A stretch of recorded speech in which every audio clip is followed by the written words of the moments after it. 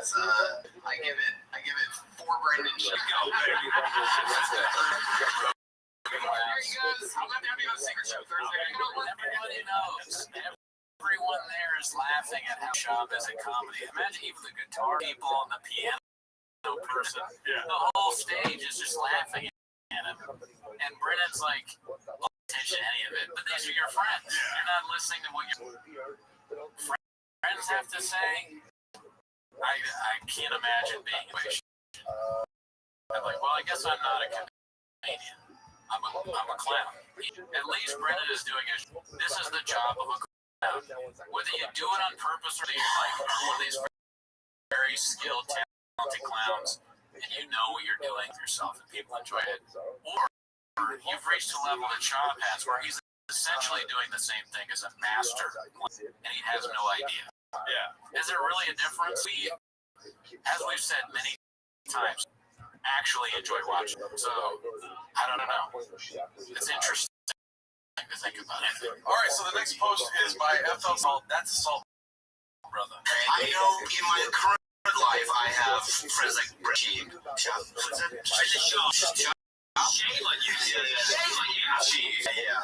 That guy. And that guy, he's what you credit Sheeb is a fucking pussy.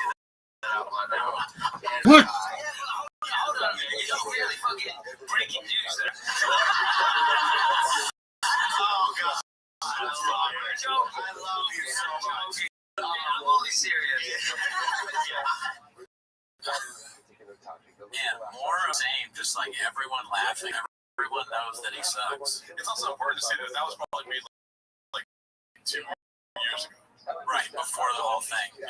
You always have to wonder, is there a little bit of truth to what people are saying? In this case, yeah, there's truth. I feel like the timeline of that is also before they stopped, maybe right after they stopped being each other because of the messages between their...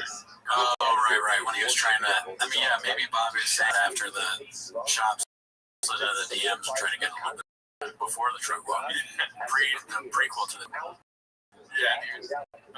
Okay, well, this next is just Ethan Hawking on Colbert, but they do like this thing that we might have to cut out here. It's Ron XX.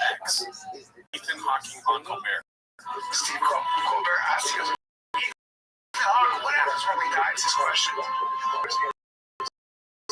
What happens when Hawks answers? That was awesome. I just saw it. I fucking love you, the robot voice.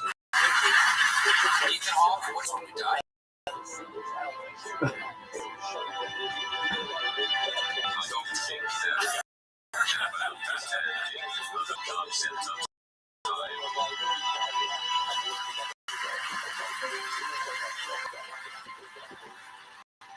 Yo, what up? Can you hear me? That's clever. Yeah, thank you, Ron X. Go fuck yourself. No, no, no. So, after that brief history of time written by Ethan Hawke, gotta get up. All right, well, this one is just a poster, and it's supposed to see. It says, shout out to my buddy Bone Fork for this masterpiece. And look at that. Wow, that's good. He's got the foods thing in there. Yeah. Dal's a little different. At night we fuck each other. It's like a chocolate chip with sauce all over it. A Mexican cookie. Yeah. I think this should have a part 2. Oh, yeah, next week on Poppy Posters. That has a bunch of things. Well, yeah, so Bone Fork for that. Great word. Great word, thank him, never seen him. Mothership Gay. I'm gonna hate on it.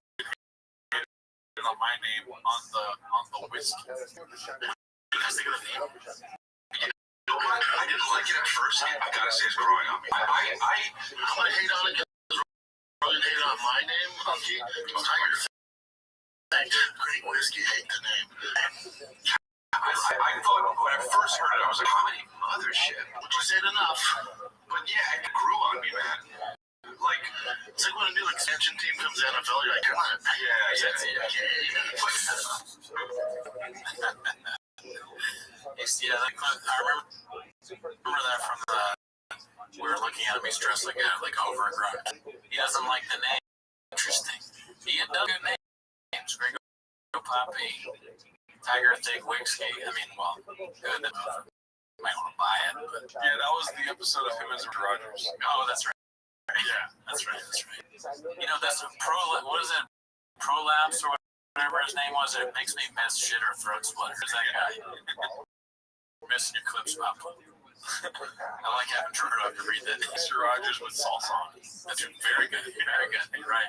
Look like Mr. Whole Foods to me. Okay, so this next one's posted by Siphon on Filterer. It's called Big Brown Throwbag. You rather not say or Misha Tate? Misha Tate. Or Big Brown?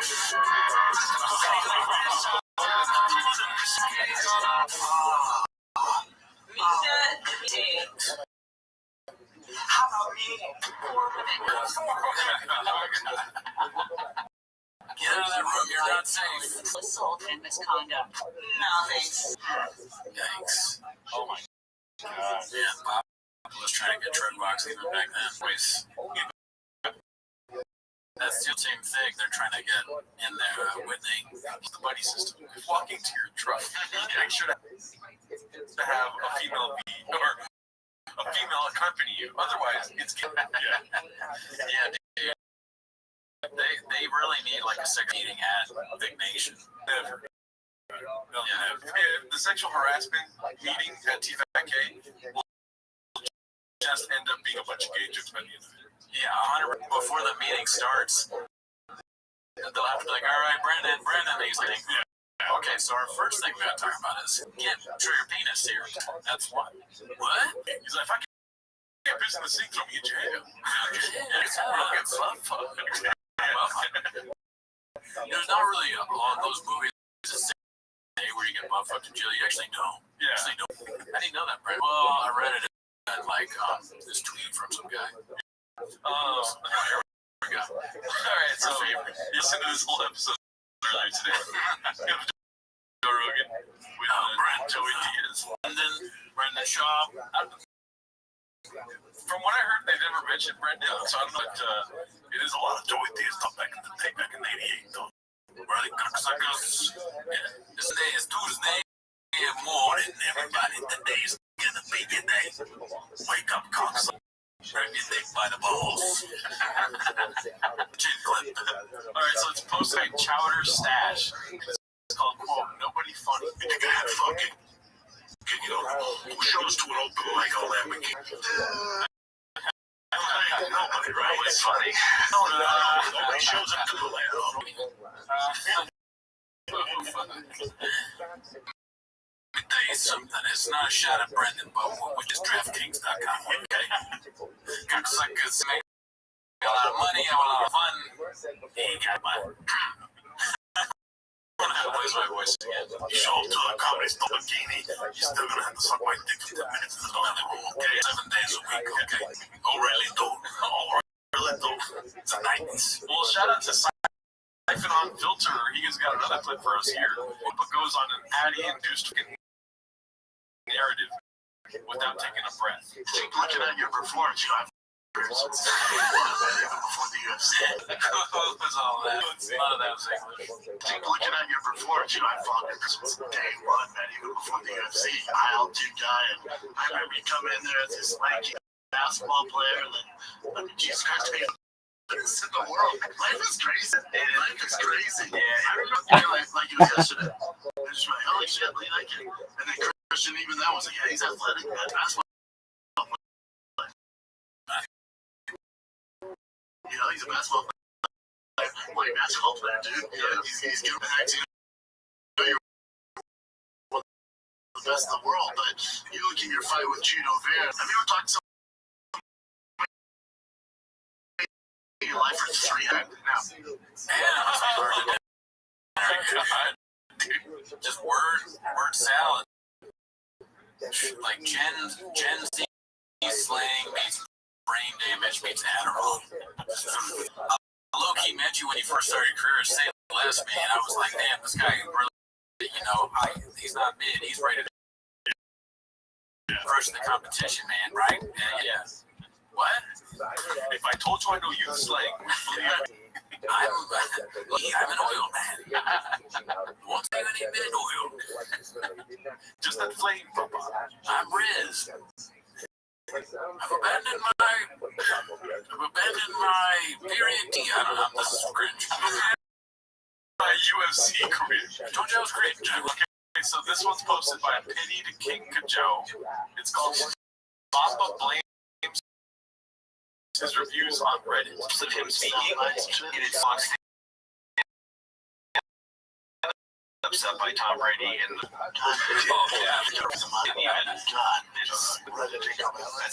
crazy what AI can. I mean, it's just insane. They even did it with the Weeknd Drake. They took all the music they do, they put it into GPT, did a song, it's a banger. And then someone posted it, it's so good. Reddit talks to ChatGPT, and ChatGPT responds back, "Are you okay, sir? Our system thinks that you should dial 911 to get an ambulance." The first part of that, though, that was funny when he was like, "It got better reviews than my special." Yeah. That's a good riff there. Yeah. A broken clock But is then right. he brings it saying he got Reddit to go fucking. He could have laid the good joke. They blames the special on Reddit and review, but it's like, no, dude. Reddit is not the reason their special got shit on it.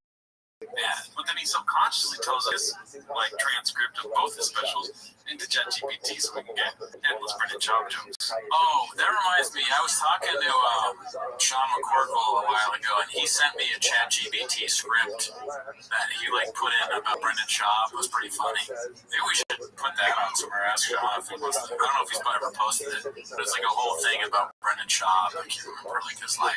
It's pretty funny. We can get a Gringo puppy too without even asking Reddit. That's true. You could just ask ChatGPT to do it. I wonder if it's on that. Yeah, there you go. Post it on ChatGPT. Yeah, post that on ChatGPT. All right, so this next one's posted by Master Chef. It's called "If the CTE Turned Papa into a Good Person." To all my thick boys out there, Daddy's got an important announcement. I will be auctioning off all of my vehicles, all of my luxury, sports cars, all of them. And the entire proceeds will be going to the Humane Society for Rescued Dogs all across the U.S. I want people to know. No, read every comment. I treat every comment as valid feedback and criticism to help me get better and improve. If I'm just 1% better each episode, if I just make one extra viewer happy each episode, man, I feel complete. That's all I live for, brother. Hey, real quick, B, when we have women courageously speak their truth and tell the traumatic stories of their abuse, and then people don't believe them, dude, what are we doing here, B? I'm telling you, man, telling you. We need to believe women. We need more women. This ain't like 1832 anymore, B. Women today, they will light you up when I tune into Fox Sports PN and I see they have a panel of all black people, Papa. That hypes me up, and every fast voice has the opportunity to speak. I'm so balls deep in the perspectives of marginalized communities, B. What else you got, Jen? Actually, you know what, before you say anything, dude, I just want to sincerely apologize to you for injury. I know you said you got the injury from autotectonic asbestos. Jesus Christ, dude. We both know it was me. I heard you, brother. I'll never do that again. I may make it up to you, B. Wow. The work put into that clip is pretty impressive. Yeah, I can use one of those every week. Just let us know that Baby Bop was nice. That was a great deep fake. He took all the stories and made the narration for it. That was really good. That would be like, if Bubba said that, that'd be like something on one of those Now This clips. Listen to this guy speak, retweet or whatever. That'd be like a viral Twitter. Bubba's a good character. If I told you I believed in liberal politics, would you believe that? Brendan Schaub is him. Okay, so this one's very long, so it might get cut out of the YouTube due to the pixel stuff. But it's called "Papa Hating on Rick's Little Kid." It's posted by Playful Wolverine 95. I've been making him work out with me, and I make him box. So it was so good for him because when they were doing all the exercises and stuff, it wasn't a big deal. I kept saying that to Max. I was like, just let me do this to him so I can get him used to this. Because if he likes it, he loved it. Liked it? That's good. Loved it. Seriously, I love the kids. The kids were great. You know, it's like great. Some should be. Yeah, some should be. It's just really cool. He's going every week. He wants to go 3 times a week. What a question to ask. He's throwing out a little bit of catnip for T-Mos then. Yeah. Weak. Per kid, but no. I mean, I think it's standard. I think he'll sport does it. He does. Yes. Yeah. Well, he has other sports. He does track and swimming. Just talking about it. Yeah. 3's not bad. Yeah, two minimum. If you're going once a week, if you're going once a week, don't do it. No, I agree with you. If you're going once a week, it's like, I think every day. jiu-jitsu. No, that's me. But every day, if that's what he's passionate, just track, right? Yeah. That's why. So let's not do that. That's, you know where that leads, right? Or do I need to educate you right now? He's also got Okay, now we predict again. Where does track lead when you're white? I'm thinking being gay. The Olympics, dude. For sure that these gay in some way. Yeah. In any facet. In any fest. Do you have any other guesses, or you're all in on gay? I know, I'd say Olympics. I think he's, yeah. Yeah. I think Olympics bad because it makes you gay. He's going to be paid. Oh, that's right. He's always thinking about money. Yeah. For sure. Let's go with the answer. Dad Mom's fast switch mom. Now, Daddy's all right. Not gonna win any sprinting matches. No. So track, let's ditch that, right? Unless it's long. I'm saying you don't want to be a long distance runner because that sucks. The long distance is cool. No, it's solid. I show my video of it. It's solid. If you like to run, it's great. I know, but it's a sport. It sucks because I don't want to watch it. And All right, so both wrong. What he was going for there, I think, is that he's saying that black people will dominate because they have this fast. Oh, yeah. So he's racist. And he does go. That is like secondary to. Is black. He does go there. So that's the second. We went from A to B instead of going from A to C. Yeah, so the hierarchy of marginalized communities, what's worse, gay? Gay is worse, I think. Really. Yeah. You'd rather his son be black than gay. Also, he's dealing with two pulled hammies from racing a black dude. That's right. He's traumatized. He knows firsthand that Papa's mind. If it happened to me, it'll happen to Callan. So Yeah. you can run a mile faster. You can run 10 miles. Just show yourself from the Ethiopians running them. We're crossing. You're not from Kenya or Ethiopia, right? So we're not going to be But now it can be the 100 meter. You will? That's not happening. Let me show you the Olympics. Let me show you. His coaches are. that's not positive. Just say truck walk. What if he had a truck diary and an Ethiopian, like Ethiopian food? If you say bulk, Jamaican. He's like, I got you this Jamaican beef patty and these compared shoes. he's like, I'm vegetarian. This shit. It looks opposite of Trump Our black gentlemen who happen to be on the pins. And they're like, well, let's run the track. You know what this comes out to? I'd see your son face. No, I'd see your son. I go, John, you know you're coming in dead last, Jeff. My son is going to be doing jiu-jitsu, a sport. I believe in getting into the sport that you feel good about yourself. Yeah, get some wins under your belt. Get some wins under your belt. Now, my boy's tall. My boy's got a building. Greg, Yeah. Well, my boy's long arms, long legs, a tail piece on him, and broad shoulders. He's athletic.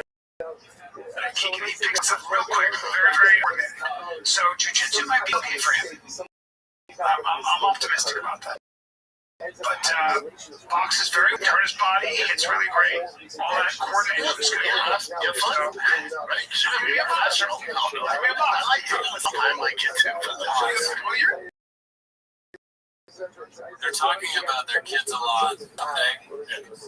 I'm like, I don't know. It's weird. It's weird to think about that in a podcast because, you know, people are going to now watch this. Like the homeless cats are watching, and all you're doing is talking about your kids. It's like almost like I wouldn't want to talk about kids. I don't know. Blockbuster.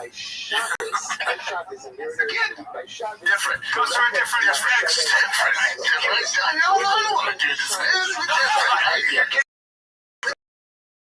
Different. Putting your kid against my kid right now. This is not 3 times in the last week when I was doing stand-up. I did say it once, but we're different on stage, dude. And I was like, what are we doing here?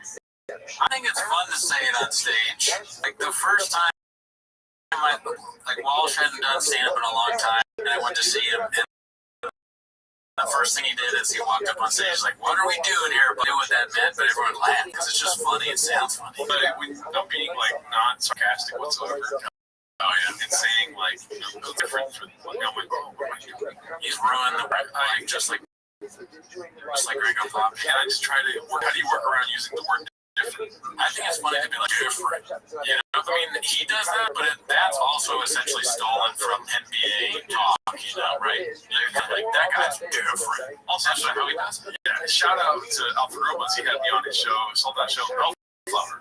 Nice. And on stage, I said dicey. See, this lingo is like stuff you can just use on stage, use it at work. The lowest part of the set. Nobody in there. It's a bunch of Latinos who don't know what the fuck dicey means. I just think it's even if you don't know though, it might have been. No, it was definitely the joke, and definitely me saying dicey. It was not the crowd. Fair enough. Yeah. You know, sometimes you're Blockbuster, sometimes you're next. You're out of line. You're out of line. He's never rolling with it. Kids, bigger kids. How old? I'll put her, right? How old is your kid? You're 7. Are you talking Tiger for you? Right? I am one to do this, Brian Kelly. You say Tiger is taking down 11-year-olds? I'll tell Bob start hydrating right now. Okay. You're disrespectful in that line. Disrespectful in that line. All bottom line is, did you I have some intel on your son, though. I understand your son's getting pitted against some bigger kids. Older kids. You can't go with kids' age. can't go from 10 or under? Can't go from 10 or Is that true? on different days, yeah. He's got It's good and bad. He's got a neck on him. Oh, dude, it's good and He's bad. got traps on him. Brian Callen, it's funny that Shaw loves animals because to me, Brian Callen is somewhat of a zookeeper. Yeah. Because I think that Shaw is kind of like, I imagine you're the zoo and you're watching the gorilla walk around and the gorilla does something funny and you're like, it's funny, gorilla. And everyone's like, whoa. You know, that's the relationship they have. Callen is a guy that has to watch a gorilla, like everyone say or do something that's kind of like, oh, that's funny. He doesn't understand anything. Here's a banana. Are you okay? Don't eat anything bad. All right. Thanks for tuning in. Join us next week. Bye. Like Sean just said, remind you of the words of Rabbi Rothschild. Feed the whole crew. With 2 medium, 2-topping pizzas for just $6.99 each from Domino's. Only is confined by physical limitations. Yeah. So the Shema could be anywhere. Everything gonna be redacted this morning. So the person closed his eyes and he said, I want to get Eretz Yisrael. The Shema's automatically transported to Eretz Yisrael. So Allah has come with the cover. When I was a young child,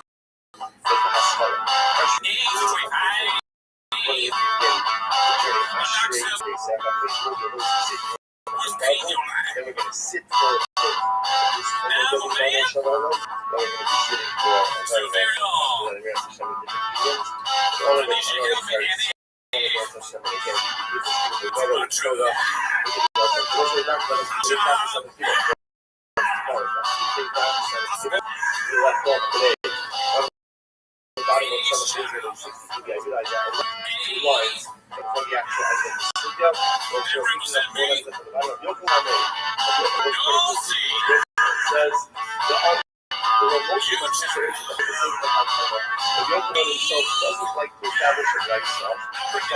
to sit for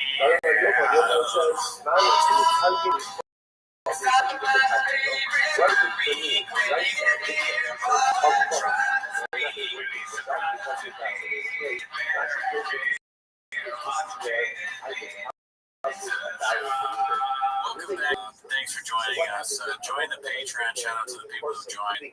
Join the Discord. We're all on Spotify now. Like and subscribe. How does they say subscribe? But anyways, that's not why you're here. On this week's episode of 10 Minutes Shop, we're going to switch around a little bit. We are going to do 10 minutes of shop on his Instagram page. So, without further ado, start the chin clip. All right. He doesn't post. Let's see how the post that he's ghosted. Okay, so this one says K-Girl. Start here. First of all, look at those likes. I'm gonna yeah, how many likes, dude? To me, that's a lot of likes, yeah. Except for the one with And all the other clips are almost double that. Yeah. Sorry, Chris. Oh, let's give him some credit. This is the dude. This is the Israel Adesanya knockout series.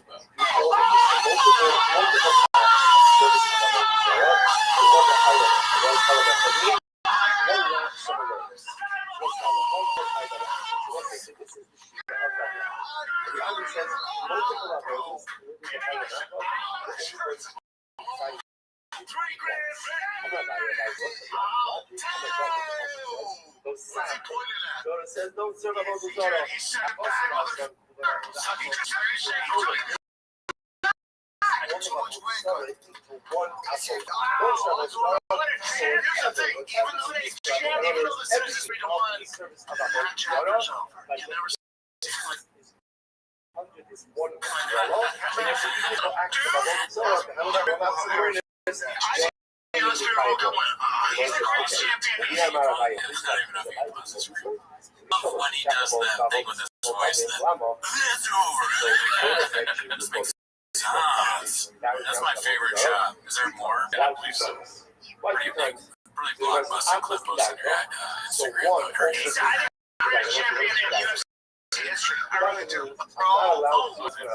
Yeah, so you think Shop put $3,000 on this? To invest on your wins? No, 3K grand, yeah. 3,000K grand, yeah. That's what he said. He says K grand. Wow. Thankfully, get those laser ears, man. You hear the shot. Well, he didn't say it there. It's just like he said in the past. Oh, yeah. Okay. 3,000K grand. Yeah, 3,000K grand. Good for him. Use it to buy some more fish. Let's move over to the next clip. It's Jorge Masvidal retired. Nice. Man, good for him. He has so much going on outside the octagon. This is exactly what he's on. What did he say? What's she going on outside the octagon? Jorge retired. Nice. Man, good for him. He has so much going on outside the octagon. This is exactly what he's on, man. What a great career, too. He's a guy everyone loves because he never got his due. Kind of has that salty record. And finally goes on that epic run until this is great. You know, this is not so bad. Hey, all that together to be NFL. That's right. Yeah, Darren Till, Australia, like you look at his list of wins, one of the greatest runs in history, and also There's so much going on there. First of all, his when he slurs words, it reminds me of Crystalia's drug character. I didn't even know I had that. I didn't know I had a desire. I look at it. That's what Shop really sounds like when he talks.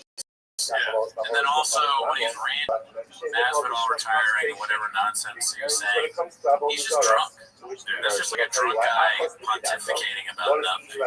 Cheeto comes in and Cheeto makes the most sense. He's just talking about a belt. It's like, okay, I understand exactly what Cheeto said. And the last video he posted with Cheeto on it, there's so many people like, I got you. Cheeto's actually from Venezuela. He's actually from Colombia. 3 or 4 people in country.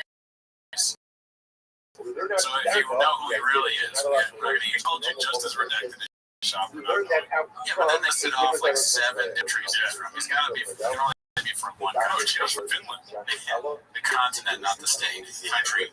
Not the state. All right, so here we go. It looks like this one's from what is it called? Takeout Diaries? Truck. So this one looks like it's from Food Truck Diaries. It's called Brought in Aurora's Finest. Corey Sanding and MMA for breakfast burritos on this week's episode of Truck Diaries. He's looking a little bit Haney Gatsby here. I've known this kid since he was 15. It's what he said. On this week's Truck Diaries, there's out here burritos. Why did he know when he was 15? Good question. Maybe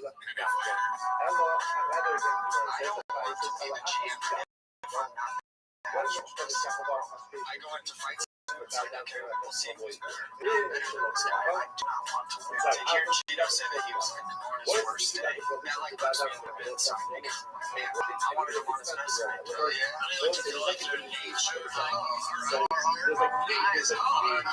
those are dope, man. Those are hard to find.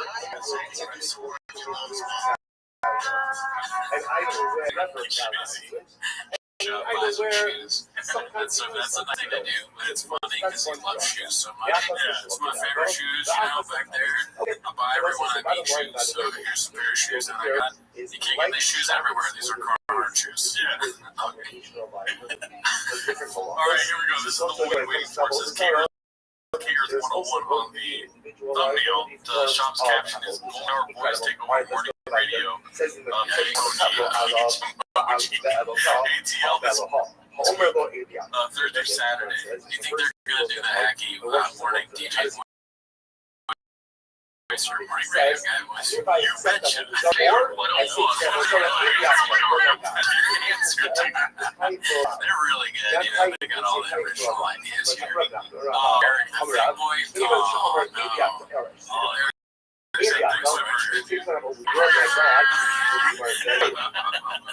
What are you writing? What were you going to say? Sorry, I don't know. Actually, I like doing that too. Secrets to it. Chris, good to see you. The way those things is pixels are sold out for Chris. It's sold out. You can't get inside. There's no way. There's 2 free trade tickets for Chris. 15 secrets to it tonight. No, absolutely not. I'm already playing. Shut the fuck down because there's too many asses in city. Why are you sharing? You have to do something. You have to do Is that a fake laugh for that, or you think it's legitimately funny? I think Brendan has a wide variety of humor. It's true. They actually have that. It's fluttering.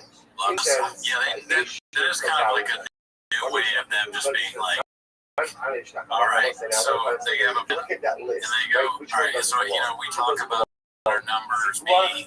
We talk about how many tickets we sell every week and how the podcast is doing, and like we need to do that podcast. It's getting a little. We need to find a new way of talking about it. So we're gonna do morning DJ voice. No, they're still going to talk. They can't think with the radio's on in the background. They all turn slow. They hear the morning. Oh, what if we just do that? And then we can still talk about how many tickets we sell. Nice. All right, let's move to the next. This one has the thumbnail. Says Nick Bosa is fun. I love this guy. So I think they're going to talk about how their gay free rate 100%. They're going to talk about his cock. I felt like the end. Outside these stupid It's not fair to be that good looking. I mean, brother was a pro big. What are we doing? This is, I don't understand. Why do they talk about this? Do they actually want to make Bosa? I don't know. They should just come out and say like, well, then there would just be more bits. Yeah, I just don't think it's funny. It doesn't make me laugh. They do it every episode, so they're famous. This must be like Carlton to the shop fan, for the Brian Callen fan. They're like, what guy, what random NFL player they're going to say is hot this week? Yeah. If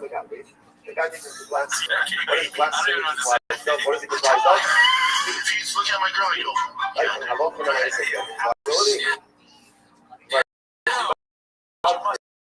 Let your lady dip her toe in the pool. Sit. She's so lucky. He gets all Callen and Trump, NFL players that have sex with their wives. How many supposed to be based in truth? What is that? If I wanted you to have sex with my wife, would you have sex with my wife? They doesn't say police. You fuck my wife. Like a person said, here we are. You fuck her up. Game You off fuck her phone. up. I'm gonna I'm running my wife. She's at Nick Joy Bosa's house. ממש לא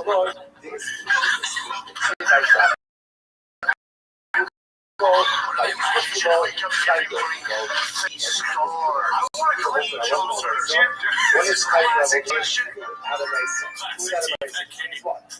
just can't relate. I guess there's guys out there that like to talk about how hot a guy is and they want to bang their time. I'm not anywhere near that.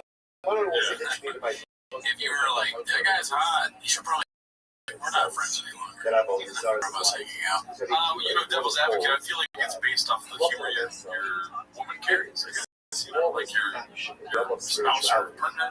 If they think that's funny or whatever, then If they think that's funny, they gotta go too.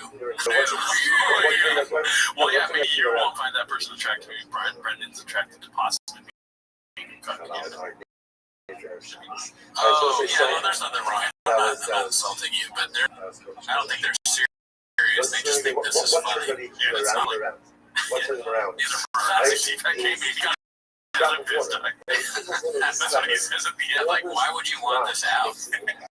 This is a part that you leave, just the show part. You don't clip it out. Well, before we clip anything out, dude, we got a thumbnail with Joe Rogan. It says, I wonder what this is about. I want to clip this. Nothing like a Porsche. All the cars, nothing as far as the trucks.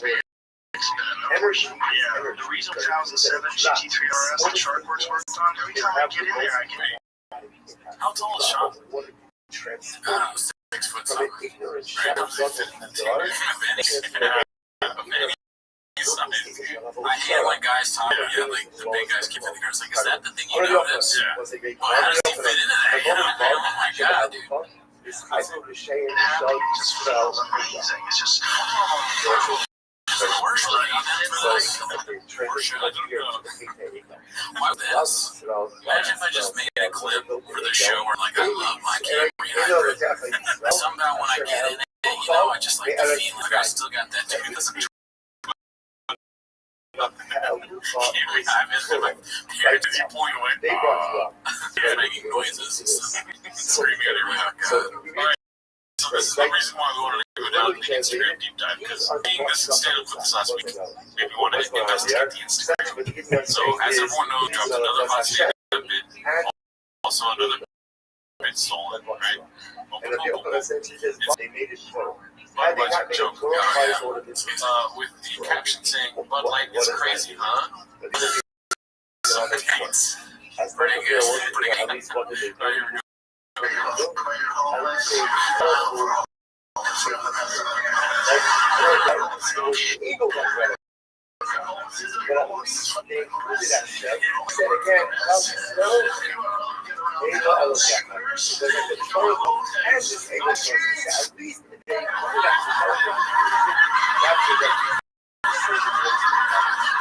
When the homeless guy's funnier than you. The unhoused of San Francisco would do better on stage than Chop. What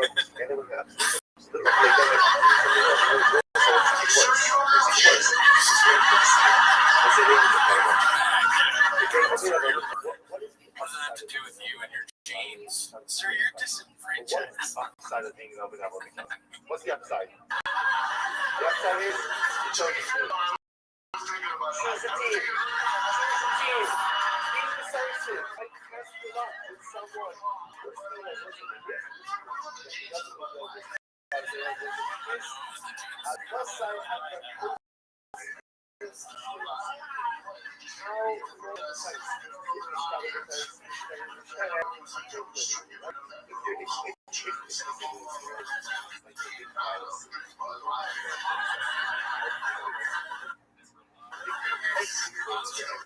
I don't know, because I'm not a marketing genius like Brendan Chop. But if I'm being honest, I don't know whether ad campaign helps them or hurts them in the long run. I have no idea. But I know for sure Brendan Chop talking about Bud Light does not help. Everyone else. That hurts. That is not going to help your business. Yeah, and it's like anybody can script this but like it's like, Brandon, we're gonna offer you $5 million to never drink, talk, or support our product again. We want to keep the bro culture. We don't want you in it though. You gotta get out. We'll handle the backlash from the commercial and somebody walks in and goes, oh, Brandon, that was a joke about Bud Light. Yeah, that's like the situation. They're like, they're fires, and they're like, we fucked up. Like the George Bush meme, you know, where the guy's coming in, we're gonna try us another joke about like. There's another picture of Brendan Schaub wearing drinking Bud Light with Brian Callen. They say they're gay.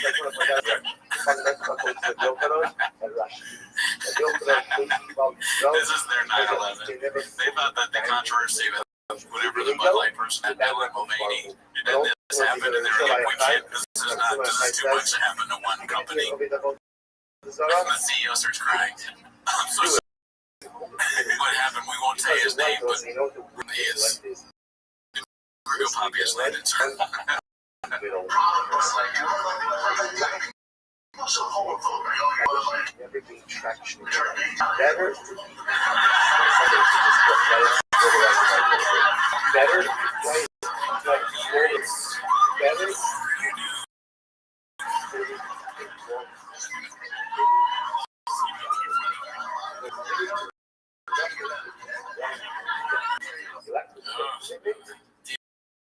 Dude, that is awful. That's the worst punchline I've ever seen. He stole it from somebody else. I haven't seen the other day. So shout out to last year. He put a comment saying, pretty fucking Bud Light.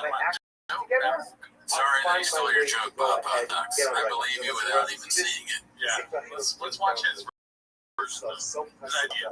Recently, it's gonna be this bad. Everybody's been fucking saying, dude, someone's gonna train you or some shit, dude. I know leadership, no one's good. I know the topic is that leadership. Been drinking Bud Light for fucking years, man. I don't see how much you get. Honestly, you know, he does do it a little bit better than Bob. Like, what's better? Not my kind of comedy. Not really for me, but you know, I will give him that is see that Trump stole that. I told him the mic over here, right? I calmed down. The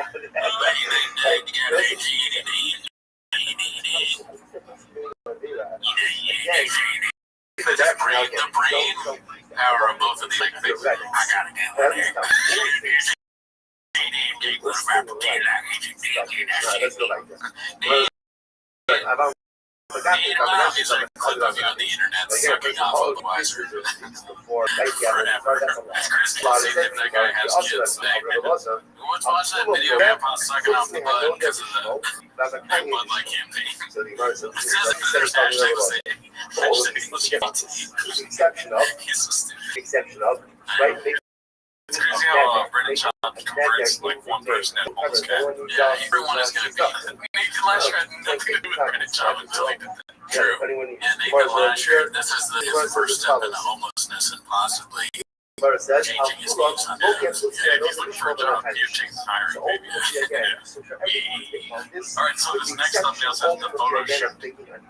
And numbers-wise, we're ultimately again making up. You're a numbers guy. The caption says T-Fat King Fellas, can you take some new pics for the thumbnails? Brian, Yes, I mean, 1,600, that should be, I don't get that unless it's like, well, I'm not going to talk about it, but that's pretty good because where's that with that? I don't know. Just post that question. We're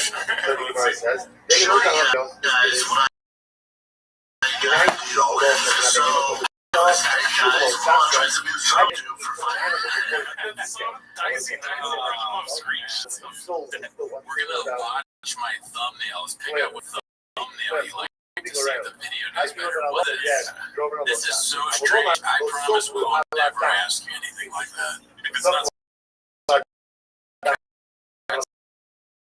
Go ahead and we are doing thumbnails at the end of the episode. So we're going to choose our thumbnails guy. That's our first post on chain. It's like you pick the thumbnail. Yeah, they probably send people to our house.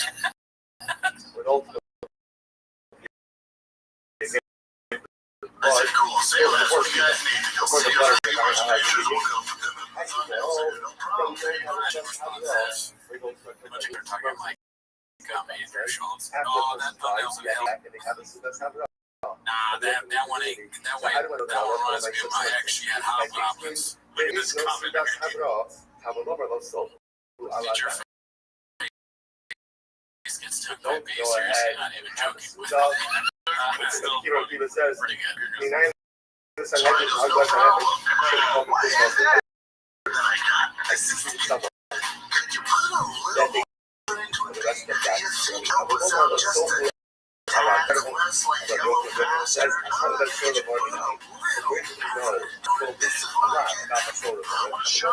What's the yellow bastard thing? That's like a random. That's that movie. That's actually your second last line. I don't know, George Marshall or whatever his name is. I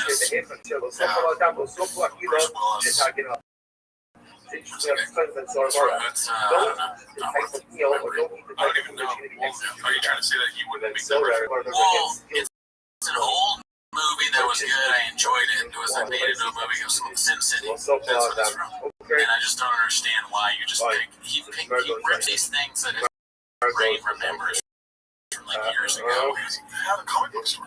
Give me that. There's the connection. Yeah, you're right. He was a successful comedy show. Yeah, but just that. I'm sorry. You know what's wrong. You have to admit when you're making blood. I don't watch something. Next thumbnail is Dicey, to say the least. It's hanging out with Uncle Fred.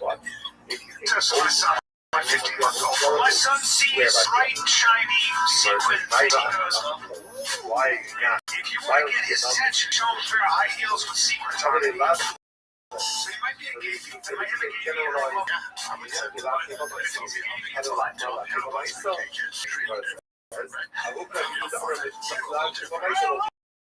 Sir, I'm just saying, you're not a football game, right? They're playing a game in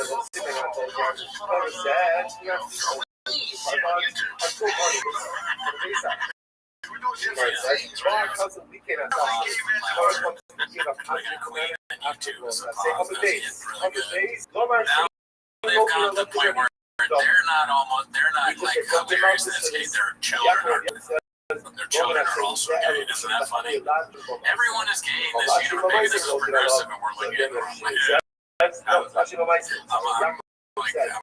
I don't have words now. And then he laughed out.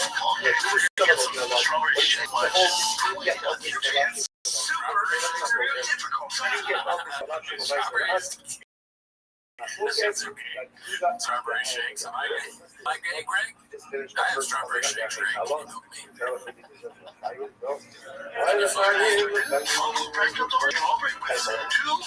Ice cold strawberry shakes and some clean. First of all,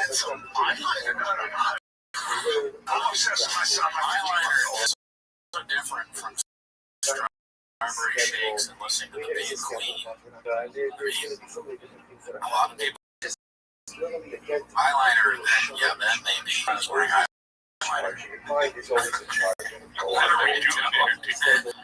What are they talking about here? That's my question. I don't even know. You want to read some comments? Sure. Alright, I almost crashed my thing at this brilliant. Go to the Not watching the show until Callum puts socks on. good point. Either that or he have an affinity for strippers. Like this, he'll have an affinity for strippers. And these are like these are real common T-Fat fans. They're on the same wavelength. These two guys, they get it. Well, let's go a little further. I'm sure we'll run into some holes. Did he just assume that if a baby likes shiny things, that's sexual? Baby. Yes, he did. You watched the same way, right? No, you got it. You understood it. I know He was treated differently because it's Brian's kid. Okay, the kid's funny. Yeah. Person together. Brian's baby. Say it. Laffy. The next one is just L, which means floss. Yeah, that's like the Andrew Schultz L tape. Cheeks full of Adderall, I can't talk. That's That's almost cat. That's almost. Talk like this on stage. It's funnier. No, it's not. Wrong. You were wrong. Isn't Colin 70? Ryan's max effort wardrobe is killing me laughing. Sandals Colin. Stupid. You just like shiny shit. 5 to C's.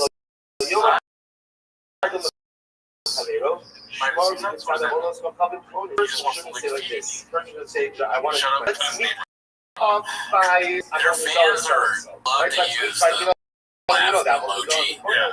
The more you use the laugh emoji, the stupider you are. Yeah. Okay, here's the next one, dude. Oh, there's actually continue doing the weird trash comedian for. Okay, alright. That's all right. Let's take it to alright, so this next one, the thumbnail says samples are for Rose. Caption is, if you walk into an ice cream shop and take samples of basic flavors, you're a home. Them the rules. He says he has people running his account. I doubt it. He does this all. Samples are for hoes. Yeah, I agree. Samples are for hoes. Samples make a decision and live with it. If it's bad, don't buy it. Next time you come to me, oh, God. Yeah, sample. You sample. You sample. Another one. Samples are for Man, this is like they're turning podcasting into like a manufacturing job. You know, you go in and you kind of just do the same thing every day. Yeah. You turn on the machine. You're the machine operator. You take somebody comes taps on your head, steps on your brake. Yeah, they're doing it. Samples are for hoes. Oh yeah. You be hoeing. You be sampling. That's right. Yeah. I sample and I don't sample.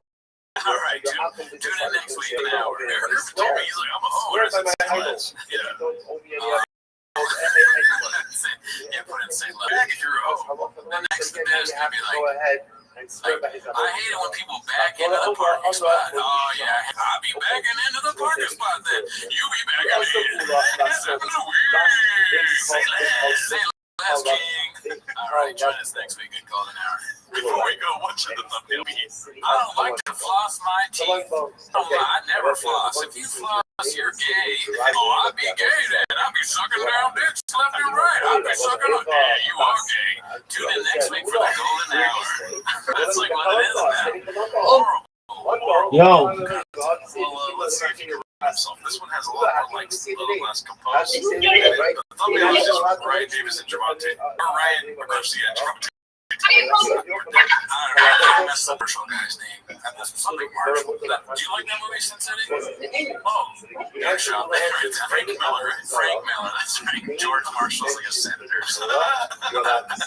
Why are you thinking about that? Listen, I'm traumatized by what I see on James. Okay. Yo, when I even asked him how it was The thumbnail or the caption reads, obviously I'm biased, but I'll take your hands of Dog King Ryan this Saturday. What does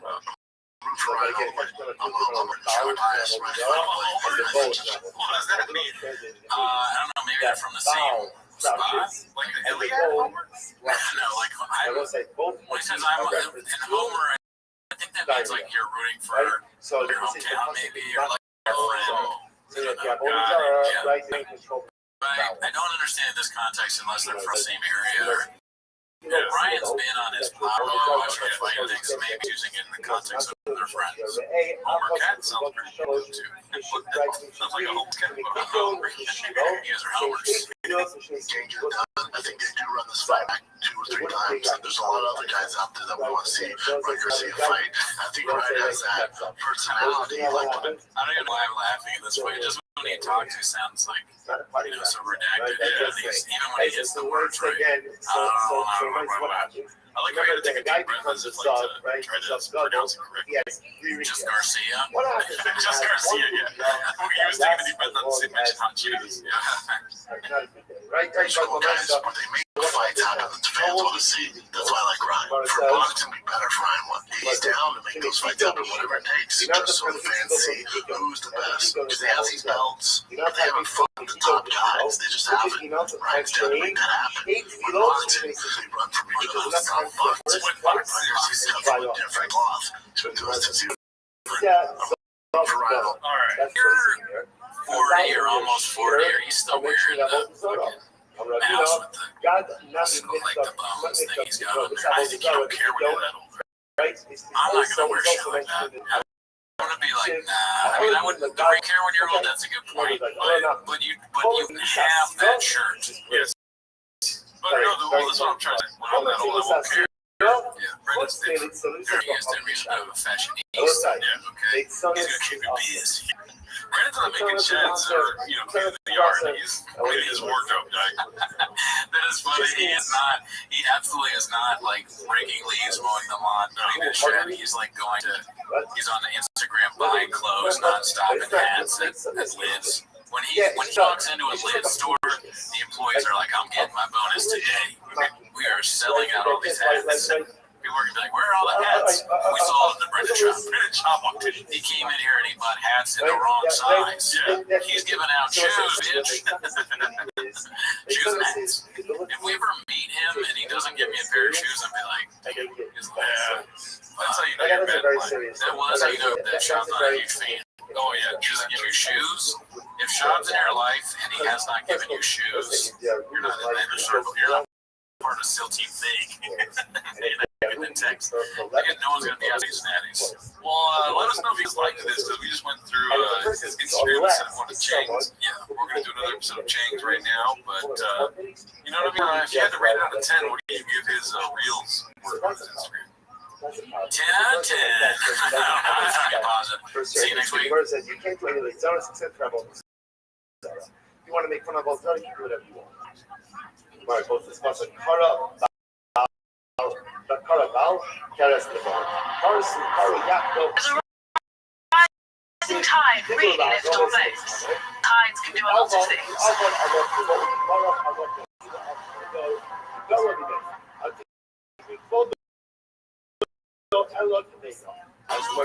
Sometimes fear of protectedness from the mist. And I can't help but ask JB, look how many chicks after me out here. Walked there before, seems to be the place that I can't get laid. I'm starting to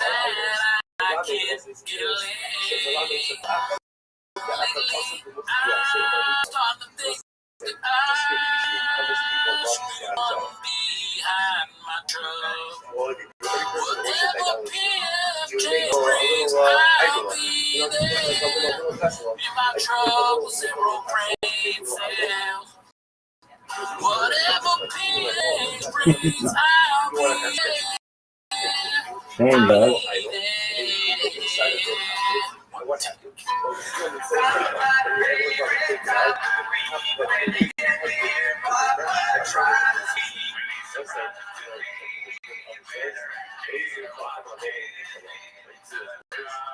Welcome back to 10 Minutes Shop. Like and subscribe. Join the Patreon if you want. Discord, everything's on Spotify. But that's not what you're here for, dude. Not why you're here. What you're here for is to watch the clips. Start the timer now. Alright, so Gazelle Firm 8510. It's called We Do Not Matter B. All right, but we're almost there. You want to say that number stay with love. Jackie Collins was not living us. I think those and those. I said, but I'll find the language barrier.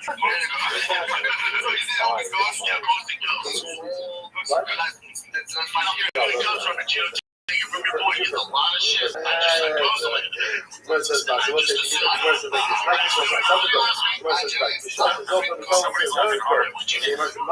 He assumes everyone loves him. Yeah. Even with all the what he's eating. When you assume it makes an ass out of you and me, Bob was just making asses out of everybody all the time. Sometimes a weird. What is this? I'm going to put some so, should I say about the like FaceTime me? we're very what's it right? That's like it doesn't matter what kind of everybody has so This yeah. guy. The only reason why I play this comes so you can do an impression. You want to do an impression? Play a little bit more. If you show me this guy from Brazil, I'll do an impersonation of him. Is he from Brazil? It sounds like it. I gotta ask him. By the way, the audio sucks in this movie. Sounds like they're filming it at studio.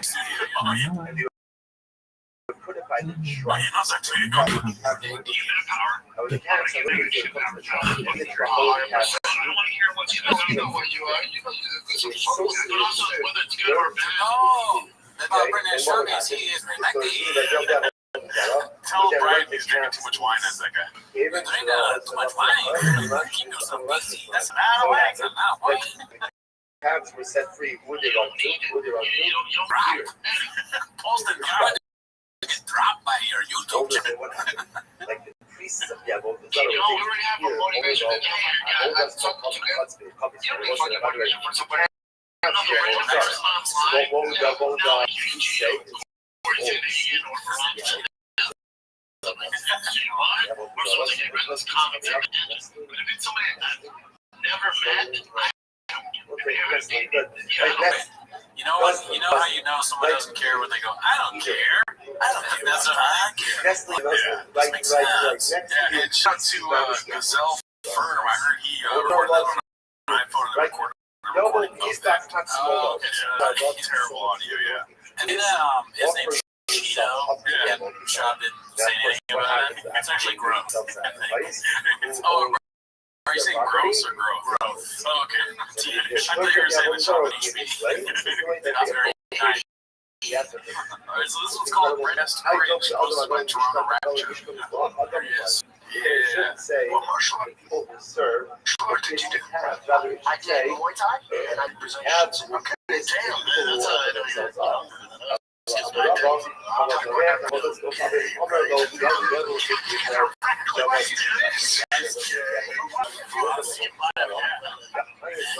It's like the exact opposite of what you're supposed to say to people that are younger than you.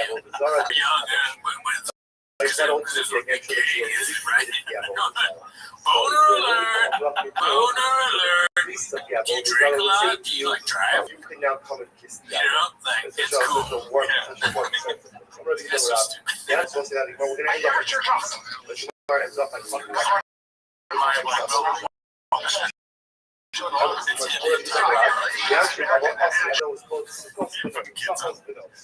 I didn't know that Taekwondo was gay. I mean, I think was Taekwondo gay a few years before I, like, 4 or 5 years younger than Sean. I think he's upset with Joe Rogan. Joe Rogan went like, oh yeah, Joe did Taekwondo.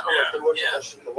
I'm going to keep calling Taekwondo gay until you invite me to the mothership. Just naming the waters. I miss that. Good pick up there. That's why I'm retaining.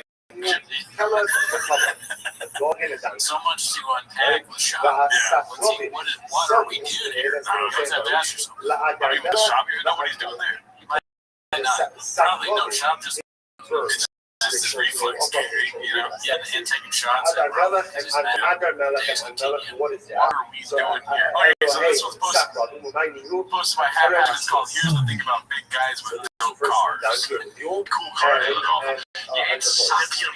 They got fries and they got like blow out the back seats. So they got their gases in it. They can't drive anything, no. Ferrari makes cars.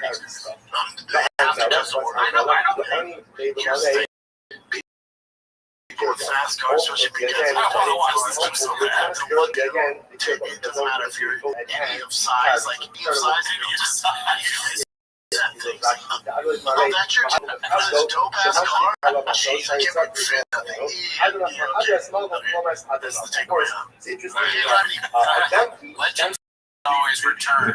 Criminals return to the scene of the crime. This is that clip is maybe his Michael Jordan moment. How many championships? 6 championships. And when he won the 5th championship, he came back and did his 6th. And that's what Sean is doing. That clip's hilarious. Car thing, now he's going back. He's reminding us why he's a black belt. Like, the well's not dry, dude. Was it Russian? It's like this that big was car. Big car is a dope car. In these sizes, Yeah. it's a great podcast. Ready to worship. You know, What's your takeaway? That was the have to understand. Did it that big, bro. Alright, that was good nostalgia. This one's posted by Dangerous Design 507. It's called Dirt Serpents. It's like a What's up, fam? Dirt Trails. It is commitment. So Ankos was ready to offer up his son Kisiel ultimately again as a person. You know this. Yeah. so worried that Dirt Serpents isn't snakes, it's some sort of race. Bob are like some sort of gay joke. Sure. But no, Dirt Serpents is actually kind of fun. Dirt Serpents, yeah, that's pronunciation. Yeah, Dirt Serpents, that's kind of funny. Oh, it is a mispronunciation. Don't get it wrong. What is he trying to say? He's trying to say Dirt Serpents. This is Dirt Serpents. I missed it. I'm redacted. Can you play it again? Yeah. So it's not the way this hour is just want to point out. Stopping Dirt Trails. Pick up that Yo, it's still relative. And you're not showing again. We're entering up with mouth this snow. them So jokers. that's what when it comes up I'm a big fan of his camera movement. just Like that whole move, that swift And move. so it's like next He knows how to vlog. What's that fan? Yeah. stop. One second. Straight up Dirt Serpents. How did you? I was thinking, like, you know that. Oh, hey, Dirt. Why do you talk whenever Brendan? It's so hard to under Brendan, but you talking on top of that. How do you guys? Otherwise, I'd post it. You know this. I do see one like catch it in my tank. Begin by taking hours. Put a serpent in the tank. Howard I'll comes put it on my tank. Is that what you said? In my tank. In my By tank. the His fish tank? Oh, yeah. Of course. He's balls deep in fish. He's going to drown the snake. He's going to be balls deep with killing He's fish. going to be balls deep in the peanut head. Oh, he got a tank. The whole mass. So many tanks. Was with that, let us begin. That is summit. Snakes is the point. We are going to pick up on the summit days of Saturdays. We're going to pick up 2, 4, 5 Pacific. Live up to Brooklyn. I'm in Atlanta.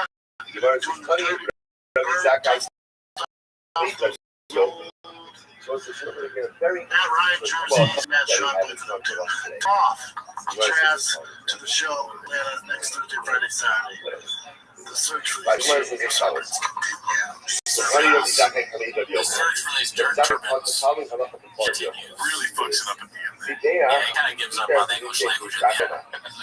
See you later, English language. Good news. He introduced all the words that I listen to. Meanwhile, over on Brian Callen's Instagram, this was posted by Logical Scientist 2221. It's called The Ray Best is going straight to being Carter's bitch. And he bowed. Now, he did all the things the hell Let's of name the waters. Let's go live here. That is one but again, Let's go live. Let's make the best show ever. look at it, Jack. But the point is that I love for myself, that I love for myself, that Let's go live here, guys. This is how we do it.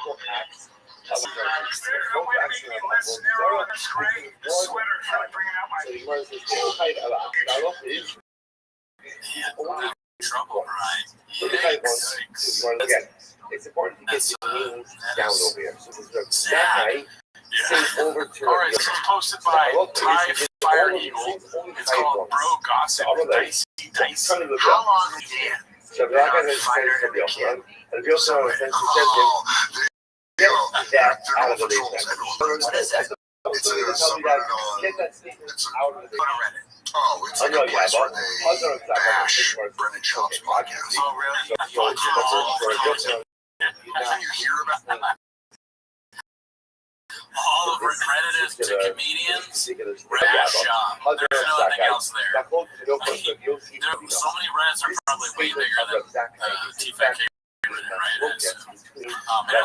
All that I do. Too much to the high? Yeah, you're 2.8 members of Too Much to the High. Don't even know if you probably double. Great summer, I've never seen it. More people want to watch boobs than try to make a boob of themselves. I'm on the same boat as him, though. I don't really know anything else about Learning religion. Fevra. Yeah, but you can tell he's really homeless because he's like, when we discussed the podcast.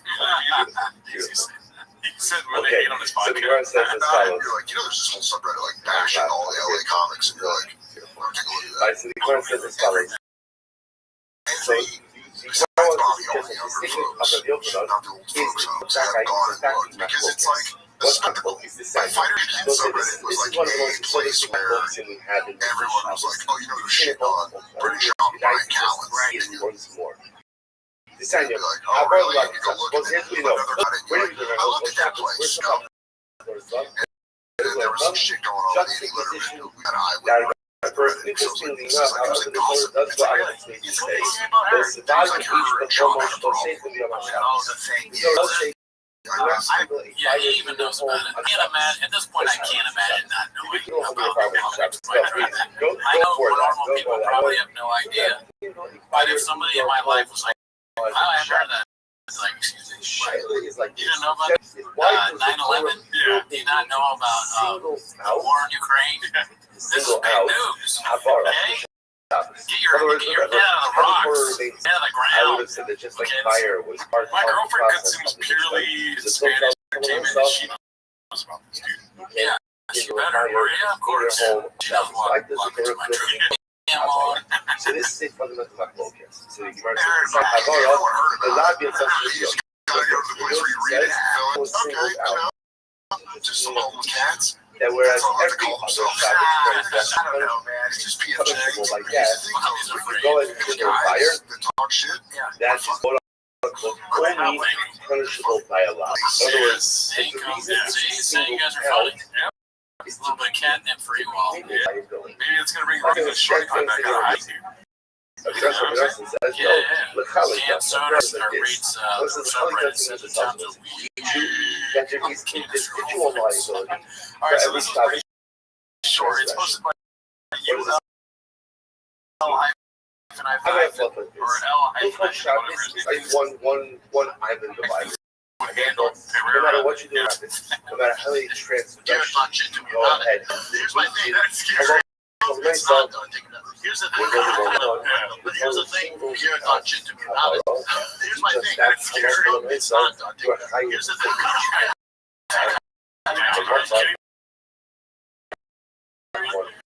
He's a little like her, but I think he's So now the tiger put thing. the socks off, which is Tiger thing, call it my brain. Don't know what I'm saying. What I'm saying. I don't know.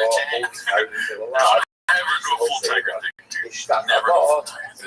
Stop yourself at like 2 or 3 shots, or else you get real ridiculous. You just start building the ground. People walk around. The one that tells you can't worship Avodah Zarah. You know I was The drunk. Torah also Alright, so this one's called Rinks Over the Thick Boys Squad, posted why by single out Siphon on Why Filter. single it out? So the Gemara says, remember, I'm glad they addressed that. As the Torah was singled out.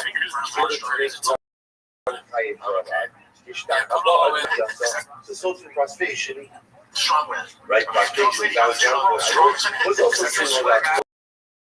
Whereas normally worship of the Okay, don't say the world's strong. but What is that? prostration down is only allowed to man over Habar the Khalid Yasaf. According to the opinion of Habar was singled down. The word don't say that word. Habar Nami the Khalid Yasaf. So prostration was also singled Whose out dad is in thick? order to go ahead. I don't know. Why would you talk about someone's dad being? I don't know. Well, it's brand beat. Mom, can you come pick me up? They're talking about the dad being thick. I can't get over the Trump. That the person went ahead and offered up a Just like nice photo Trump, and sprinkled libation We all on, know I'm right? And did all of these You might different know things. And bowed down Joe to Rogan is my perhaps. I look up to Joe. He's a great guy. I never met him. So we're trying to figure That's out what So I got buried, built the walk, the ground I walk on. We all got buried. We love him, but now we don't like him too much. I like him too much now because he's the last protected. killer of the OC. So it's not So very you might suggest that numbers. maybe He's a great guy. Do I matter? No, I know I don't matter. just like Shabbos, Doesn't you matter have the one most. halacha that was Someone singled take down. most his Why was the halacha singled down? Rabbi Yossi says, in order to teach that he did. Alright, this one is posted by Easy 1030, and it's a mixed dish of tonight's cow bass fight companion. I was frustrated. We get this main event. This episode of Cow Bass Fight Companion is frustration is the whole by a lot. Second, reliability. I think it's like a 40 and something.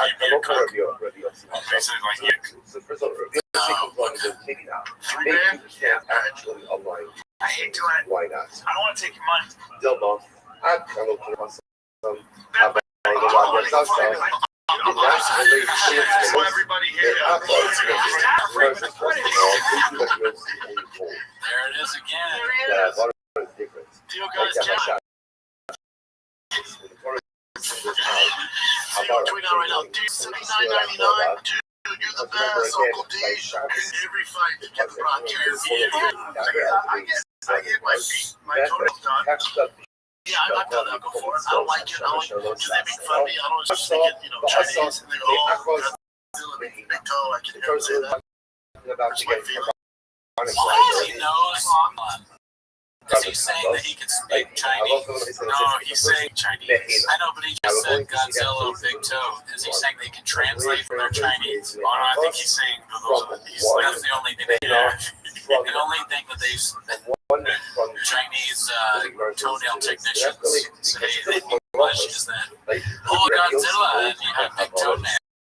I don't think so. Yeah. No, he's like, you like my finger in your bubble for a long time. He goes, I'm sorry about your toe. They don't have an accent. They're Indian. Not so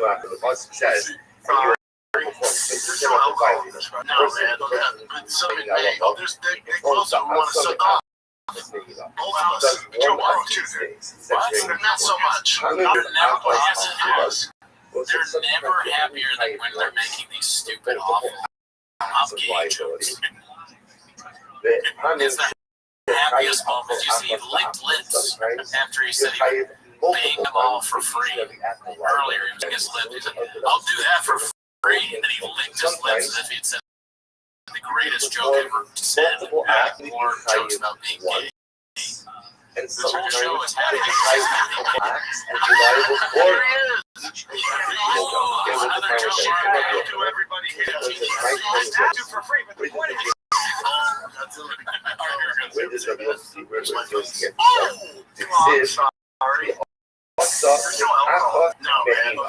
sometimes there's big closer who want to suck off.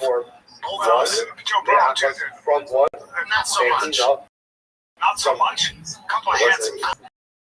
Joe Burrow's not hot enough for running Shabbos. No, they're saying that they wanted to suck them off. Joe Burrow wants to suck off the team that can't get it. Never had them. Isn't that what they're saying? What are we doing here? No, I think they're saying that they want to. Oh, let's watch it one more time. Just wait, they're going to put more context to that. multiple levels of Right here. liability. No, man. Sometime in May. There's big closer who want to suck off. Oh, it's hard to tell. Yeah, because as usual, English languages. Razor thin margin. We finish. Joe Burrow, too, dude. Not so much. Not so much. Couple of hands. Yeah, she's. Who's that guy? The giant black guy? He's the start guy.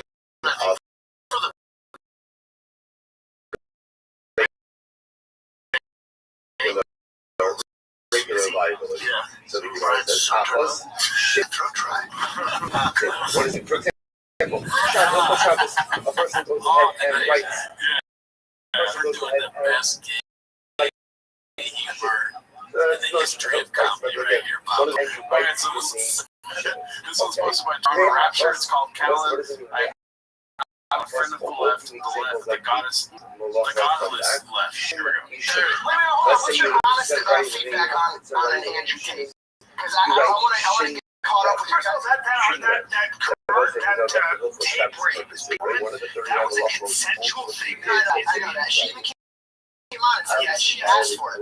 This is what categorically absolutely.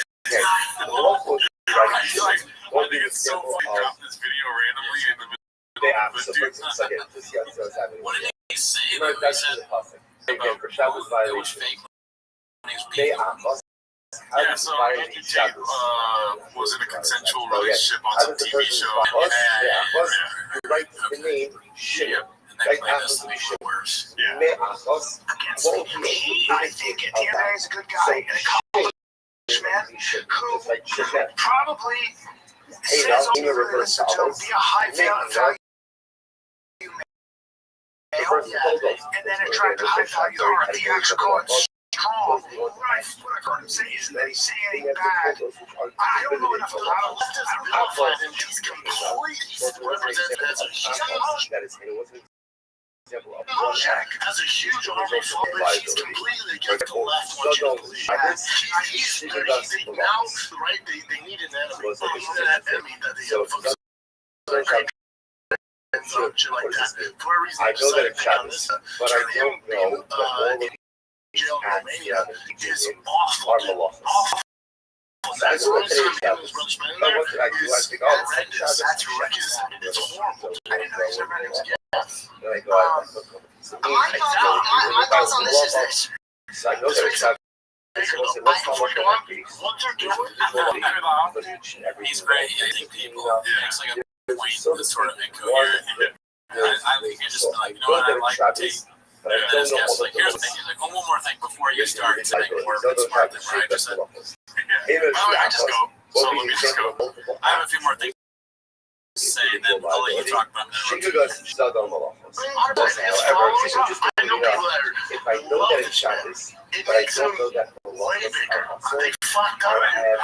I You're fucking with the wrong guy.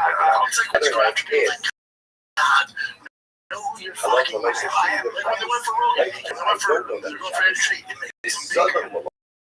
That fan base. And ultimately, again, Yeah, I'm one of the fans. What happens is they just keep pushing me over. I am not a friend of Rogan. I'm godless.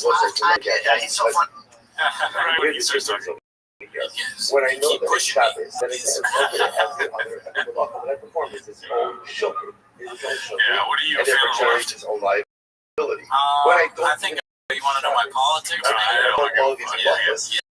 My issue is not with malacha, but my issue is Shabbos. And therefore, interestingly enough, my politics, I'm balls deep. Balls deep on Trump, dude. I'm balls deep. Okay, interesting. Alright, so this one is. I remember again.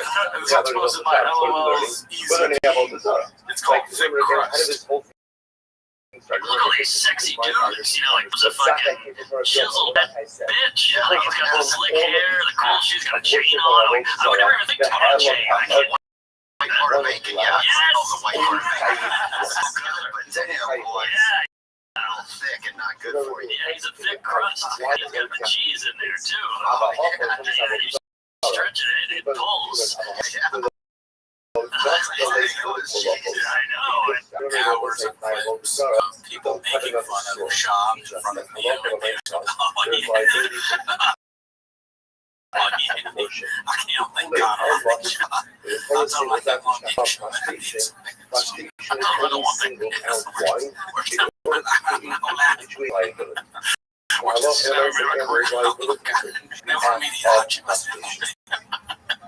I know, but he's like 7'1", he's a huge piece of that ass. That's great. One leg, dude. Other than that, that's a fucking bigger than me. He's got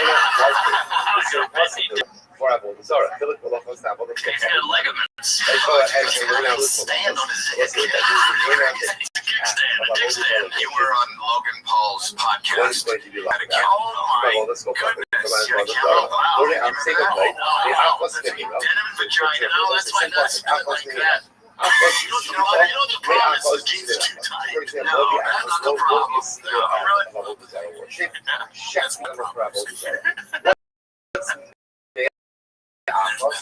The 99 problems are the fact that you don't have a That works like you have a vagina. He does normally requires Just kidding, Pop, I love you. cutting a portion Alright. of these type of sacrifices. Happy day. So let's say Alright, Abbas so this is the one's actual posted by Say Yeezy 1030. It's called Papa Can't Stop Thinking About Blackfish. That's what Guilty the of primary something. categories. Is our favorite. That's our North Star. Oh, yeah. Once I get SeaWorld, I watched that Blackfish documentary. SeaWorld, but never go back afterwards. Blackfish. Okay, first of all, Blackfish before going. Yeah, and he's talked about it. Also, the way he started talking about Blackfish is very similar. I'm now just noticing to the way Forrest Gump, the way Bubba talks about shrimp. Exactly, that's the beach matter that Bubba has. So CT clearly playing a role.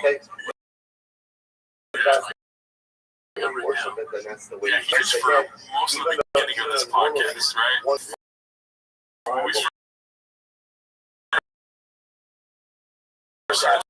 Differences are all Blackfish. Mama had Blackfish, but killer whale never made the show. And it was definitely one of the funniest things. And now he's saying he just got people. We saw the picture from Galaxy. Yeah. He goes and he's like, I just watched Blackfish. He goes to SeaWorld and he's like, Goes to SeaWorld and he goes. yeah. You're right. So, for example, I How many penguins did he hunt? Let's I find didn't out. know. They had a trainer, she just gets What's called a hawk? SeaWorld. On the news, it was like, no, Now remember, buying that's what something happens. everything. Because in The this case, actual I hot knew I dogs was came always out, awesome. bro. What didn't I know? I didn't know like technical and Scout. Yeah. So you fight I heard show people, show people, and fight for each and every act. So that would be the case of Abbas. He came out. There's an Asian doctor at SeaWorld. And It's Abbas. it's the Shaw. So one West act, Penguin one Live. act, one West Penguin Live. Hold on, dude. Can you tell me a killer whale to kill? next. Tell me English Abbas. the Those are only an example of multiple acts in the level of liability. They say She in did the wild that there on have us been no real life that attacks, that but became so say where Ted Bundy Yeah, I was assuming that I was wrong because I had heard that killer whales really don't. When's the last so time you again, in heard that of a case, killer whale there's multiple killing acts that somebody in the one ocean? layer of only one level of humans under liability. the ocean meat. That's one of my say, you know that it's an apple bizarre. Sharks kill humans on the beach. By the way, Yeah, I she you guys have all this stuff up and well, they just get Dang, dude, I thought that was this sick. back yesterday. I You might say, don't know the difference between the ocean and the sea. I think they're the what same thing. No, the mistakenly The sea is The different. ocean is the big water. Sea is like Right? How Salt Lake. slick, like what Or no, wait, what's the sea? Salt Lake is a lake. over here? Wait, Where the sea is this is the Caspian Sea. yesterday. Where's that? You can't stop it. Edit this out. No, We're not no, editing this this out. okay, so this one's called So if you The Counts Talk About Bappa Pissing in the Sea. Posted by Sword on Earth. Oh, Right. I And didn't what, think- I don't know. I and think what it's happened? just like a weird added Right, part to and the it universe. turned out, Like, and you got down to it, and it turned out that it was an apple design. So we'll say that's not what was at all. Or people will say, again, there, a person's intention is totally pure. So there's no point in a showing apple design, right? So it's like, you have to figure this so out. Just so you understand, number one, you ever heard of bowing down to a shore? Well, what about something amazing? Just It doesn't seem real that they do that. It's kind of nuts. like the summer that we're having This big. It doesn't feel real. That makes me British. I don't know. British always sounds fake. You know, it sounds like we're doing a joke that we're talking about Brandon Rose sold a piece of We don't bow down for sure. But it's because you gotta understand that's all. You thought it was a show, and as if that's I saw how he made these. I can only do like one British accent. You have that people from China. British people haven't been that pooped it up. In England, you can just pee anywhere you want. You're like, I'm just even a big deal. so the nice that the other things over there was me myself. Have you seen this clip? Now down to it. Hurry people, All right, so this one's called Brian Count Right Wing Power Hour, posted by Fire Eagle. Now, they're on the joke, they're going to censor it, suppress it. When you're So you have to, children, I think, two things. Are you saying that people on YouTube and social media companies are sensitive to words? Yes. It's not fair. Speech on YouTube. More comments. Pause it. It's very to right. same maybe data YouTube you suppresses some of I don't doubt it. well, But there's no way that that's they're your learn suppressing Torah. TV. Yeah, too stupid and You irrelevant and unimportant. If you have There's no way he is getting shadow it's banned. beautiful For and what? fulfilling, and it Yeah. feels Were they trying to stop us from buying toeholds and on it? what's the true metric? Maybe the government Success is trying to prevent us from prevent people from killing themselves. But Yeah, if the they're the powerful first one wants over to more freedom. energy, That's possible. He is advertising mechanistic chewing tobacco. And that, He wants our heart. but definitely nothing Say, political. There's something that Schwab says that threatens the you can say that fabric about of me. democracy. You can say that about me after. Yeah, whatever. My heart And Rand. love this trust me now. Yeah, I don't know. We've got Shadow Bay before.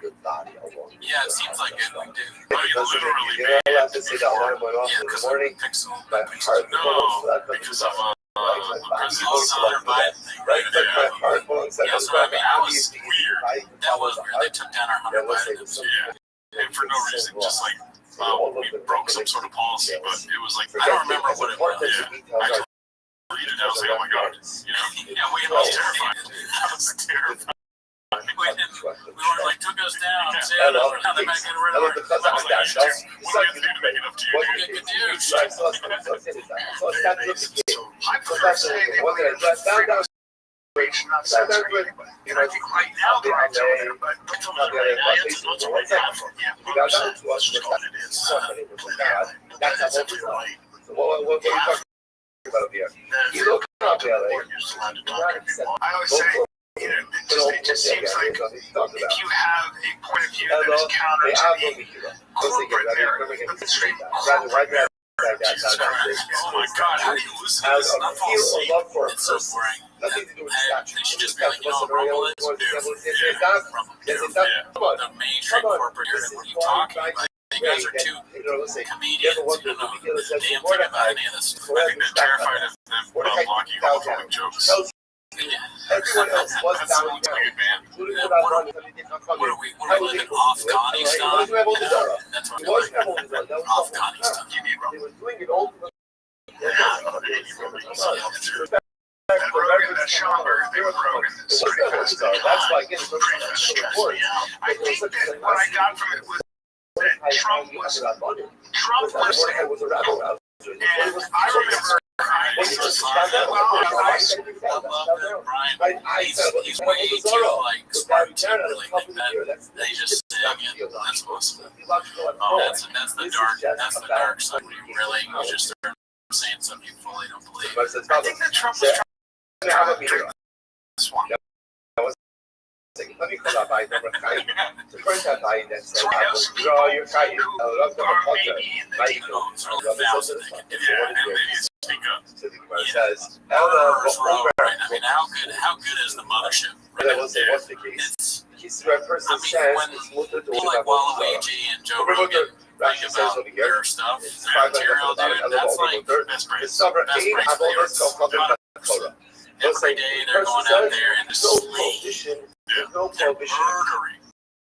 People are dying from laughter, which Schultz talks about black guys having big tits, dude. It's in their shorts. But you can see small shorts out. That's some shit that I'm like, what is this George Carlton talking? What are we doing here? What are we doing here? This is like if Carl so picked up a microphone and was like, check it out. That's me, that chick over there who's breaking this. Yeah. That guy right there is Asian Voter alert! Voter alert! If I told you I questioned the OR, would you believe me? Tell out the deep state. I can create alternatives, and when you live them and reinforce them for long enough, they actually become endless. So the course is over. What the guy says, I didn't know. So the Gemara says, this showed the Bible Rabbi How Zeb Yadomau. So it's interesting enough that if you can tell me over and mutter is mutter, so interestingly enough, this helps me resolve another case. What's the other case? Hello, Zeb. Let's say I didn't know about a Moses, and he didn't know about any of the accompanying modes of worship. What's the halacha. Tifshot de'enoiv ala achas. So it appeared that ultimately, again, he would only be chayiv once. So the Gemara says holocaust. So the Gemara says, they're chayiv ala achas. Holocaust. Tifshot de'enoiv ala achas. Should be a question. I resolve it. We'll be spoken this lachani kriyat. Now, 1 second.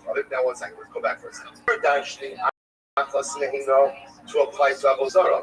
But can you really go ahead and these psukim to apply to Avodah Zarah? Dilu halcha ksiv b'mashiach par. Dilu halcha ksiv b'mashiach par yisir u'biyachid kivsa u'sira. I suppose again, all of these different levels of liability. You have the par coin back, which is a par.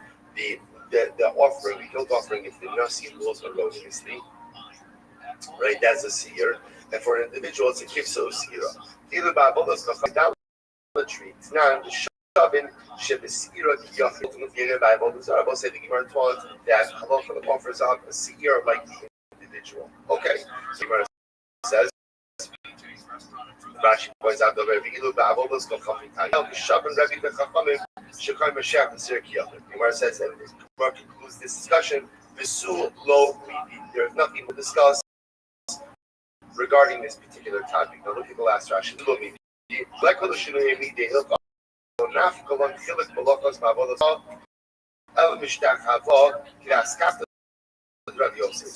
bottom line, the Gemara says over here, interestingly enough, there is a similarity between the Shabbos and Avodah Zarah.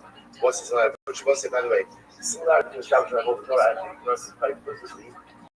Whoever is Shabbos, it's as if he is worshipping Avodah Zarah, right? Shabbos is the mitzvah that solidifies and concretizes our as a creator. That without it, there is no belief in HaKadosh Baruch Hu. The primary essence of the Ribono Shel Olam is as a historical and contemporary creator. Shabbos is the day that solidifies that, right? We abstain from creative activity in order to yield that creative to HaKadosh Baruch Hu. So therefore, again, failure to is tantamount to worship of Avodah Zarah. The Gemara takes that comparison a step further, just to teach us, although it's from two different sources, that just like Shabbos, the Torah goes out and singles out, can show you that there is individual liability for every act of Chol Shabbos. So to the Torah singles station by Avodah Zarah to teach us that there's an individual level of liability for every act of worship of Avodah Zarah. Okay, so the Gemara says, "I'll skip the Amar." So I'll say on the base. Chomer b'Shabbos b'Shabbos. Chomer b'Shabbos b'Shabbos. It's a chumrah that Shabbos over other mitzvahs, and there is a chumrah that other mitzvahs have over Shabbos. Okay, here we go. Chomer b'Shabbos. What's the chumrah of Shabbos? 3 lines down on 62. These days on days. Chomer b'Shabbos. Shabbos also shrayim be'elam echad. Chayav akalachas da'achas. So what's that? Okay, so now we'll repeat this, and we're going to define it a little bit. Shabbos. If you committed 2 malachas, the hell of echad. Now, 2 malachas in 1 lap. Now again, we'll have to discuss what kind of laps we are talking about over here. What's the laps? Now the pashtos sounds like, well, we'll discuss. So also try the hell of echad. If you want to head into 2 malachas in 1 lap, chayiv akol achas da'achas. You are chayiv for each individual malacha. So again, there's a lapse that good. You want to say came to Shabbos. Now that is not true by other mitzvahs. Apparently by other mitzvahs, if a person commits 2 transgressions, let's say in 1 lapse of awareness, you're only going to be chayiv once. Okay, now that's on the other hand, chomer b'Shabbos. On the other hand, other mitzvahs have liability over Shabbos. Now so, Shabbos, so it comes up mitzvahs. Shagah lomis kadein chayiv. This is very interesting. If you accidentally perform a malacha or an avera without kavanah, you are going to be chayiv. Masha'in came to Shabbos. This is not true by Shabbos. I will say that this is very interesting. So I will say, I just want to introduce what we're talking about this aspect. We're going to see about say when it comes to added violation of the law. There's 2 typical ways that can occur. There's typical shogeg. Now, what's typical shogeg? Typical shogeg is, for example, let's say Hilchos Shabbos. I know that it's Shabbos. I didn't know that turning on the light was awesome. For example, right? So I know that it's Shabbos. I'm shogeg. There's another thing called misasik. Misasik. I am involved in a totally different act. Potentially committed act. And as a result of that act, something prohibited occurs. Meaning, whereas if you take a look at the light case, right? I had kavanah to turn on the light. Right? What was my mistake? I didn't know you're not allowed to do that on Shabbos. That was my mistake. So again, act, which is lack of awareness for what it is. This asik is the moment means I didn't have kavanah to do anything wrong. It just happened to be as a result of what I was doing, something else occurred which was prohibited. So now we'll go back. Over Shabbos, so that there is a chumrah, there's a chumrah of other mitzvahs over Shabbos. Shemishar mitzvahs, shagah, dro, miskabeh, chayiv. Ultimately, again, if you go and do a shogeg, that kavanah your chayiv, Mashiach came to Shabbos. Right? Shabbos, if there's no act, you're not chayiv. Right? At any level of intention. Shabbos requires intentionality. So my other is if you perform an Aveira even without intentionality, you can be chayiv by Shabbos, so only chayiv with intentionality. So let's analyze this. So the Gemara says, for example, Amar Bar, let's now dissect this. Chomer b'Shabbos. What's the Chomer of Shabbos? Shabbos also Shabbos. Remember again what you just said. On Shabbos, if you perform brachos, that have on that one lapse, then what's that bracha? You're chayiv for each and every bracha. Okay, so the question like this. What's the case? This is fascinating. Okay, so let's say on Shabbos, maybe you went ahead and you violated some Shabbos morning, right? You went ahead and you harvested, you harvested and you ground the wheat, right? So that's harvesting and grounding. So let's say you did both of those things. Some people won't do anything else, right? So you go ahead, right? You harvest and you grind. So two different malachos. The Kabbalah got a says. So we'll be into that. For example, the Achol Chilev Vidam.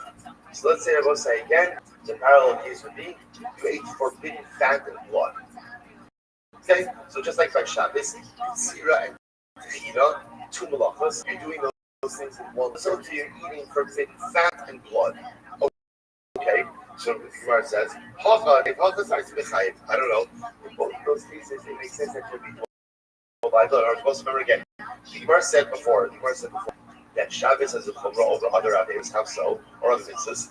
That by Shabbos, if you perform two acts, in one you're chayiv twice.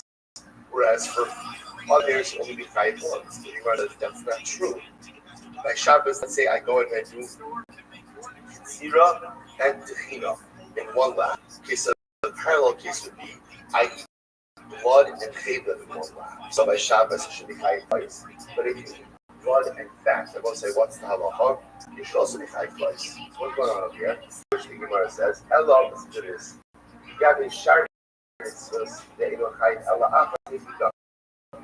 What would be a parallel case like that you would only be chayiv once? What would be this? The awful chayla, the chayla. You know, we'll say there, I eat two cases of chayla in one lapse of awareness. Can't get enough of that. Right? So we'll say, so what happens? In one lapse of awareness. So we'll say, so apparently in that case, you'd only be chayiv once. The Kabbalah got Shabbos 0. So we'll say, by Shabbos, if you were to perform two acts of harvesting, right? Harvesting one, then go back and harvesting two, there would be dual liability for that. So the Gemara says, I don't know, that's not true. That's not true. That's not true. By Shabbos also, if you're harvesting, right? With repetition of each other, but you also only be chayiv. Now, by the way, this is why you see that called Rav Zakkai to get this teaching out of here. Right? That in other words, he didn't like this memory. He did not know that this actually made any sense. So let's now understand here, those of this. Zilbal of the Zero Torino, Mashkim Bishan, so let's go to the original case. The case of El Shabbos, where if you perform two acts in one hella, that is dual liability. What's the case? Like we said before, it's Shabbos morning, I harvest the wheat and I grind it. Right? Two malach. Again, all of this is in one lapse. The question is, what's the lapse? What's the lapse? I didn't know that in Shabbos. I did not know that I'm grinding, so there's going to be okay. So now, what would be the corresponding case? Let's say by another Avera, where in one lapse it only results in singular liability. Hashem gave a shot. It says, "I saw that all this to this." Rabbi Yan said, "Zibea the keep helam echad eno chayiv ela achad." Okay, there it is. Rabbi Yan says, "Because if you slaughter, right, offer incense, like offer libation, you do all of these things for Avodah, all in one lapse of awareness. What's halacha? Only chayiv once. Only chayiv once." So let's say, what is the contrast? So like before the law, then by Avodah, if halacha you perform multiple acts of worship, you're only chayiv once. To which the Gemara says, you can't set this up without Avodah. Why not? You're trying to save on. Because look at the answer, right? So, Homer Bishamis, right? Of Shabbos over other mitzvahs. That's the person suggesting. What was the answer to the Brisa? So the other Brisa was that there's a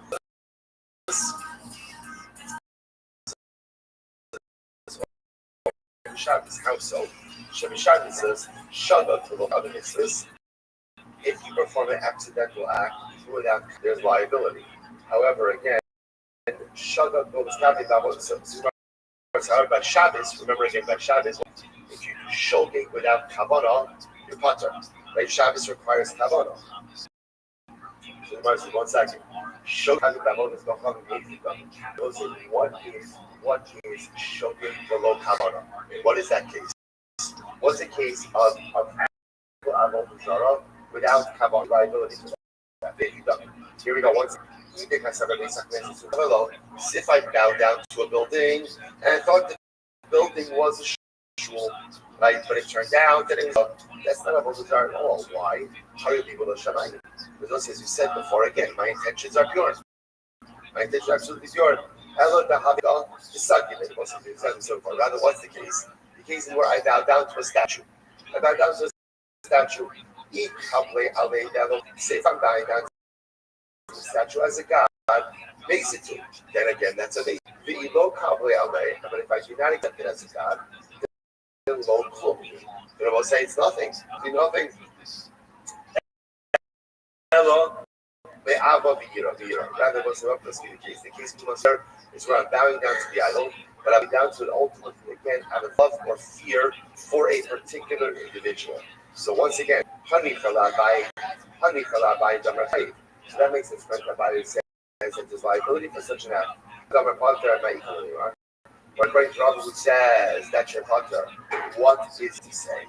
Hello, but Omer Mutter. Rather, I will say, what's the case? The case ultimately again is where the person thinks that it is mutter to worship idolatry. The case. Shabbos, the part of the Gabre. So we'll say interesting enough. So apparently Omer will create some level of liability by a but ultimately again by Shabbos would be to the Gabre. Again, we'll see if that's true. If that's true. That's Rabbi Rothschild. Ankan, nobody not Elam Zeh. So remember, I would point from I'd come up while you need Rabbi Helam Zevazet. I was only asking Rabbi about Helam Zevazet. In other words, there's a lack of awareness on both areas. As I was saying, the question of liability was always a very simple question. Are you going to be tired once or are you going to be tired multiple? That was the question. No one. Or I should say, asks for the question: is there anyone who says these liabilities are complete consent Is there anyone who said that you totally putter for anything? For which the Gemara says, why not? My kushya, the old one before, Reisha Ba'abodas Shabbos.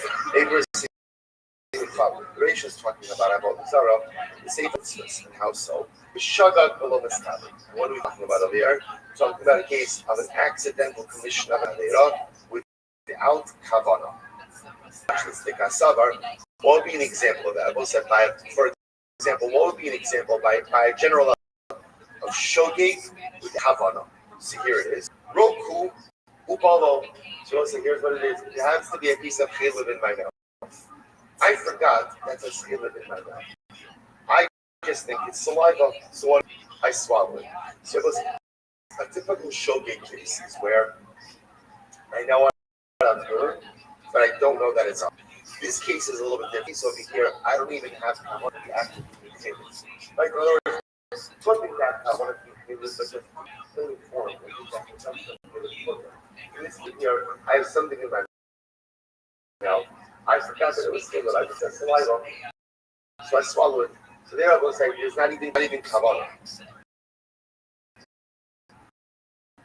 The kasavar, that's shagag below the having kasavar, roku bolo. That will say the halacha is. So remember, you're going to contrast between shis and sharaderes. So by other words, even if you have abs kavanah for the commission of the avera, but you do it, there's liability. I forgot that there's standard in my mouth. I thought it was saliva. I swallowed it. I absolutely kavanah for anything that's inside. That's fine, right? But I'm still chayiv. Interestingly enough, Gemara says Masha'ekin Shabbos. They say Shabbos is going to be butter. If you don't have kavanah for the act by Shabbos, Yerb says, Shinis, for example, Shinis Kavi Lahagbias Atalush, the Chata Kasab Chuber. Content was it's not saying case. Let's say on Shabbos, I go out on the ground. So I want to make this salad. I'm going to pick up the cucumber, and I figure to myself that the cucumber is detached. Because it's detached, therefore I get a smoter for use. It turns out I pick it up, and I end up picking it out of the ground, which is one of the malachos. So let's say, interestingly enough, on Shabbos, you are potter. You are potter for that. So I was saying, because we're going to see the verses, Rav Nachman Amar Shmuel. There's like a Amar, Hamisasik Bechavim, Umba'arayos Chayiv, Shekin Ned. Let's say, listen to this. Misasik. Remember again, what's Misasik? Misasik means I am involved in a permitted act. But what ends up happening is I end up doing something prohibited. For example, by the chaylev cases, what we just saw, I totally forgot about it. I just thought it was saliva. That's the case of misasik. As far as I'm concerned, I am ready to go ahead and do something totally permitted, but it turns out to be something prohibited. There's still liability for that. Interestingly enough, same thing by arayos, by immorality. All right, so this right where again I have kavanah to do something permitted, but it turns out that something Ruvain is ready to have relations with his wife, Rachel, but through some confluence of events, that he ends up having relations with Rachel's sister. Slipped, right. Let me say again, but it's some type of mistake occurred, right? And he ends up having relations with the wrong woman. But again, that was not intentions. There was no intentionality of this. Interestingly enough, lack of intentionality. I feel like people say that all the time by Ariel. So nice again. But in this case, legitimately, his intention was to have relations with his wife. Through some events, he ends up having relations with the wrong woman. I mean, I don't know how he's going to explain that. Right? But myself, that's not our problem for today. All other averos, the intentionality still results in liability. By Shabbos, and here it is, Meleches Machsheves Asrato. We'll say when it comes to Shabbos Christ Meleches Machsheves. Meleches Machsheves means intention. By Shabbos, there has to be intentionality for the act, and if there is no intentionality, there is absolute exemption. Absolute exemption. That way, when went to pick up the cucumber, thinking that it's fresh. And it turns out that you lift it up and you just plucked it. There's no liability for that because you need malachas machshav. So we'll say something. So we'll have to stop over for today. Hello, myself. These factions. First of all, the one thing that you do have commonality about is that they did liability, just like Shabbos. You also have that by Avodah Zarah. Which the difference between shooting by Shabbos and Avodah Zarah is that you can be chayiv out on infringement liability. And the distinction, however, is by all other averas, I will say, liability results in liability. By Shabbos, only with intentionality is there liability. Today, let's say we are calling Zimber to Solar Games Hashem this afternoon for flights tonight. So I'll be there at 12. But Shir will go on. We'll be broadcasting the Shir back here in Fake Avi Fogel. We'll be taking over our technology logistics over here. While our logistics team is on site, we're going to be broadcast here every day. Meretz Hashem. At Shabbos, we'll still keep going strong in Meretz Hashem. Two chavros, one here and one there. So Halabai. We'll all get off and Meretz Hashem to join together to share the Karov.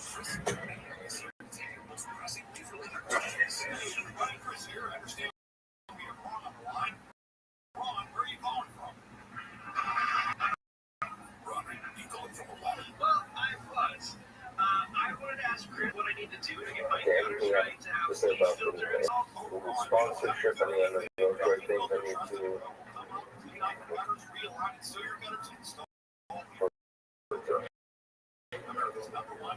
that's very fine print.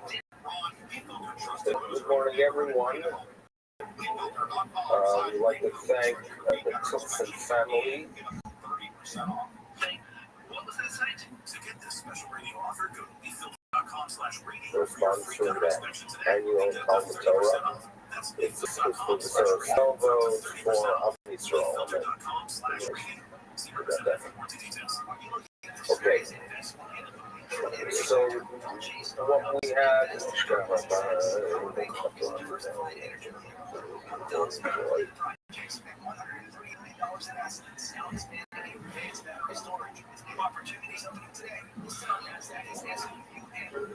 we had yesterday. So brief reminder. One of the statements we make in the morning is Video Shatorah and direct on the 12 Delvar. Delvar Shahaya Makla. Yatsa Makla Lamed, Lo Lamed Al Ashmor Yatsa, Ella Lamed Al Kol Hakla Kula Yatsa. In other words, for example, the Torah is warning us that when it comes to Avodah Zarah, and the Torah warns us that to go ahead and slaughter an animal for Avodah Zarah Tzvicha is obviously a violation of the Torah because we're worshiping that Avodah Zarah. Now, what happens is that specific force or deity or that Avodah Zarah is not worshipped by slaughtering animals, right? They're very ethical. They only take tofu. They don't like to eat that Avodah Zarah. So what happens? In other words, if I go ahead somewhere in the West Coast and find an Avodah Zarah, and the person decides to chef an animal, but that's not how it's worshipped in that society, it's still a violation. So obviously, we let it perform an act. It's part of the rules and regulations of that Avodah Zarah, that is how you worship this for. Clearly, you understand that that's a violation. Happens the slaughter of such an Avodah Zarah tells us, listen, don't do it. It's not the way that was worshipped. Okay, now, what's interesting is that when the Torah warns us not to go out and slaughter, it doesn't just include slaughtering, but it includes any type of service that is performed inside the Beis HaMikdash. So, Kabbalah, receiving the blood, Halacha, Zrika, any one of the 4 services that are done inside of the Beis HaMikdash are included in that warning that if you perform them to any pagan deity, if it's not the routine, you violate the Torah prohibition. And it's working. In other words, it's 1. So how do we include 4? It was Hoya Bachlal, right there. So it teaches not just for itself, but it teaches for the rule of all four services done in the Beis Hamikdash. But then we have a question that we have to deal with, and we have to remember, we must remember as we start our daf what Rava bar Rav Chanan is going to ask Abaye, wait a second. The Torah tells us, Lo tishtachateh. You should not go ahead and bow to a pagan service. So wait a second. Is to include, maybe that is that type of statement that is meant to teach on things. And maybe what the Torah is teaching us is that if I do anything that's honorable or to an avodah zarah, even if it is not the way that specific avodah zarah is worshipped, and even if it's not done in English, maybe the Torah is warning us such a thing is a violation. So maybe the yishtachava is the issue. And we wonder, wait a second, okay, it's an interesting question, Rav Baruch Hanan. But if so, why mention, why does the Torah mention Tzvano? So we had in the top, the bottom of the Sama of the base, and now in the beginning of Sama Kala, is that perhaps, and that's what we are told, what is being taught here is the Chashvin Me'avoda Le'avoda. In other words, we find by Kachin, there's something called Machshavas Spiegel. So in a couple of years, we did this often, and one of the things we're going to discuss is the fact that you have to be very sure when you perform any of the services in the Beis Hamikdash that your mind has to be operating with the understanding that everything will be done correctly. And if I go ahead and shecht an animal, and I have intention to go ahead, and I'm doing it with intention to perform a later service of it, for example, eating the meat, or sprinkling the blood, doing it in an improper way that should not be consumed by those who are designated to consume it, or to sprinkle the blood outside of it, or something. So there are the sugars we're going to be discussing in the future here are known as the sugars of Masech, of Machshavas. Okay, I thought that's appropriate. Now, what we're going to be discussing is, let's start off with the last line and a half of Samach HaMebeis. Hashochet Behema. Let's say a person slaughters an animal.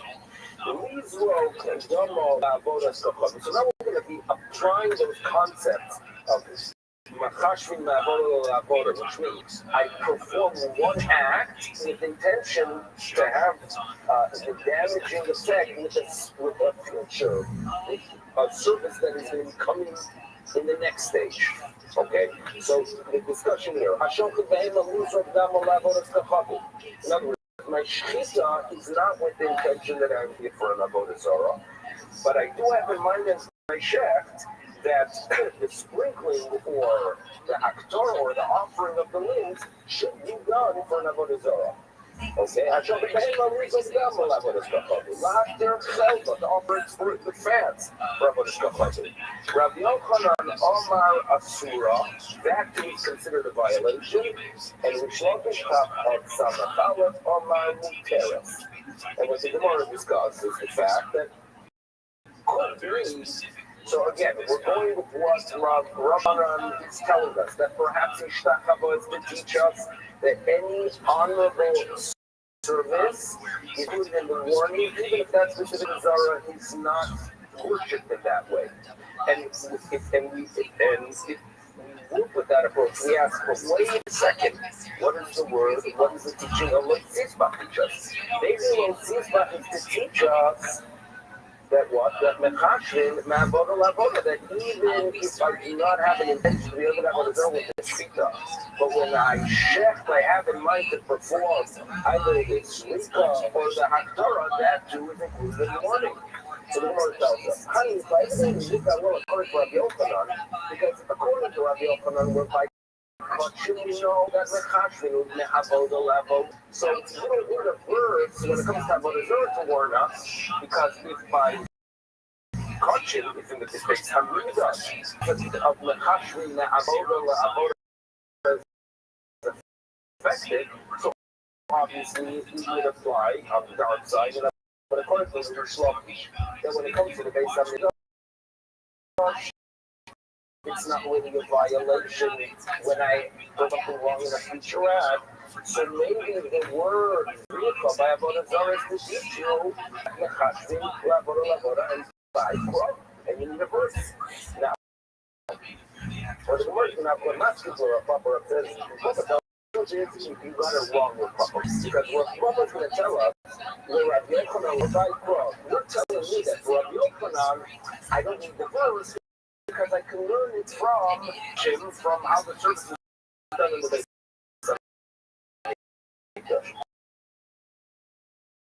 But that's not so. I can look to Rabbi Yochanan because the effective, right? Even if the bullets in the future are telling us that the animal becomes fully.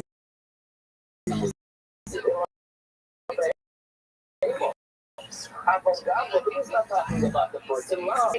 For Rabbi Yochanan, right? Everything is clear because the Kohagan has to learn it from Kachim. That's not true because in Kachim is talking about the animal. Now, for the Zara, what are we talking about? The person, okay? But also, of course, in the person, you need the Gavra to state that the person who goes with performance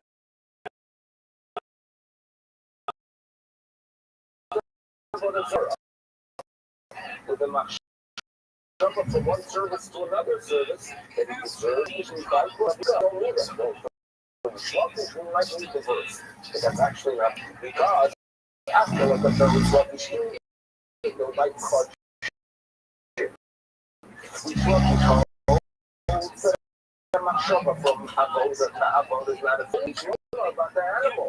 Avodah, but you would agree that a Gavra bar Kaplo. And if you ask me a second, how is it possible that in traditions of the opinion that when it comes to Avodah Zarah, that if I have one a thought during Shechita for something in the future, that the person deserves the death penalty, but that the service to place it is permissible? Is that possible? Do you ever find someone doesn't have Avodah Zarah, the person deserves the death penalty? But the object itself is not prohibited. You find that? Well, no, actually. If they have if the person bounces to a mountain, what do we learn? They have to swell that all the pagan nations would bow to mountains, and the word Darshans, that although, right, the Avodah was placed on a mountain, and to prohibit that. But below, and then if you go at it worship a mountain because it's connected, they don't have the ability to. So if a person bows to a specific mountain, he himself violates the prohibition of Avodah Zarah and gets the death penalty. But the mountain itself remains. So what do you see? That it is possible that you could have a situation that the person himself gets the death penalty, even the item is liquor. So says that when you have one machshava, or you have a machshava that is coming in the future, that doesn't mean that the person does not get the death penalty. Perhaps he does. And we said we're talking about the item. So therefore, we need to have a mishnah of the lahara. Our mutar gets the side, obviously means the guy decide. So that's where it goes. You remember Rava bar Rabbanan. So Rava bar Rabbanan had a question. His question was, perhaps, when the Torah tells us it is to teach us that any Avodah Zarah, any animal act, that specific Avodah Zarah, is not worshipped that way. That's considered a violation. That's what Rabbi Rothschild. So it says, wait a second. Remind of our face of what is Rabbi Rothschild. Remind of our Rabbi Rothschild. And what did he say? The word to remind us. Hey, Lord, let's Ishtachavon. Maybe Ishtachavon is in the Lamed, our Klaus Kulo. Maybe Ishtachavon is to teach us regarding all this. In the topic. Because the Torah tells us that we get there. It's strong. Don't do too much research into pagan practices, and don't start asking, how are the nations worshiping their God? And obviously, by the Torah telling that you should know The problem is you start researching how pagans are worshiping their gods. You don't know that the way they worship Avodah Zarah, that is where there's an issue. So, for example, a specific Avodah Zarah is we know Peor, the way you worship defecating. So therefore, that is how you violate the position of Peor. If you go ahead and want to worship, well, when a virgin wants to worship Marculus, right? You want Mercury. So the way it's done is one by throwing stones. So see, the throwing stone does, but the way you violate the position is performing specifically the acts that were designated by that cult, right? By those Avodah Zarah. Now, if you claim, right, like Baruch that any act is included, well, why does the Torah have to tell us that? Because if the Torah is telling us according to anything you do, Zarah, because Yishtachava, Yotza, Naklal Lamed, Halaklal Kula Yotza. So why does the Torah have to want to specific that be sure not to perform an act the way they worship their Avodah Zarah? Well, what's it mind? Okay, well, if you take it, it's a claim, and then you do it.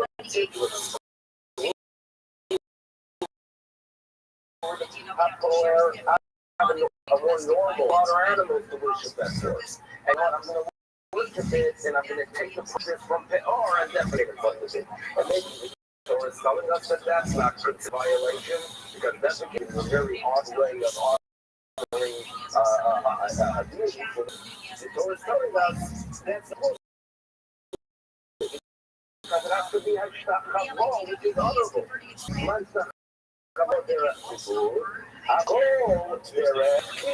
In other words, if you look at Ishtachavon itself, Ishtachavon teaches us that. You can't tell me that Ishtachavon is coming it's coming to go ahead and teach, and therefore it's going to tell you that it's a form of service. Well, Ishtachavon its own teaches you that. In other words, without thinking like Rabbi Rothschild. There's no Ella, or Atzma. So imagine you have an Avodah Zarah that's the way you in an honorable way. Like you mentioned, Marcus was worshipped by going in. Since that cult, since the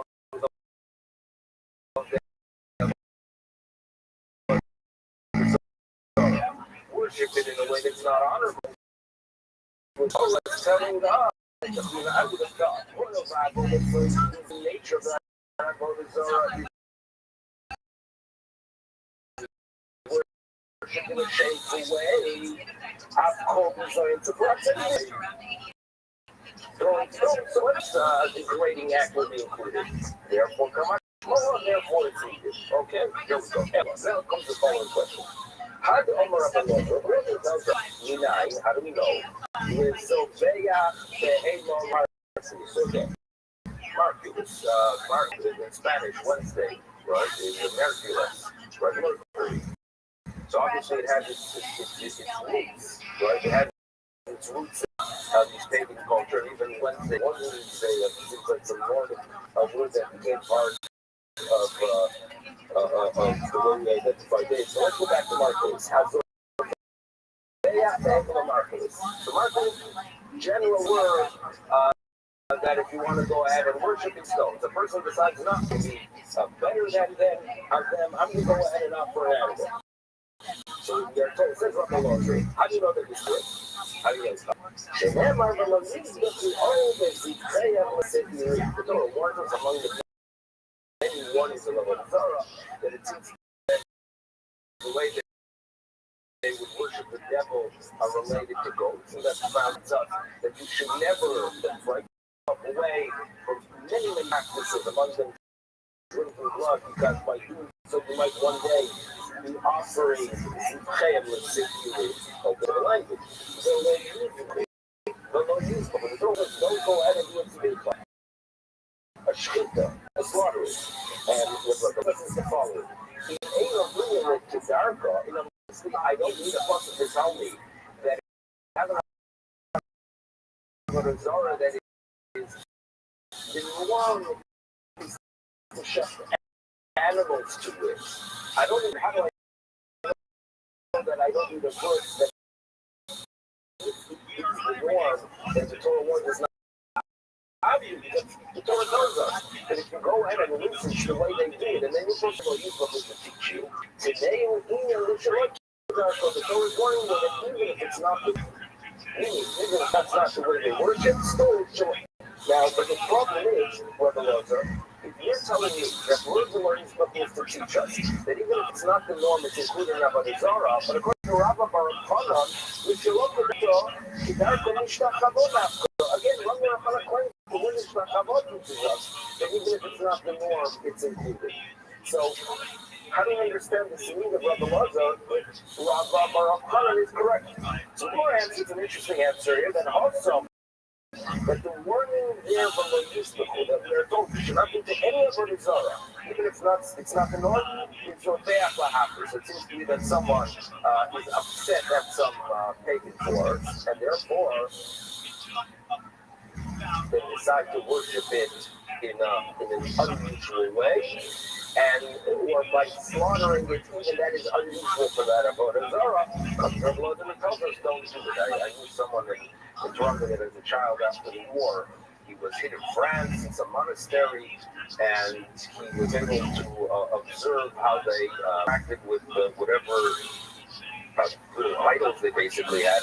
Actually, that one time it was rain for a couple of weeks, and they got upset at one of the statues, and they turned her around to face the wall as a punishment for not bringing rain. So it seems to me that there is such a thing as getting angry with your avodah zara, and you're assuming it, you want to break it because you don't want to mess up things in the future, but they would punish it. So maybe this is what we were talking about. It's like there was some form of anger towards this avodah zara, and that's why the Torah is telling us that even though your agenda is to show that you are angry, but nevertheless, when it comes to tzvika, it's a much of a significant avodah, and it is okay. Here comes a story. So now we've got something that's a little bit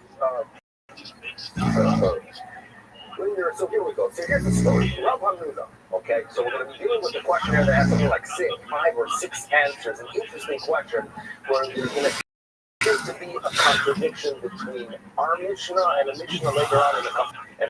The main issue, a little bit of a brief, is the following. We all understand you're under Avodah Zarah, terrible thing, terrible punishment.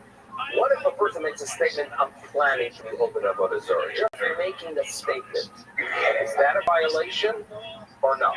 Just making a statement. One Mishnah which would seem to indicate, well, if you just make a statement, no big deal. Later on, some seems to indicate that even a statement is already a violation. So how are we going to deal with it? So it's a contradiction. So we're going to have Morai addressing the issues. But it starts off with an interesting story that Rabbi Hamnuna, so Nebuch, his oxen went wild and they were lost. So what does the great Rabbi Hamnuna do? He goes looking for his oxen. So as he's making his rounds, who does he meet? He meets Rabbi.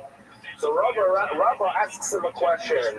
Rabbi asks Rabbi Hamnuna, let's analyze this thing, and there seems to be a contradiction. Maybe the Torah is telling us that, when you read something, your mind is occupied. It seems to me that these great people, even when their mind was occupied looking for their cheese before that, little apple pad, right, they were still able to be involved in reading the Torah. So now, here we go, ready for the contradiction. Our Mishnah says, Ha'oved avodas kol chadin. Okay? What's the violation? Oved, if you actually worship the avodah zara. Omer, it says I'm planning to, not alone. So our mission seems to say in Amira, just a statement, not an issue. But look at the Mishnah later on. The later Mishnah. Omer, if a person says, I'm planning to worship an avodah zara. I'm planning to go and do it. If I tell if I go with the group, and all that is included in the violation, just the statement. Statement is a problem, not a problem. So Rabbi says, Omar La'yizim. The way I understand our Mishnah, that there's no violation, it's just a statement. The Omer, in In other words, when is it that a statement is not an issue, or a statement is not a violation? Obviously, that means right. Obviously, it's prohibited. But when is it that a statement on its own is not one that is worthy of a death penalty? When I clarify that I'm not planning to complete that service until I actually do it. Okay? That's how Rabbi Nun understands it. Rabbi Yosef, Omar, come on. Rabbi Yosef, like, Tanoi, Shoklas, Ma'alma. In other words, so I'm going to go through the Mishnayos and prove to that there are two schools. Okay? Tanoi, the Tanya, where's the Machlokes tonight? Ha'omer, go back to me. So we're talking about a person who gets up and says, come worship me. Come worship me. I mean, throughout history, people have been worshipped, humans have been worshipped. So the person gets up and says, come worship me. Rameir B'Chayev. Okay, that's it. And basically declared in Avodah Zarah. We made a statement. Chayev. Seems to be Rameir's of the opinion that the statement itself creates an issue. Rav Yehuda says, Potter. Okay, now, people actually worship this individual. There's no dispute. And the way we learned, what we read yesterday, don't make yourself into an idol, right? Don't make a human being into a god. Is something that we have to be very careful within our culture, where the Baruch Hashem are taught to respect great rabbinic leaders, but we have to always be careful not to cross that line to go ahead and worship a human being, because the Torah tells us, don't make a human into a vessel. So again, Rameir don't disagree. When it comes to actually worshiping a human being, we have a major problem. But it seems to be that if I just said, Rameir holds Amira L'Chayev. Rabbi Yehuda says Potter. So therefore, Rabbi Yosef is claiming that the contradiction between the two Mishnayos, where one seems to indicate that Amira is not yet in Avodah Zarah, the second one seems to indicate that Amira is Avodah Zarah to Machlokes Tanoi. Okay? Now, the previous words of this group, Dibur about, not just with speech, Rameir saw that Dibur Amil Sodi, Rameir holds, yes, speech is an issue, and Rabbi Yehuda saw that Dibur Amil Sodi.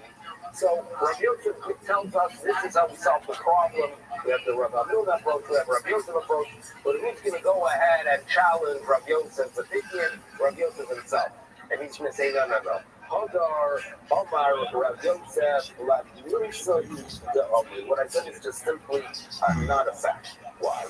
That feeling of Rabbi Yehuda, I have no doubt that even Rabbi Yehuda agrees that in general, people are not that Rabbi Yehuda is of the opinion that you speech only a person is chayiv. We tell you, Rabbi Yehuda oimer la'oilo eino chayiv, because when it comes to a basis, when it comes to someone that is encouraging others and inspiring others to worship some kind of a pagan force of Avodah Zarah, Achi or Mark Ego, Elef Levo, Elef Benavo, there's an agreement that speech could be a complete violation. Okay? So therefore, my answer is no good. Now, and if you ask, wait a second, so what is their dispute? Rameir and Rabbi Yehuda disagree about a person getting up and saying, worship me. And Rabbi Yehuda seems to say that it is not yet a violation. Well, there it's unique because it's a person. They might come in for me. They may say for Asma, when someone is inspiring others not to worship some kind of distant force or Avodah Zarah, but rather when a person is trying to inspire others to worship itself. Now, what did people say? The upper leg, right? A person gets up on one side, right? I'm a higher entity, please worship me. And everyone says, yeah. How do you understand the E? The upper leg E. And there isn't this big communication. Mar Sovar, number one, is Macy's La'atzma. Shmiri, yeah, they do it. The Ka'amr, they coach them. In other words, yeah, it's a yes. And that's the problem, that as soon as they say yes, it's a commitment and it's an Avodah Zarah, because everyone agrees that speech is an issue. But why would someone say that? Perhaps not Umar Sovar, on the other hand, holds, Macy's La'atzma, Shmiri, people don't tune in. When a person gets up and says, worship me, what do they say? Yeah, sure. But if I'm go flat kite, who are you? Because Neymar Amri, what people say, human nature, my shop, what's he different than me? Like, isn't human? I'm a human. Why should I worship him? Why should I do on the base? Be done. So why do they say yes?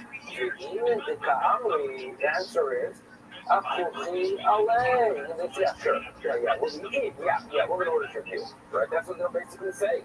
So therefore, Akira holds, in other words, Akira general holds that when it comes to speech, a statement that I'm going to worship Avodah Zarah, it is included there regarding the person is different because they're thinking something, he said, no, I think you worship a human, I'm a human as well. Even Ka'amri, they're laughing at it. So I don't agree with that Mishnah. Bottom line is, Rabbi Yosef just got rid of his own answer. We still have a contradiction. We had Rabbi Ruder's approach. What about Rabbi Yosef? In Maslisin, there's a difference. So here we go.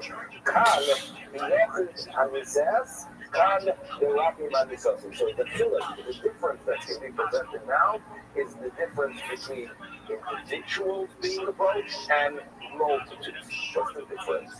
So we say the following. Yachid, if one individual is approached and says, it develops a relationship with his guru, and he tells him to go ahead and worship the Lord, once he says, yeah, I'm going to do it, human nature is relentless. He's not going to back off. He's playing less rate. And therefore, even speech itself is a violation. But Rabbi, when it's a guru, we assume that among them, one of them is going to start questioning it, and therefore Rabbi, people with the statement of a commitment, it's not yet Avodah Zarah, let's say, because they're going to start asking one another, wait a second, what does this guy want? Is he normal? Right? Does anyone know if he knows what he's talking about? So therefore, odds are, immediately they're going to receive it. So let's go back right, and therefore, that's where Rabbi Yosef comes. That's how we have an answer to deal with the contradiction between the two Mishnayos. Now, it isn't a spiritual. The number of answers we don't realize the movement. Let's see. Look at the language of the Torah. It's only singular. Let's have a love, let's see Shema Elah. However, the Shema Chayah, in other words, it's in the singular. That by just listening, yeah, but it's in the singular. It's a group. The whole system is different. So when Moses says someone who's going to question him, obviously it's evaluate, it's very evaluate. Shani is the really difference.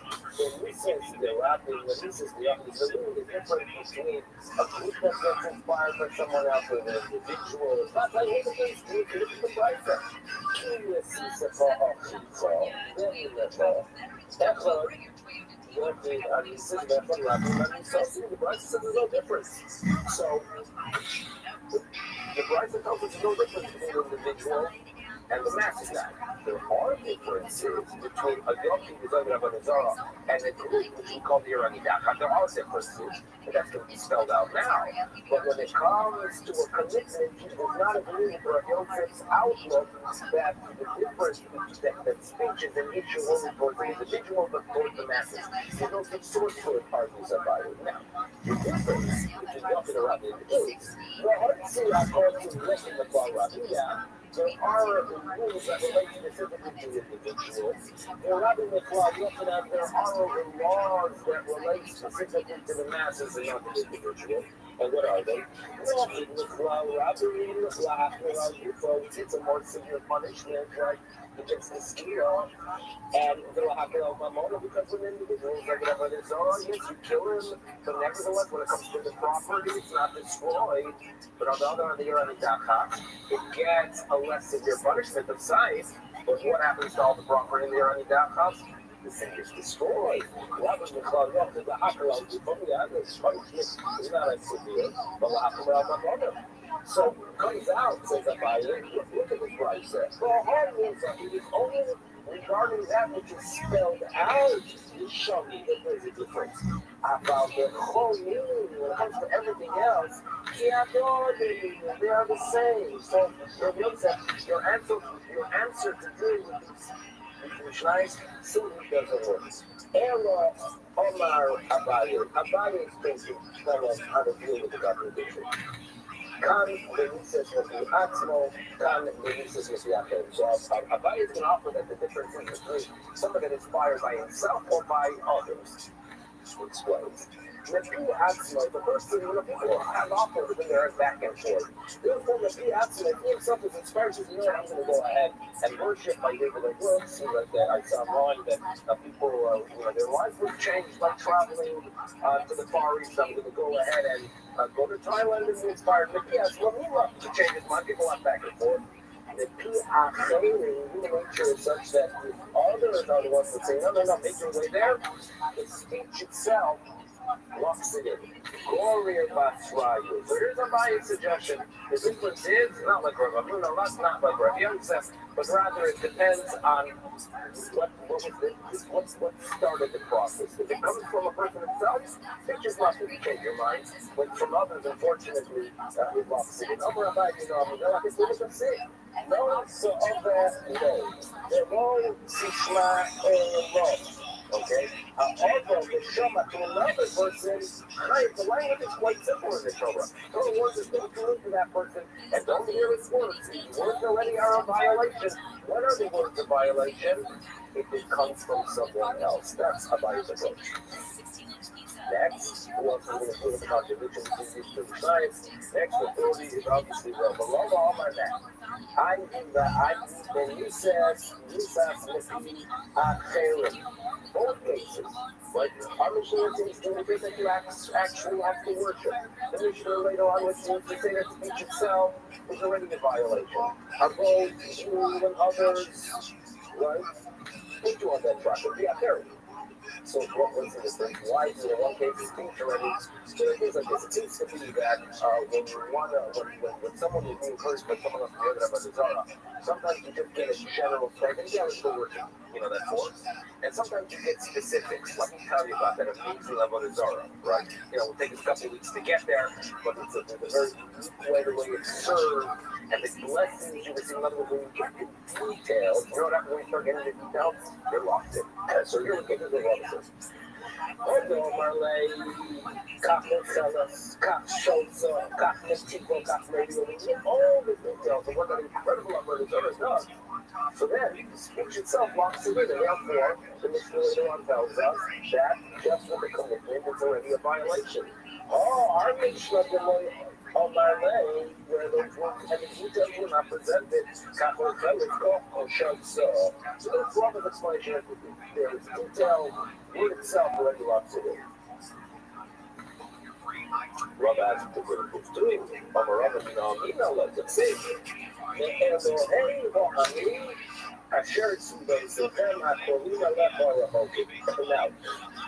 when the Torah warns us not over and over again in the Torah, right? It seems to be about the Torah is this unbearable driving force. And the Torah has warned us to be very careful not to be enticed by the nations that are near you, Akrovim or Rachokim. Now, there's the question, well, what is the Torah? Akrovim, Rachokim, don't worship Abba Zara. So it's a well-known statement that Mitzuvan shall Krovim Atalovet al Rachokim. In other words, usually when someone wants to be inspired to be Oived Abba Zara, the normal they would talk about some pagan force, some kind of a cult that's thousands of miles away. It takes weeks to get there, and they hear these incredible stories and legends that they hear. Now, they're not going to go ahead and tell you about what your neighbor worships. You know why? Because you know that what your neighbor worships is a complete waste of time. And you see that his life is a disaster, and that he's been turning to that idol for 45 years, and nothing good has ever occurred. So what do? They always want to inspire you with Rechokim, with those things that are very, very far. Okay? And tell us, you know what? You can figure out it's all baloney. Look at the Krovim, and then you'll figure out about the Rechokim, right? Look at those things that are near you. You see that they're good for nothing? The same will be regarding those legends from afar. Why do you have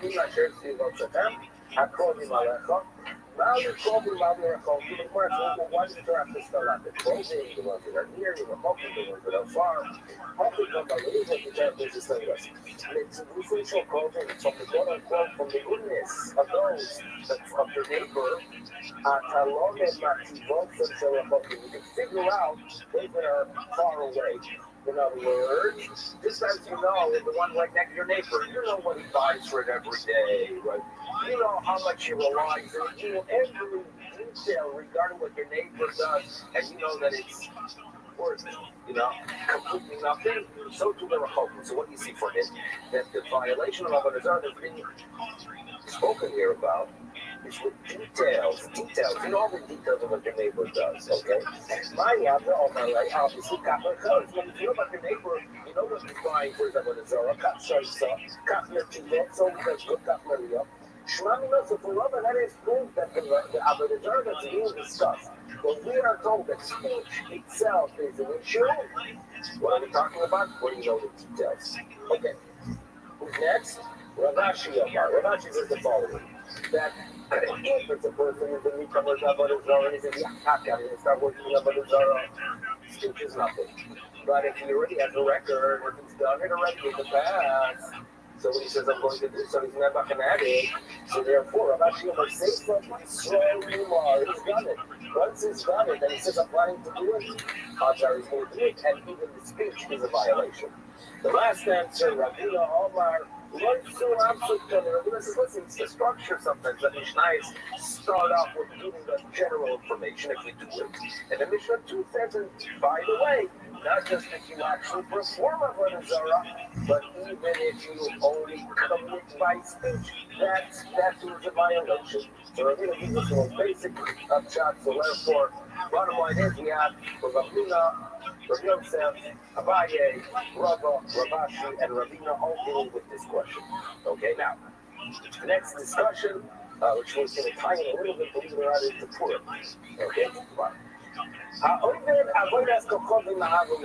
person, has to go ahead, worship Avodah Zarah, not because he believes in it, but rather, he has a love towards someone and he goes ahead and acts as if he's worshiping, right? Or he does it in the era, fears, and this is probably more common throughout history, that they have no choice, right? They're living in Spain in the 15th century, they have to go ahead and worship some form for a children Avodah Zarah. The era, is that a violation? Is that one that they would get the death penalty? Right? Obviously not a good thing. That's for Avodah Zarah. Even though you're not really committing yourself and you don't really believe in it, it's a violation. You worship it. Bottom line is what's the act. We worship, we bow to it, we dedicated to God, we threw the stone to marker, we slaughter the animal, whatever it is. Come on. If he accepted it in his heart, as then okay? So that's what is Abaye Chayim. Rava says, okay, so here we go. Omar Abaye Abaye said, I could prove it to you. It's not Ha'oived Avodas Kochotim. Remember our Mishnah? The Mishnah starts saying Echad Echad Ha'oived. Now the language of the Mishnah started off with Ha'oived Avodas Kochotim, Oved, and then it gave details. And what you were dealing with the question, what is Ha'oved? What is Ha'oved if the details are given later? Somebody wants to suggest that perhaps my love, you know what it's teaching us? Echad Ha'oved, at first it's a case of someone that worships the forest, Me'ahava, to some external love on the Yura. So therefore, that's how he analyzes the extra word of Mishnah. And then it says, Echad Ha'oved, why do those? In other words, the ha'oived that stands on its own, according to Abaye, is to teach you that even if it's me'ahav or mi'ura, that too is included in the complete violation. What would Rava say? Hello, Rabbi already answered that what ha'oived is telling us is that you should know, regarding that it's done in how it's done. In other words, if it's done to the top, in other words, if they have some odd practice, that's how you worship it. So if you perform that odd practice, even if it's not shkita, even if it's not kabbalah stach, even if it's not halach, even if it's not tzvik, even if it's something that's very foreign, if that's how they worship it, you violate Avodah Zarah. That's how Rabbi Yirmiyah saw the word "adat" to go regarding all of it. And that's why Rabbi says the proof by it is not really solid proof that ahava and yira is included, because that word ha'oved is specifically relating to teach you the idea that if that cult worships in a specific way, you violate Avodah Zarah by doing so. To the character of Yirmiyah. Now, Abaye is not over here. Amar Abaye mina lo detanya. Lo tishtachaveh lohem. Okay, so the Torah warned us, we read this yesterday, not to go ahead and work about in Avodah Zarah. So we're told, lohem אתה משתחווה, דוקטור, what's not about Avodah Zarah? אבל אתה משתחווה להודות כמוסך. In other words, if you live in a society where you bow to people, right? You bow to people, I mean, you can show them empathy, you shake a hand, recently more we give the fist, whatever it is, every culture has their way of interacting with the world. If you live somewhere where bowing to people was the norm to show honor, it's not obviously a violation of Avodah Zarah. However, do some research before you bow to a person. Because you might think that this green light to bow to a person applies even to someone that is worshipped like Haman, the Lomsa of death. So, after when it comes when we were little children, we were taught that the reason Mordechai was not about Haman was that he had a cross, which creates some difficulty that he had a cross as a Jewish boy that was going to be born a few hundred years later. But the Medrash does say that Haman did have an Avodah Zarah on him, that's the Medrash. The Gemara seems to indicate, on the other hand, that it wasn't that he had a necklace with this big Avodah Zarah, but rather he himself was worshipped. That's what the Gemara here on Megillah seems to indicate. But what we are told here, you're not Ushtachave, you're not supposed to Ushtachave, it's a person that's never Haman. And I'm the most basic reason, that you should know that the Jews, violated Avodah Zarah by bowing to Haman. Now, was bowing to Haman something that they really believed in? No, it was clearly Neira. And what is the Torah? The Gemara is using it, the Christ is using it as an example of a violation, even though it was Neira. So it seems to be. But Abaye claims that a person, that even if it's an Avodah Zarah, it's a complete violation. Okay? And nevertheless, it is mentioned here as a complete Avodah Zarah. So how's Rama going to defend himself? Well, Rama says now that sometimes an example does not mean that it's there with all the details of the example. All the Bryce is telling us that, listen, if it's a person that's worshipped, don't bow down to Haman. Meaning, if you want to know an example of someone that was basically worshipped in a specific society, Haman would be an example. But that's not to mean that the Jews who bowed to him violated it, because obviously that was the era. The example is Haman as a person. But it's not a complete example. He's the example of a person where the Torah is warning us that yes, you can bow to a person if it's a way of showing honor, but don't do it if it's a devot. And a perfect example of a person who becomes like an Avodah Zarah with Haman. But like a Haman, but the example is not true regarding all details. The Ilu, Haman when comes from, they might have to worship Haman with the Ira, the Haman, but here, when that rights and tells us that it's a violation, so Abaye is working very, very hard to try to find proof that even if you do something now on the era, it's a complete violation. So here is his next list. Omar Abaye, I can prove it from the title. So to understand the next proof, a brief introduction, we know that there are many circumstances where people have to bring korbanos for violating the law unintentionally for shaykhir. Okay? That we're familiar with. Now, there are differences if it's an individual, if it is a kain kodol, if it's a melech, if it's a kodesh. There are a lot of details that relate, but what we have to keep in mind is the following. There are situations that the specific korban that is brought, and it fluctuates as well, from the ego to the shigo to the bull, or to Avodah Zarah, and it's a community, it's also the bull and also the goat. There is a difference, because some of them, the violation of doing something unintentional is only with he'elem davar, okay, he'elem davar, and one of them is a shikigas ma'isa. So two we have to be mindful of to appreciate the message here. Shikigas ma'isa he'elem davar, okay? Shikigas ma'isa means an action that was done unintentionally. So if a person at home, on this table, there is a piece of fat, and he thinks that it's regular shumai, and he thinks it, and it's halem, shikigat ma'isa, okay? Shikigat ma'isa. Now, then there's something called halem davar, when the matter itself was concealed from you, which indicates that there was some kind of intellectual mistake. that you, in other words, that you had a question, a lot of questions. You're a scholar. Go through all, post-skim, and you come to a conclusion, but you made the wrong decision, and then you acted.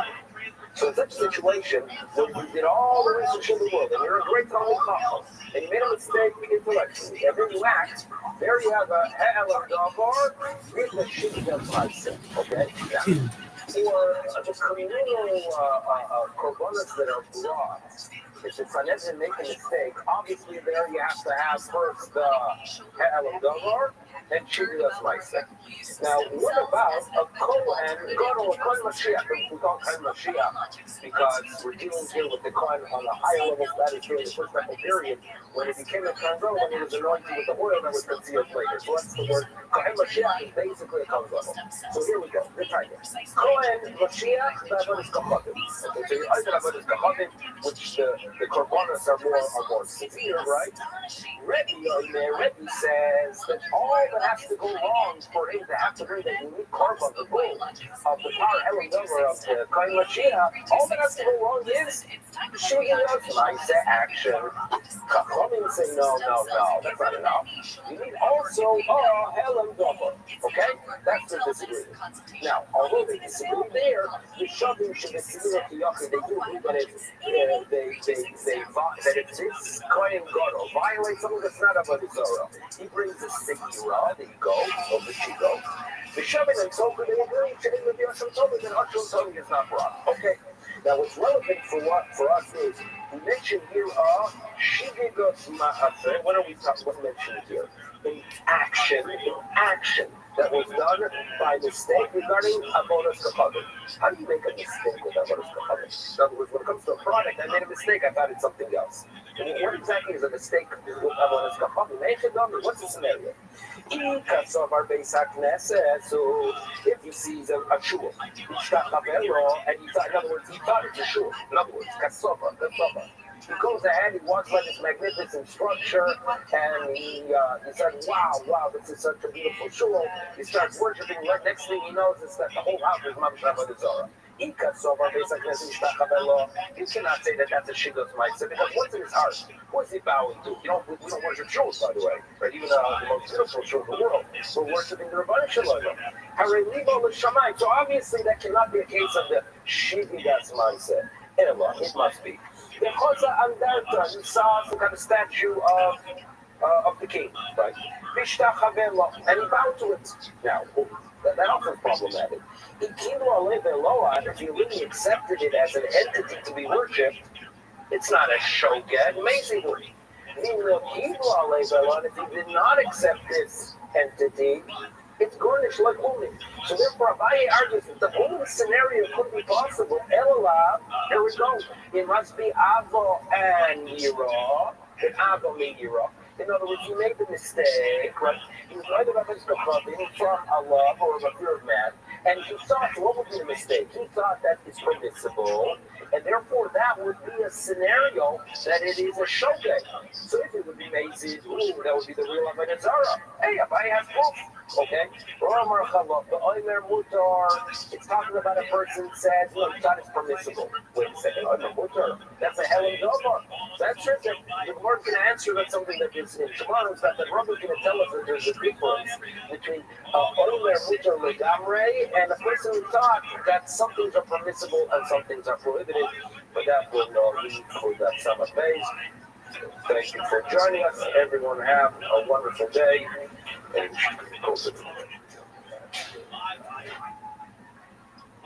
from this story about Joshua Green and Ohio. Shell-shocked and exhausted after a week on the front lines, Newsom holed up at home with a bottle of tequila. Alright, we'll say good morning. Today's next time the 7th hour. 61. We have from Summit on day 68. From Amar Bar, we have a little bit of so we have 2, 4, 6 lines up from the bottom. Our share this month is dedicated by Seder Smahikin and Rabbi Rothschild, Yamin Loroi, and you know it's a custody yard state. I'm going to New York for the Neshama of Saint God. Hope that the Meretz Hashem, together with all of the Neshamas of God, so we'll do a beautiful idea, a list of the Eden, and a beautiful day. And those let's begin. Remember, so remember again, continuing a little bit. Remember again, the Mishnah introduced us to the concept of that essentially there are three different categories of avodah for avodah zarah. Right, three different ways, three different categories of worship for avodah zarah. Number one, what we'll call norms of worship, which means on both sides with normal parents, which we go ahead and worship a particular idol, even though that manner of worship may be objectively inappropriate, like we saw by Shamor or by Margulis. If that's the way you worship the idolatry, then ultimately, again, that's the way you are chayiv. Category number two, I will say, is objective acts of worship that are considered to be avodah zarah, even if they are not a form of worship for a particular avodah zarah. For example, ishtach hava, bowing down, offering karbanos, pouring with wine, incense. Now, again, as we saw yesterday, not essentially anything that is done inside the Beis Hamikdash as part of Avodas Hashem will be prohibited as part of Avodah Zarah. Third category represents activities which are quote-unquote respectful, but not unique to religious service. Nagate, nashe, kissing the idol, hugging the idol, anointing the idol with oil, putting shoes on the idol, idol. Those of us say again, Gemara seems to indicate right now will be an issue the Raisa, but will not be a kid. Some are Raisi, so they have touched the culture of the Dabe. I might have done ultimately again at the Pasuk of Zobech, is talking about offering Kavaros outside of the Beis Hamikdash, to which the Gemara says, Zobech, touching the Chutz too. Well, the offering of Kavaros outside of the Beis Hamikdash is an issue currents. Yet the Pasuk tells me, Yakaram, which means we saw by a beast, which was the Sakurai Kamina Ki Asur I might have thought when there was Hasra for offering up the Kachim Bakut, then ultimately again there's a death sentence. Kilo Asur Karis. But again, if there's no Hasra, I would have done this Karis. Kamash Mono, we'll say Kamash on the Pasuk is not talking about offering up Kavanos outside of the nation. Because rather, the Pasuk is talking about offering up Kavanos to Avodah Zarah. Amalei Rav Bar Rav Hanana Abayis. So I might have thought that I will say when the pasuk says, "Vayilech vayavod Elohim acherim vayishtach." The pasuk explicitly talks about ishtach haba, prostration, bowing down. I might have thought that ultimately, again, that is ishtach haba is mentioned to teach about the general different forms of avodah for avodah zarah. Look at Rashi for just a moment. And I'm going to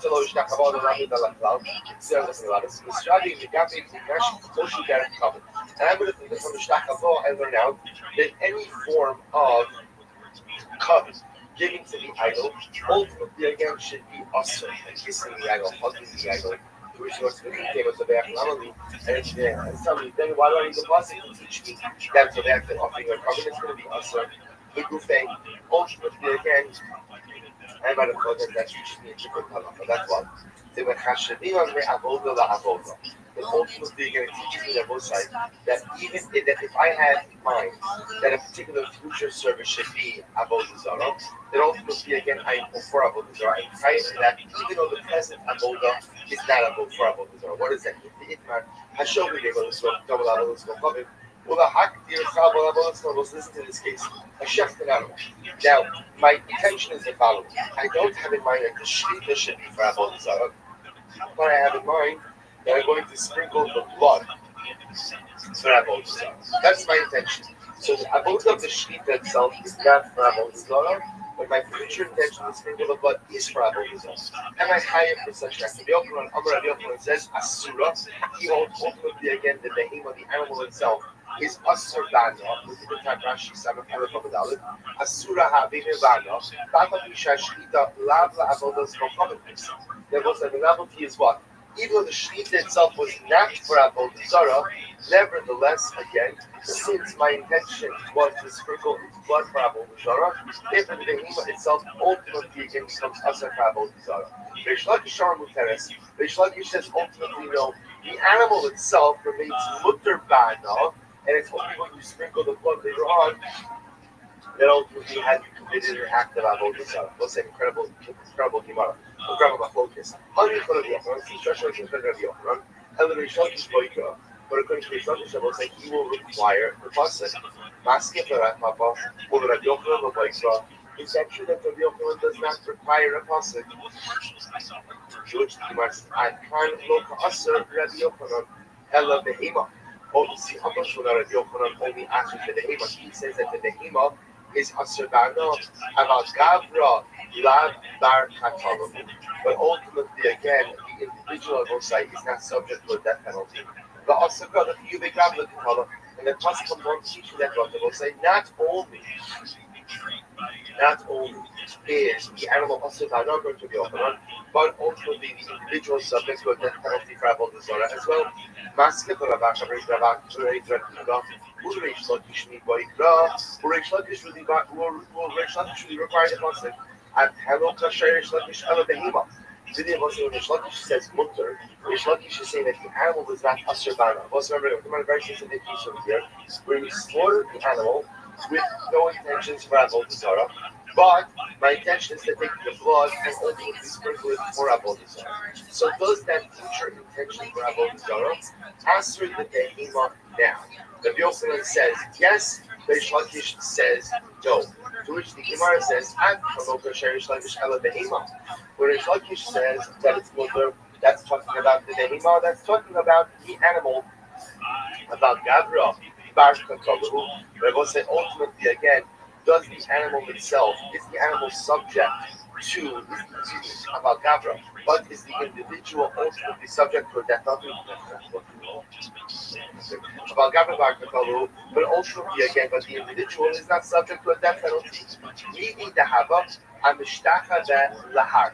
So what's that ultimately again? It will be no different ultimately than one who bows down to a mountain. So what does that mean? The har mutter. We'll say again, we learned that before that if you worship a mountain that has a Avodah Zarah, ultimately again, the mountain doesn't become a Avodah Zarah. We'll say obviously there's a practical reason for that, because if somebody can make the mountain a Avodah Zarah, that can transform anything into idolatry. Remember we dashed in the pasuk, Elokehem or Elokehem al haharid, Velo haharid Elokehem. They also ultimately they worship the god of a mountain, but they can't transform the mountain into a god. So the Gemara says over here that according to Rish Lakish, who says mutter, Rish Lakish says that the behima, the animal itself, is mutter, but what? But the individual is subject to the Zarah. And he learned that from Mishtach HaLahar, that if somebody worships the mountain is mutter, but the one who worships the mountain ultimately is what? Is going to be subject to the death penalty of Sayim.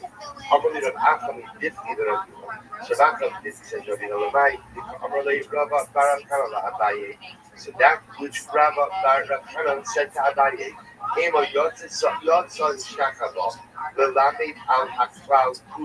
so we'll say, remember again, that what that he said before, that Ishtach Haba ultimately again should come to teach me about what? That Ishtach Haba should come to teach me about general avodah. So we'll say, remember again, we had the opinion on the bottom of the page that said that Ishtach Haba, when the pasuk comes from singles out prostration,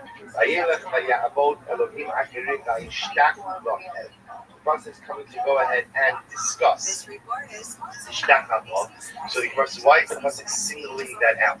To which the Gemara answers, maybe he's coming to teach me about all forms of avodah. That all respectful forms of avodah, like hugging the idol, kissing the idol, are going to be asur as well. So we'll say if that's the case, that the phrase what is that coming ultimately again to go ahead and exclude? Because the pasuk says,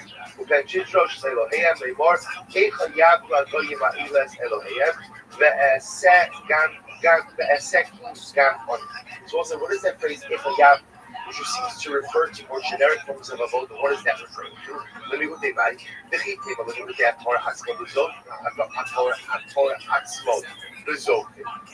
say what that means is someone who defecates on an idol.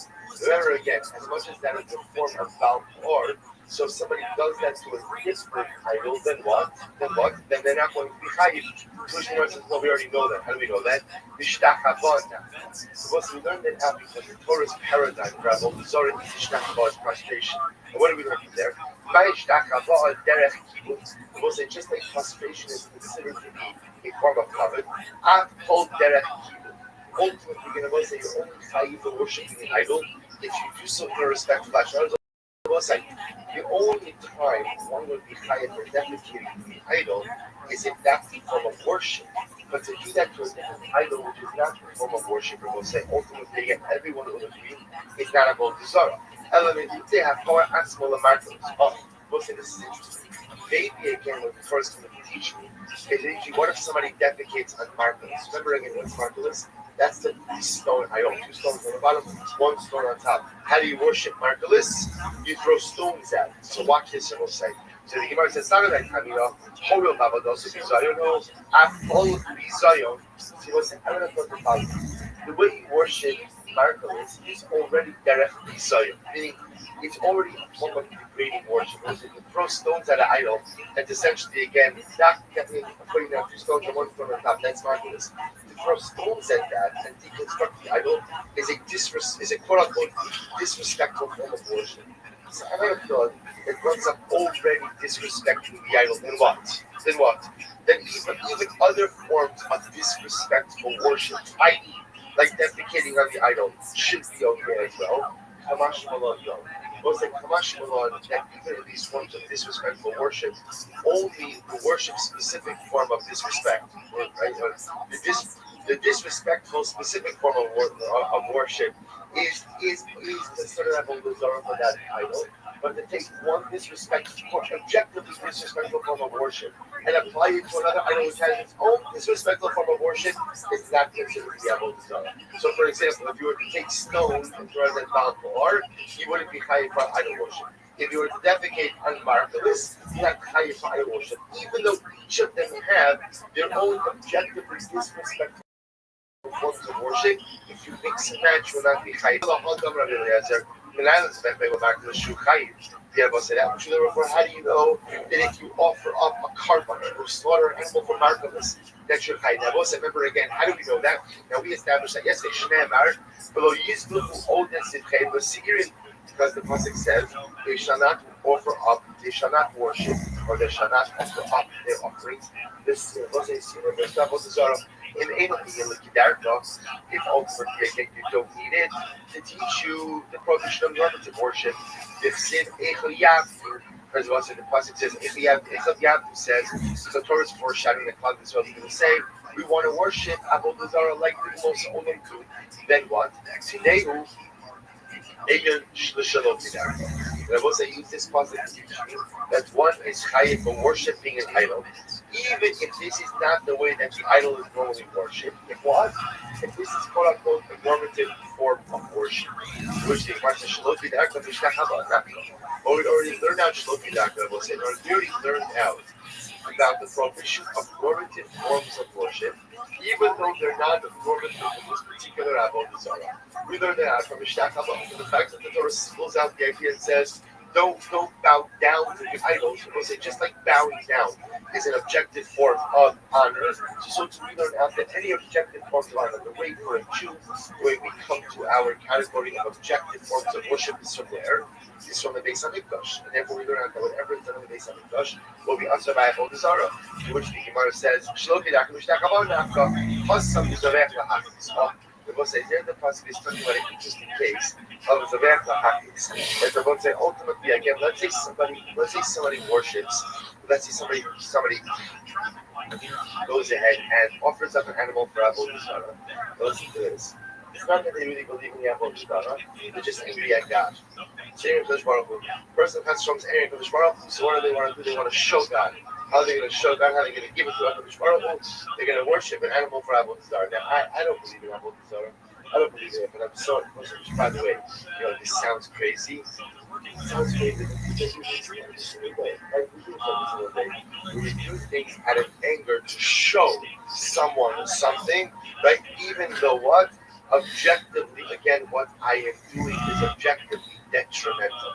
Right? There was an incredible yesod. So what happens? So the Gemara here for the pasuk, so also it's extra pasuk teaching me that even if somebody serves or offers, even if someone offers up a carbon to an idol, lahachis, which I will say again, I don't believe in the Avodah Zarah, but I'm just trying to give it to HaKadosh Baruch Hu. It's one is the chayiv for Avodah Zarah for those sorts of fashions as well. Rav Hamnuna Irkasuli Turi, because Rav Hamnuna once bought some of his oxen. Pogabei Rabba. So Rabba bumped into him, and Rabba said, "Can I ask you a shayla?" Rabbi Kamuna said, "Sure." Rabbi Leivas Disina Hadadi. He contrasted two Mishnayos. On one hand, it says, "Tnan ha'obed avodos kochavim, ha'obed avodos kochavim, obed in Omer lo." So on one hand, the Mishnah teaches me that if one worships avodah zarah, one is chayv. So what do I see from there? Obed in. It's dafka if what? Dafka if I'm serving the avodah zarah.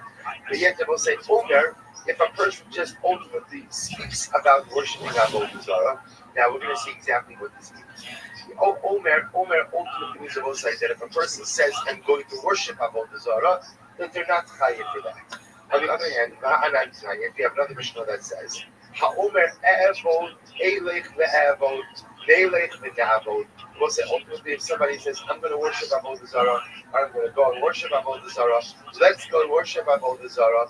So ultimately, again, that is going to be high. So we'll say we see over here that a verbal statement of intent of worshiping avodah zarah makes one higher for idol worship. So again, we have two contrasting Mishnayos. The first Mishnah seems to indicate that only if you manage to worship avodah zarah, it's going to be higher. Yet the second Mishnah seems to indicate that even if what a verbal declaration of intent to worship idolatry will be high. So we'll say, I know what you're thinking to yourself. You're thinking to yourself, but 1 second, how can you ever be high for an Avera if you don't actually do it? Just because you have verbal intent. Remember, avodah zarah is the same way that if a person has machshav, let's say I have intent, tit chazim. I have intent, tit chazim. We'll say, what's the status of that intent? Nothing. First, yes, intent, machshava for avodah zarah is chayv. We'll say, in my mind, I pledge my allegiance to Baal Ka'ar, right? Chas v'shalom. In my mind, I pledge to avodah zarah. I am chayiv that machshava. So we see already that avodah zarah is in a category in its origin, which makes sense, by the way, hashkatically as well, because avodah zarah represents a fundamental relationship trespass against HaKadosh Baruch Hu. The rules are different. Therefore, again, we have a Mishnah that says that if a person says, "I'm going to worship avodah zarah," let's go worship avodah zarah. I'm going to walk to worship avodah zarah. That is chayiv. So we contrast the Mishnah. One mission says I'm going to worship. Second mission says I'm going to even if I say I'm going to worship. Where's the answer? But Omer, Eni mekablo alai ela ba'avoda. So Moshe Rabbeinu responded.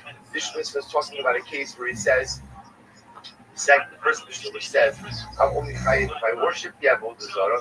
He says where a person says I'm only mekablo upon this avodah zarah upon myself ta'avodah. He makes an explicit statement that I'm only going to worship this avodah zarah through the actual avodah. Okay, Rabbi Yosef Amar, Kenai Shakalta Me'avot. Rabbi Yosef says, I don't think you remove all of the Torah from the world. After all, tonight, this is my focus. This Sanya, Ha'omer Ba'o Ba'avuni. Listen to this. Let's say a person says, I want to make myself into an avodah zarah. So I say to my family, I say, why don't you all come along and worship me? Come along, great, come. Let's not waste time with idols. Let's just worship me. Now, the Meir says that ultimately, again, I'm going to be tired. Rabbi Yehuda Poter, and Rabbi Yehuda says ultimately again that I'm Poter. I'm both saying when Rabbi Meir says I'm chayiv, he's talking about me. I'm saying to my family, come worship me. Let's make me the avodah zarah. I'm going to be chayiv as a mason. So also it turns out a mason. Mason is someone who entices or instigates someone else to worship avodah zarah. So the basis is chayiv, ultimately again for instigating. So the Gemara says, I make myself an avodah zarah. Meir says chayiv, but I do the poter. So the Gemara says, hey, chaz the palku. So if people actually worship me, if I actually get people to worship me, everybody agrees that what? That I will be chayiv. Obviously, people who worship are also chayiv, but I think it's to get on chayiv as well. Because I was listening to this, but it's actually an incredible drush. Once it says, do not make for yourself a pesel. But also, that is what? Do not make the lecha, do not make yourself into idolatry. Keep thinking, so we'll say, where do they argue? Ultimately, again, I will say, what happens if I try to entice people to worship me as an avodah zarah, but ultimately, again, they don't listen to me. So what's the status then? Am I chayiv or was I or not? So Rabbi Meir suffered the word of no seed. Rabbi Meir says the act of people, the act of me trying to entice them to worship me is in and of itself an actual act. And therefore I'm going to be chayiv. Rabbi Yehuda suffered the word of no seed. Rabbi Yehuda says no, speech is insignificant. The fact that I tried to get them to worship me, I'm obviously a bad guy, but it doesn't make me chayiv for Avodah Zarah. Other of Rabbi Yosef, lab no sikita. Rabbi Yosef came along and said, you know what, that which we said before Avodah Zarah is in fact not significant. How so? That Rabbi Yehuda, even Rabbi Yehuda will say Avodah Zarah that just people trying to entice people to worship me as Avodah Zarah, I'm also going to be chayiv. Why? This man Rabbi Yehuda Omer, the Olam eno chayiv ad sheyomar e'evod elech ve'evod neilech ve'ne'avod. Because even Rabbi Yehuda says that a person will be chayiv for Avodah Zarah if he says, I'm going to go worship, I'm going to go and I'm going to worship, I'm going to go and worship, let's go and worship. So I can begin, I will say. So what ultimately again are they arguing about? The basis yatzmo. I will say ultimately what they're arguing about is the following. What happens in a case over here where I try to convince others to worship me as Avodah Zarah? I try to make myself into the idolatry, and I try to get other people to worship me. But I'm relay in. I will say, so imagine this case. I'm talking to my Hebrew, I tell them, listen guys, let's cut out the middleman, just worship me. Right? Just worship me, I'll be the Avodah Zarah. And they say, okay. They say, okay. So I'll say, now, what is the status now of everyone involved in this picture? Right? So what's my responsibility now? And what is the halachic implications of their okay? So says the Gemara, Mar Sover, basis the Atzmo, Shamilei, Ve'indik Amrilei Kushtu. So it's one of the old that ultimately when I entice other people to worship or instigate those worshiping as a Avodah, I am chayiv as a basis. I'm chayiv as an instigator. And they're okay, we take that seriously. And we assume that means that they're going to worship me. And therefore they're chayiv for that expression of intent to worship Avodah Zarah. Umar Savar basis the Atzmo, Lo Shmiyalei. We'll say others say that no, that the mice, again, these guys are not going to listen to me. They're not going to take me seriously. And therefore what? So the Gemara says, Neymar Amri, Lo Shmiyalei, Neymar Amri, Naishna Umiyan, done. Because it was, it's an amazing thing. People worship an idol, but they're not going to worship another person. Why? Because they're going to say, well, I should worship silver, right? He's no better than us. And therefore, what do they say? Okay. They will say that yes is not really a yes. Rather, what is it? It's sure. Right? That's not what the Avodah Zarah endeavor. They make fun of me. Right? They make fun of me. And therefore, again, there's no I will say ultimately again, so how do we reconcile our Mishnahs? Remember, again, about the way we started this particular discussion here is by contrasting the two Mishnahs. One seemingly indicating that I'm only chayiv ultimately for what? For actual worship of Avodah Zarah. Whereas one indicates that I seem to be chayiv even for a verbal declaration of intent to worship Avodah Zarah. And I will say one piece is talking about the individual who's trying to instigate others to worship Avodah Zarah, and one is talking about this group who's trying to instigate another group. So ultimately, what I will say, when it's a yachid, so the people are being instigated ultimately against. Excuse me, I read that wrong. It's yachid hanises, which is one person is being instigated versus a group who is being instigated. So yachid lomimra, a person is not going to consult one individual, is not going to consult with others. And therefore, again, ultimately, people make the mistake in following. People don't know that's right. I will say a group will consult with one another. I will say, in general, there's a concept that that when you consult with a group, the hope is that there's collective wisdom. So when a person is just acting alone, sometimes in one state, and the vision of bed with their mistake, it's hard to get this switch work. When a person is part of a chevra, even if they made a mistake initially, hopefully again, they'll be collective wisdom. But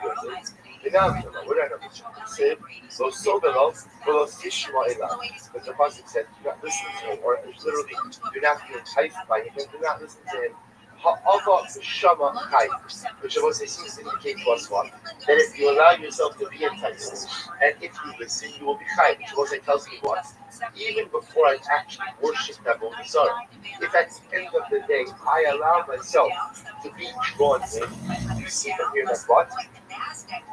That even a willingness to listen to idolatry, a willingness to be enticed by idolatry is in and of itself what? But listen, I will say one of the good, you will see the only time you put the depth or the person is doing that by idolatry is when you actually worship. What you are discussing with the Rebbe is that there's still a certain oraisa for even just contemplating worshiping Avodah Zarah, or even just having an intellectual, cognitive commitment to worship Avodah Zarah. His Rabbi raises a kasha, Misha Eno, Misha Eno, I'm sorry,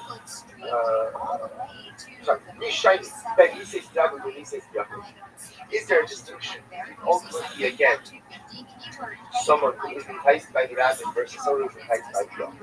God, I don't get the concept says, he is Siska Afifa Ben Nechon, Akos Yofis, and he says the Akos rabbit and he says, well, said ultimately, again, you said there's no distinction whether or not this individual was enticed, but there's a rabbit who's enticed. But always say Akos Yofi Nikla Rabbit, the rabbit Nikla Yofi. And I've also consequently look at them at the conditions of the enticement for Avodah Zarah. Isolate Yachid from the rabbit from the Yachid household. Yachid Nikla Rabbit, Lahachir al Bufo, or Lahachir al Mamono. So we'll say ultimately again, the individual is reckoned differently from the collective value. That if an individual is enticed to worship Avodah Zarah, and he indeed does worship Avodah Zarah, we're Machir al Bufo. What's the Machir al Bufo? Put the death and house into the death with skila, right? So skila is considered to be a more comforting form of death. We have Mahaka al Mamono. We'll say if a person worships Avodah Zarah, so he's Christ Avodah Zarah, so he's put to death by skila. But what happens to his property? His property is left alone. Don't destroy his property. On the flip side, Rabbi Neklal Yochid, the Torah isolates the collective of the individual. Lahaka al Mamono. Say that when they are put to death, how are they put to death? Through side through a sword, which was considered to be a full side, considered to be the most held form of execution. And yet what? Ulachachir al mamona. Yet I will say on the flip side, the master ultimately on their mercy. Remember again, what happens with God was the most classic example ultimately of a rabbi who worships Avodah Zarah is the Ernie Dachos. And what happens to the Ernie Dachos? Destroy all the property. Whenever there's a collective who worships Avodah Zarah, although they are given a quote unquote more lenient form of death, they are given a more macro sentence that their property is destroyed. To which the Gemara says, so we'll say it's only in this distinction in terms of the manner of execution and destruction of property that there is a distinction between the Yachid and the Rabbi. About the whole meaning he had done, and I will say regarding all other matters of Avodah Zarah and halachas, they are treated the same. Rabbi, Kambenises Midiatzmo, Kambenises Midiatzmo. Rather, what's the distinction between the two missionaries? One is talking about give a person who quote unquote self-entices. He entices himself, that's what he says Midiatzmo. Kambenises Midiatzmo, versus someone who is convinced to worship Avodah Zarah through others. You must mimic Midiatzmo. We'll say, now it's the flip dynamic of a flip dynamic. Like the flip reality of the dynamic. So like a person is enticed to do something as part of a group, so the assumption is wrong, they're going to follow the group, they're not going to break into the group. On the flip side, I'm sorry, I skipped it off. Alright, once I saw that when a person convinces himself to do something, he could just as easily watch. But rethinking and convince himself not to do it, if the Akhir is very bad side, once the person is part of a group, so it's hard to break the ranks to the group and change them and just follow that dynamic. I'm not buying it. Where do I know this dynamic, this distinction between this dynamic? So you're going to consider those sovereign those Sishma Ilah. Do not be enticed by him and do not listen to him. However, the Shama Kais. Yet we'll say, what do we see? Listen. You have the intent to worship Avodah Zarah, then ultimately again you will be enticed. Rabbi Amar, Rabbi says both are referring to ultimately one who is enticed to worship Avodah Zarah for others. Hag Amalei, Kach Opelas, Kach Shoseh, Kach Madiva, Kach Maria. So Hag the Lo Amalei, Kach Opelas, Kach Shoseh. So listen to this. So now the Rabbi makes another interesting distinction. This is other distinction, when I will say what, when it says individual, this is how the item drinks, this is how it does good, this is how it does bad. And I will say that's the case where ultimately once the word is describing the actions of the idol, where it's clear that a person's intent is ultimately to carry through on the worship. Versus the other case where a person will not speak about the attributes of the idol. In that case, I will say it's possible that it's possible that the person will not carry through on his intentions ultimately to worship. Amarav, so Rabbi said, well, said first, I think the first white line, some of the things. From where do I know this? It said, Me'ilo Heha Adin Asher Sidivo Secha, HaKrovim Ela, Mali Krovim Mali V'Torah. We'll say, why does the Pasuk make reference to where the Torah is speaking about? Taking us ultimately again against the prohibition to worship idolatry. So why does it say ultimately again from the gods of these nations who are around who are close to you? What does it matter if you have older daughters close to you, have older daughters as far as children is concerned? This is what it means to say. So shall proving half above not such shall the in other words, what it means is the part that if you want to learn about Avodah Zarah, pretty much Avodah Zarah is Avodah Zarah is Avodah Zarah. To learn about the ones that are far away from the attributes of the ones that are close. My love, the Amalek, Kach Okeles, Kach Shosef, Kach Mativa, Kach Maria. So what does that mean? That means that ultimately, again, the process of beginning to extol the virtues or discuss the virtues of the Avodah Zarah, ultimately, again, is itself the beginning of the process of worship. Shemamina indeed see that this is the beginning. So we'll say, bottom line, what do we compel to here? So first, I will say just a couple of very important things. Number one, what we ultimately see is that Before Islam builds up, so first of all, again, an expression of intent ultimately to worship Avodah Zarah will not make you chayiv for worship. That's the one having that asking. That's imposed. Even though again it's usher, it will say any expression of allegiance ultimately to worship Avodah Zarah will be usher. But a verbal expression of intent to worship will not make you chayiv for this Avodah Zarah. That's number one. Let's say number two. Has to ultimately again the hashkiram la'avodah, which is we'll say to have in mind that you're shifting it out. And you don't have in mind as a shlita should be for avodah zarah. What you have in mind is you're going to sprinkle the blood for avodah zarah. The fact that you're going to use some part of that animal for avodah zarah makes the animal what? Asr ba'anah. Now, have the shita, even though what your intention is not to, I'm not shifting it for avodah zarah, but I'm going to sprinkle the blood for avodah zarah. You constantly opening the image of Yochanan that makes the animal ba'anah right now. Again, I wasn't on a technical level. I'm not trying for avodah zarah. Why not? That I didn't do it yet, but because my intention ultimately was to use the blood of this animal for avodah zarah. Even though again I didn't use it yet, that makes the animal asr ba'anah now. And again, our three category distinction by different avodos of avodah zarah, like we spoke about at the beginning of the year, still remains a fine. We're not going to unique, but how only avodos will come to the avodah zarah. What's an interesting case? Let's say somebody goes down and worships avodah zarah, they avodah u'miyira. So what's the original meaning? About a 12 out of the Rashi says, it will say 4 lines, 5 lines before Rashi gets right. We have a Mira, they have us, Alkus, and Miras, Algabro, Kasha, Babalibo, Alokis. And worship Avodah Zarah for love. People do a lot of things for love. People do a lot of things for fear.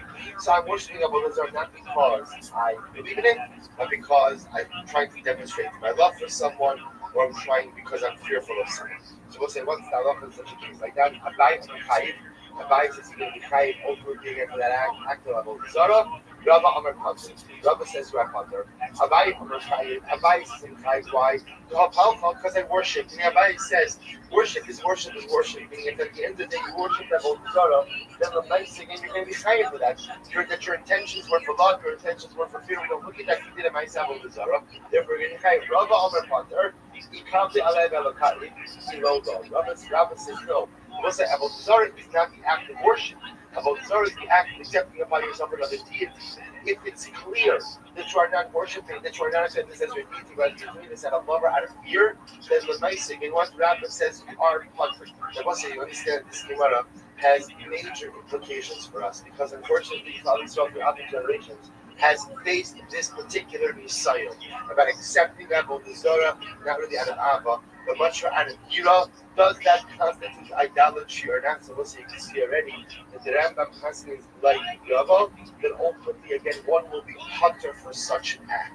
Now, how this stems ultimately again with the Harikal Yam, the fact that Avodah Zarah ultimately again is one of the things for which you need to give your life sooner than worship. So again, so he's going to put that on our list for future topics. But again, I will say, but at least you understand why if someone, because I will say again, we have much halakhic literature of people who accepted idolatry of themselves rather than until they accepted it out of Iraq. And again, much halakhic literature dealing with how you go ahead and deal with such an individual within the Jewish community, what you deal with. I will say, the fact that I'm not constantly like Rava, that if somebody worships out of fear, that's not considered Avodah Zarah, as Avodah Zarah means accepting of your deity.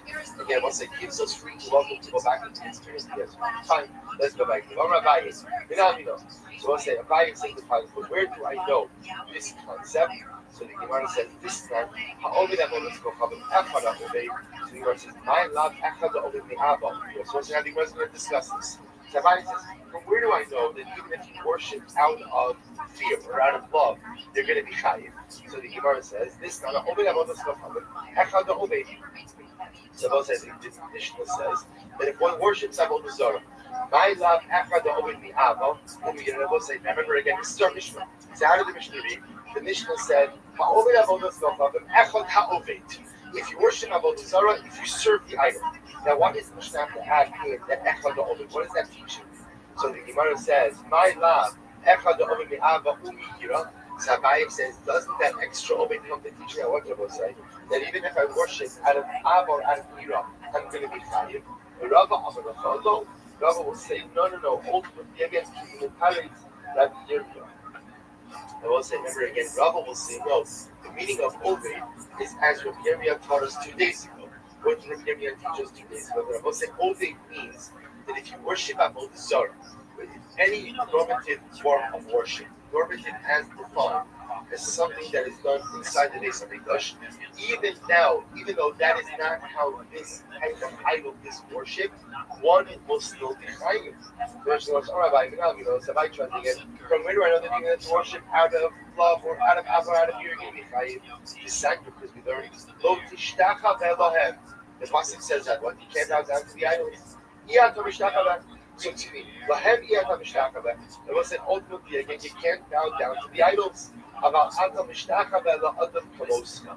But Abaye says we learn out that what that you can go ahead and bow down to someone else. So we'll say you can't bow down to an idol, but you can bow down to someone else. And I will say that the Pashto is a sign of respect. You can't bow down to another sign of respect. You can bow down to another person as a sign of respect. The second level says you can bow down to another person if he treats himself as an Avodah Zarah. Haman treated himself as an Avodah Zarah. He thought he was a god. He treated himself as a god. So I would have thought that you can even bow down to someone like Haman who treats himself as a deity. The Pasuk says that what? No, you may not serve them. So we'll say, what do you see from here? Haman, Yira Haman. So we'll say, so right, so Abaye says, so what do we learn out from here? You can bow down to another person as a sign of respect, but you can't bow down to another person as a sign.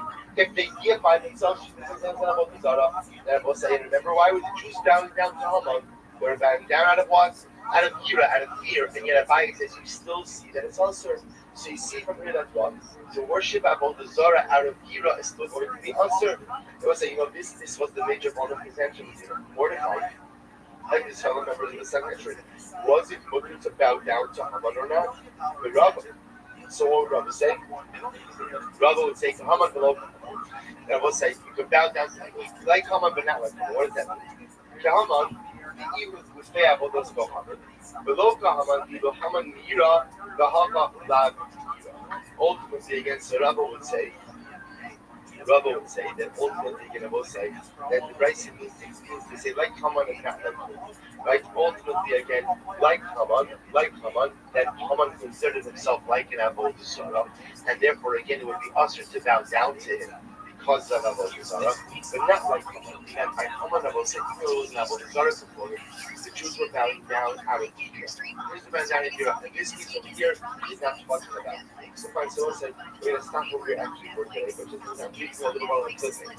Meaning, we're living in the middle of this abundant list. Remember, this is an incredible, you saw this in the Flokas, Abaye and Rava, about whether or not, one, what is the halacha, or what is the liability when somebody worships Avodah Zarah out of Yira, out of fear. Abaye is saying ultimately again, it is still considered to be Avodah Zarah, your chayiv, versus Rava, who ultimately says that you are fucking. That's usually mentioned, we'll say, we'll see.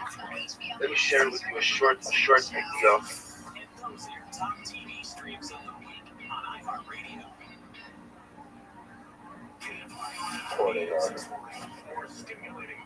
Anything you have to say about the sponsorship, any other those short things, any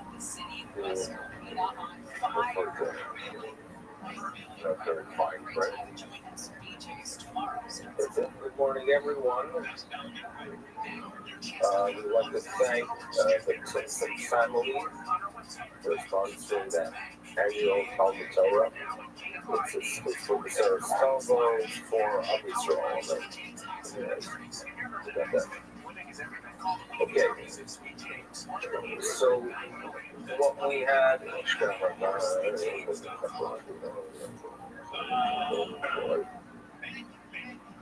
That's the word entering KYN640.com. If you maybe get an email, check spam folder. What we had yesterday. So brief reminder. One of the statements we make in the morning, Mido Shaton Director's Plan, what Rabbi Rothschild tells us, Davar Shahaya the cloud. So Yatsa B'Chlal L'Lamed, Lo L'Lamed Al Atzmo Yatsa, Ela L'Lamed Al Kol HaKlal Kula Yatsa. In other words, for example, the Torah is warning us that when it comes to Avodah Zarah, and the Torah warns us that to go ahead and slaughter an animal for Avodah Zarah Zvicha is obviously a violation of the Torah because you are worshiping that Avodah Zarah. Now, what happens with that specific force or deity or that Avodah Zarah is not worshipped by slaughtering animals, right? They're very ethical. They only take tofu. They don't like meat that Avodah Zarah. So what happens? In other words, if I go ahead somewhere in the West Coast and find an Avodah Zarah, and the person decides to shecht an animal, but that's not how it's worshipped in that society, it's still a violation.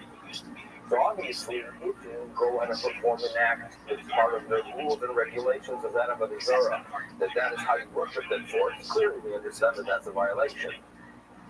But what happens if it's Zvicha, the slaughter of such an Avodah Zarah? So the Torah tells us, listen, don't do it. If it's not the way that force is worshipped.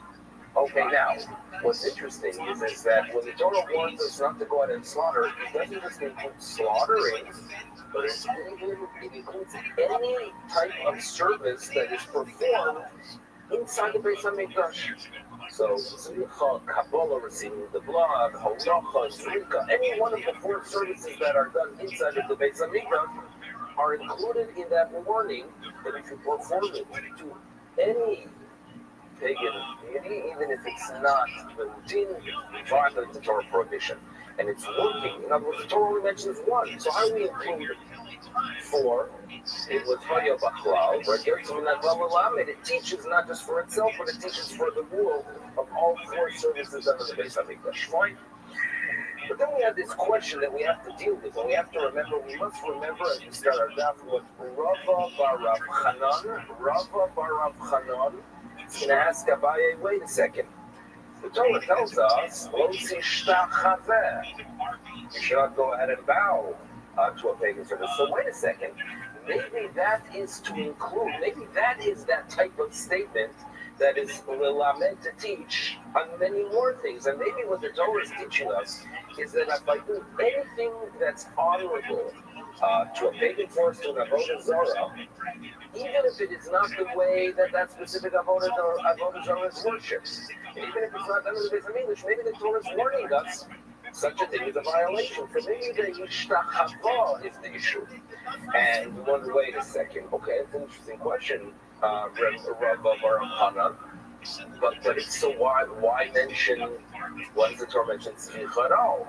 So what we had in the top, the bottom of the Samach of the base, and now in the beginning of Samach Aleph, is that perhaps, and that's what we are told, what we are being taught here is the chashmin la'avoda la'avoda. In other words, you find by Kachim, there's a thing called Mashava Spiegel. So in a couple of years, we get this often. And one of the things we're going to discuss is the fact that you have to be very sure when you perform any of the services in the Beis Hamikdash that your mind has to be operating with the understanding that everything will be done correctly. And if I go out and shecht an animal, and I have intention to go ahead, and I'm doing it with intention to perform a later service of it, for example, eating the meat, or sprinkling the blood, doing it in an improper way that should not be consumed by those who are designated to consume it, or to sprinkle the blood outside of the Beis Hamikdash. So there are the sugyas we're going to be discussing in the future here are known as the sugyas of Masech, of Machshavas. Okay, I thought that's appropriate. Now, what we're going to be discussing is, let's start off with the last line and a half of Samach of the page. Hashochet behema. Let's say a person slaughters an animal. So now we're going to be applying those concepts of machashmin la'avoda, which means I perform one act with the intention to have a damaging effect with a future, a service that is going to be coming in the next stage. Okay, so the discussion here. In other words, my shechita is not with the intention that I'm doing it for an avodah zarah, but I do have in mind that when I shecht, that the sprinkling or the haktor or the offering of the limbs should be done for an avodah zarah. Okay, I shall be paying my lease of them for avodah zarah. To offer it for the fans for avodah zarah. Rabbi Yochanan Omar Asura, that too is considered a violation, and Rish Lakish of Samach Aleph Omar Muteres. And what the Gemara discusses is the fact that could be. So again, we're going with what Rabbi Rothschild is telling us, that perhaps Ishtachava is to teach us that any honorable service is included in the warning, even if that specific avodah zarah is not worshipped in that way. And if we look at that approach, we ask, but wait a second, what is the word, what is the teaching of Lo Tzisbach teach us? Maybe Lo Tzisbach is to teach us that what? That Mechashvin Ma'avoda La'avoda, that even if I do not have an intention to be able to have a result with the Shechita, but when I shecht, I have in mind to perform either the Srika or the Hakdara, that too is included in the warning. So the Lord tells us, how do you apply everything we look at according to Rabbi Yochanan? Because according to Rabbi Yochanan, when by Kachim we know that Mechashvin is Ma'avoda La'avoda. So you don't need a verse when it comes to Avodah Zarah to warn us. Because if by Kachim, it's in the Beis Hamikdash, the concept of Mechashvin La'avoda is effective, so obviously it would apply on the dark side in Avodah Zarah. All other Rish Lakish, but according to Rish Lakish, that when it comes to the Beis Hamikdash, it's not really a violation when I perform one act with intention of doing something wrong in a future act. So maybe the word Tzricha by Avodah Zarah is to teach you that Mechashvin La'avoda is by Kol, and in the verse. Now, or the words in Abdul Maski for a proper says, the Torah tells us the truth is you got it wrong with proper claims. Because what Papa is going to tell us, the Rabbi Yochanan lo by Kol, you're telling me that for Rabbi Yochanan, I don't need the verse because I can learn it from Kachim, from how the service is done in the Beis Hamikdash. But that's not so. Ad kan lo ka'ot to Rabbi Yochanan, because when Rabbi Yochanan tells us in the Beis Hamikdash, a thought by Shechita to be effective right? Even if it relates to a future service, but Yochanan is only telling us that the animal becomes prohibited. He was not talking about the person. What about Kaplan? He doesn't get the death penalty. In other words, don't tell me that for Yochanan, right, everything is clear because according to Rabbi Yochanan, I can learn it from Kachim. That's not true because in Kachim it's talking about the animal. By Avodah Zarah, what are we talking about? The person, okay? But also crossing in the person, which is the Gavra, to state that the person who goes ahead and performs performs Avodah Zarah with a machshava from one service to another service, then he deserves the death penalty. And certainly the question could be asked the other way around. And according to the Shlokish in Bible, it's don't need it. For the Shlokish, we might read the verse, but that's actually not so. Because Askala, the Shlokish, is by Kachim. The Shlokish holds that a machshava from Avodah to Avodah is not effective. The Shlokish only talks about the behavior, about the animal. Avodah, but we would agree that a Gavra bar Kaplan. And if you ask, wait a second, how is it possible that the Shlokish is of the opinion that when it comes to Avodah Zarah, that if I have one a dog which during Shita for something in the future, that the person deserves the death penalty, but that item that the service took place regarding is permissible. Is that possible? Do you ever find such a thing? That a person doesn't have Avodah Zarah, the person deserves the death penalty, but the object itself is not prohibited. You find that? Well, we do actually. We do have a if the person bounds to a mountain, what do we learn? The low head that we are told that it's slow, that all the pagan nations would bow to mountains, and the Gemara Darshan, that although, right, the Avodah Zarah was placed on a mountain, by bowing to it, you prohibit that item, but the low that if you go out and worship a mountain because it's connected to the ground, they don't have the ability to prohibit it. So if a person bows to a specific mountain, he himself violates the prohibition of Avodah Zarah, gets the kapla gets the death penalty, but the mountain itself remains permissible. So what do you see? That it is possible that you could have a situation that the person himself gets the death penalty, even the item is mutter. So when a Rishon says that when you have one machshava, but you have a machshava that is true for something in the future, that doesn't mean that the person does not get the death penalty. Perhaps he does.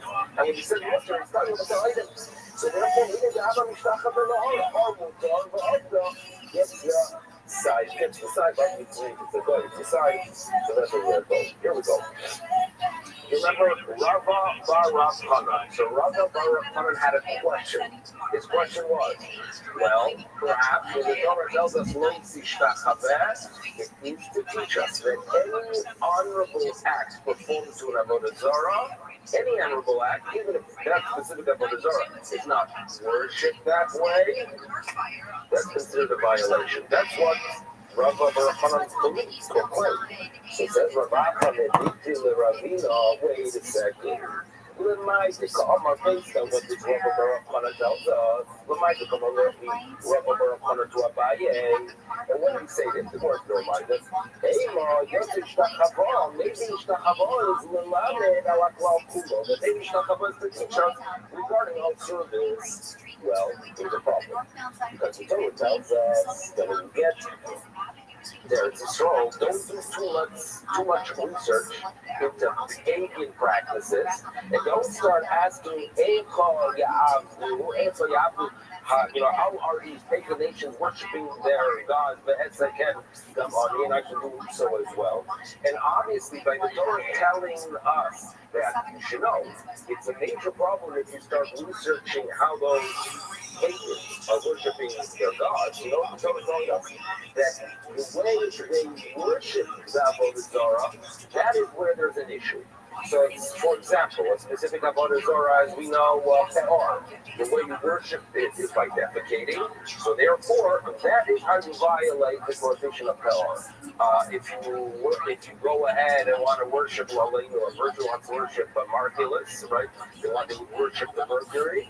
So the way it was done is what? By throwing stones. So obviously the Torah is telling us that the way to violate the prohibition is performing specifically the acts that were designated by that cult, right? By those Oklahoma.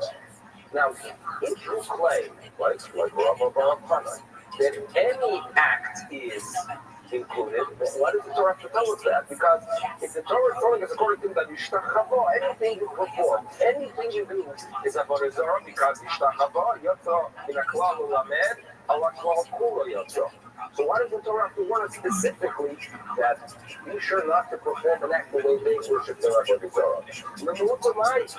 Okay, well, if you claim and if you're going to claim, then seems to exclude Hapoer, Atzmon, and Zoskin, and actually have a more normal mainstream Avodah Zarah, that they slaughter animals to worship that force. And you go ahead and say, you know what, I'm going to worship it, and I'm going to take the practice from Peor and defecate in front of it. And maybe the Torah is telling us that that's not considered a violation, because defecating is a very odd way of honoring a deity, so therefore, the Torah is telling us that's not included, because it has to be Hashtachavon, which is honorable.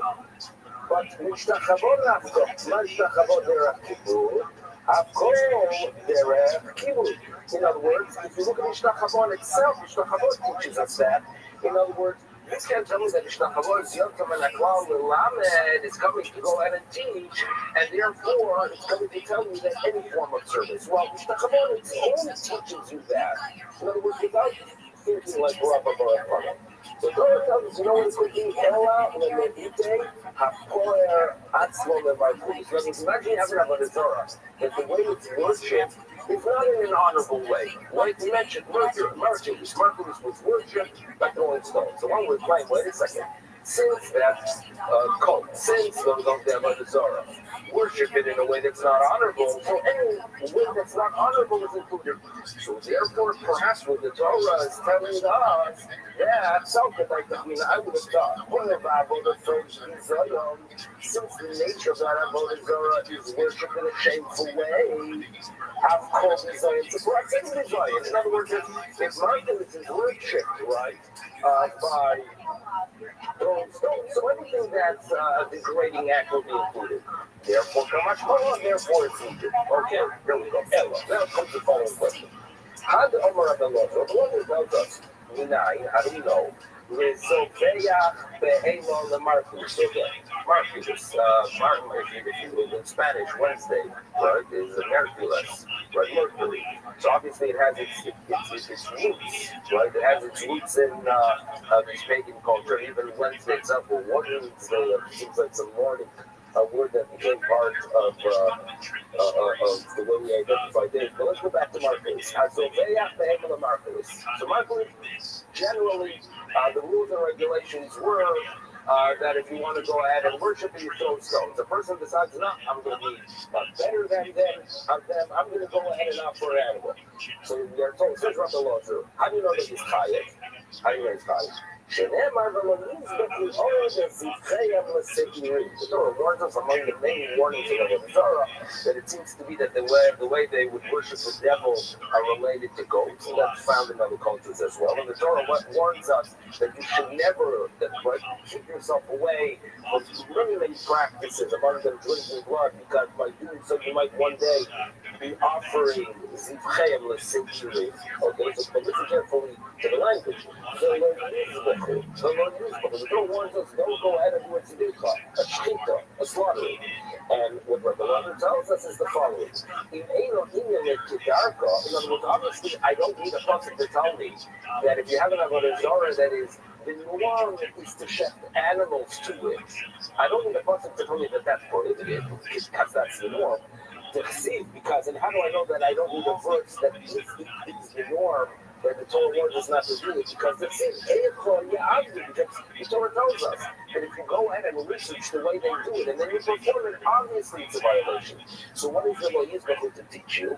Today, the Torah is warning you that even if it's not the norm, meaning even if that's not the way they worship, still.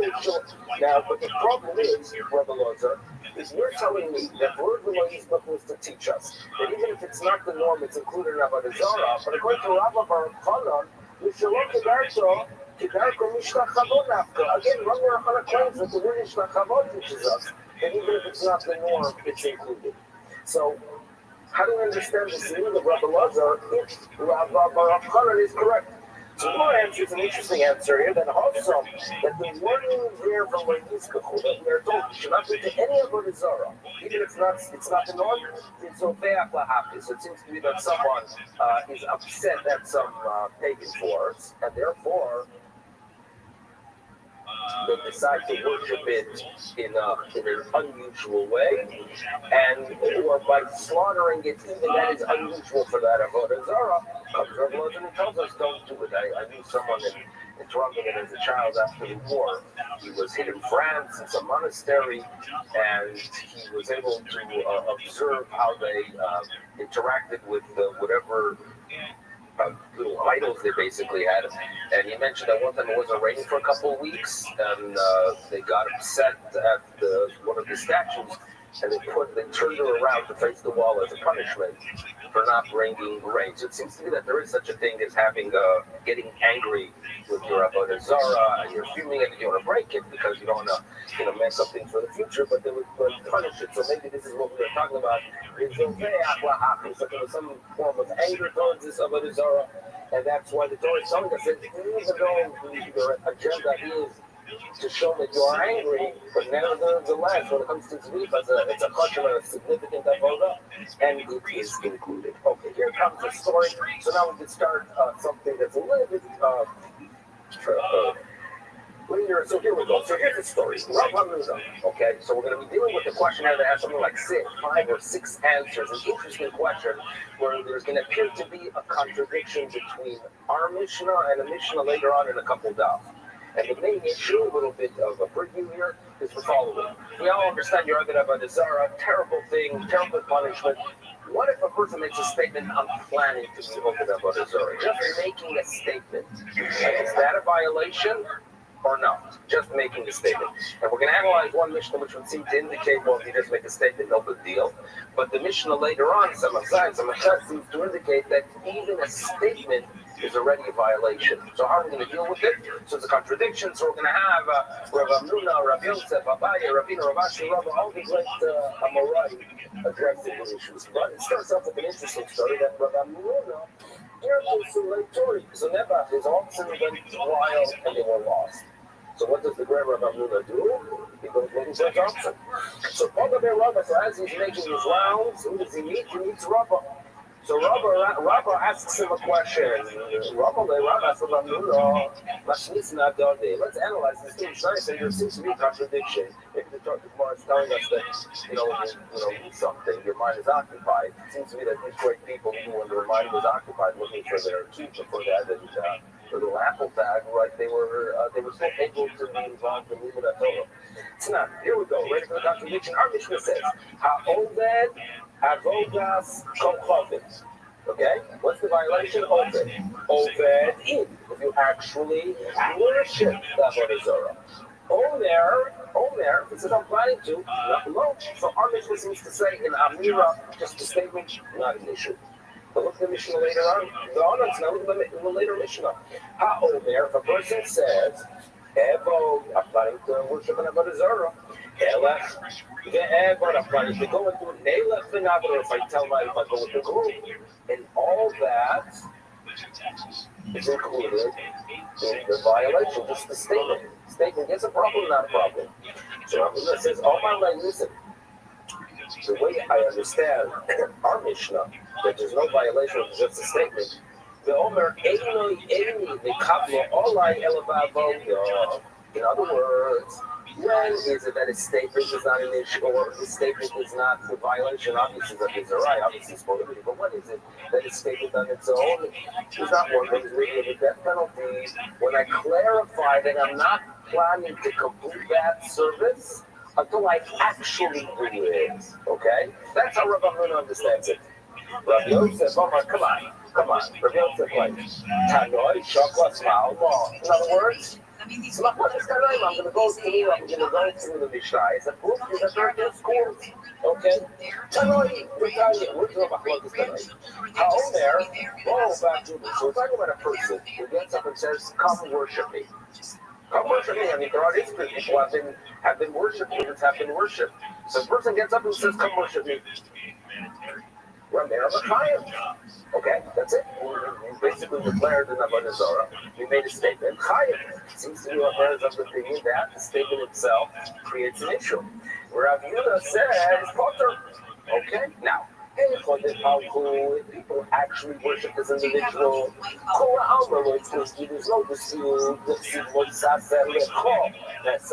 And the way we learned, what we read yesterday, don't make yourself into an idol, right? Don't make a human being into a god. It's something that we have to be very careful within our culture, where the Baruch Hashem are taught to respect great rabbinic leaders, but we have to always be careful not to cross that line, to go ahead and worship a human being. Because the Torah tells us, to make a human into a vessel.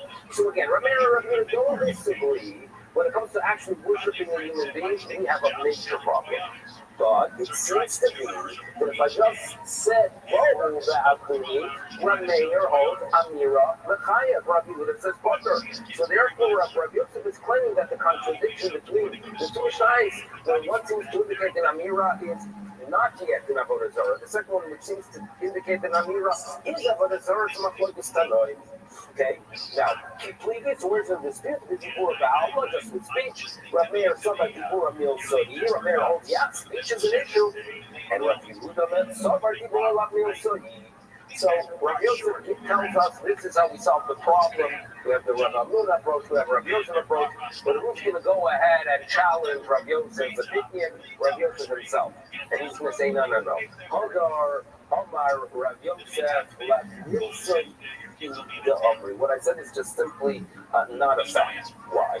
I have no doubt that even Rabbi Yehuda agrees that in general people are not really chayav, that Rabbi Yehuda is not the opinion which only a person is chayav. The Tani Rabbi Yehuda because when it comes to a maces, when it comes to someone that is encouraging others and inspiring others to worship some kind of a pagan force of Avodah Zarah, Achio, Mar Evo, Elef Levo, Nelef Benavo, Rabbi Yehuda is in agreement that speech could be a complete violation. Okay? So therefore my answer is no good. Now, and if you ask, wait a second, so what is their dispute? Rabbi and Rabbi Yehuda do disagree about a person getting up and saying, worship me. And Rabbi Yehuda seems to say that it is not yet a violation. Well, there it's unique because it's a person. They might come from me. When someone is inspiring others not to worship some kind of distant force or Avodah Zarah, but rather when a person is trying to inspire others to worship himself. Now, what did people say? The overlay, right? The person gets up, Rabbi side, right? I'm a higher entity, please worship me. And everyone says, yeah. How do you understand the heat? The overlay. And there isn't just coming to it. Mar Sovar, number one, is Macy's La'atzma. Shmili, yeah, they do it. The Amrele Kushto, in other words, yeah, it's a yes. And that's the problem. That as soon as they say yes, it's a commitment and it's an Avodah Zarah. Because everyone agrees that speech is an issue. But why would someone say that? Perhaps not Umar Sobar, on the other hand, Rabbi holds, Mason's last, people don't tune in. When a person gets up and says, worship me, what do they say? Yeah, sure. Okay, fine, then go fly kite, what are you? Because Neymar Amri, what people say, human nature is, why should I be always in it for me? He's a human, I'm a human, right? Why should I worship him? Why should I you? I'm a man, So why did they say yes? The answer is, yeah, sure. Yeah, we're going to worship you. Right? That's what they'll basically say. So therefore, Rabbi holds, in other words, Rabbi in general holds that when it comes to speech, a statement that I'm going to worship Avodah Zarah, it is included. It's there regarding a person that's different because they're thinking themselves, he's a nut. I think he has worship a human, I'm a human as well. So how do we hear that Mishnah? Bottom line is, the answer just got rid of his own answer. We still have a contradiction. We have a Rabbi approach. What about Rabbi Rothschild? We're not listening. There's a difference. So here we go. Kan, Yechid, Anizaz, Kan, the Rabbi Manisasi. So the difference that can be presented now is the difference between individual being approached and multitudes. What's the difference? So we say the following. It's one individual is approached. And so, he develops a relationship with this guru, and he tells him to go ahead and work with support. Once he says, yeah, I'm going to do it, he makes his will. He's not going to back up. He's quite less right. And therefore, even speech itself is a violation. But rather, when it's a guru, we assume that among them, one of them is going to start questioning it, and therefore, Rabbi, people with a statement of a commitment, it's not yet enough of his Zohar, because they're going to start asking one another, wait a second, well, what does this guy want? Is he normal, right? Does anyone know if he knows what he's talking about? So therefore, odds are, meaninglessly, they're going to rethink it, the local back way, and therefore, that's where that's how we have an answer to deal with the contradiction between the two Mishnayos. Now, listen, let's go to it. I'm here for we don't realize that. Let's see. Look at the language of the Torah. It's only singular. Let's have our nose and then Sishma and love. Ha'ava is Shama Chaya. Because it's singular. That by just listening, yeah, that's only singular. It's a book. The whole system is different. So when Lincoln says someone who's going to question about you, she's evaluate, Shani is really different.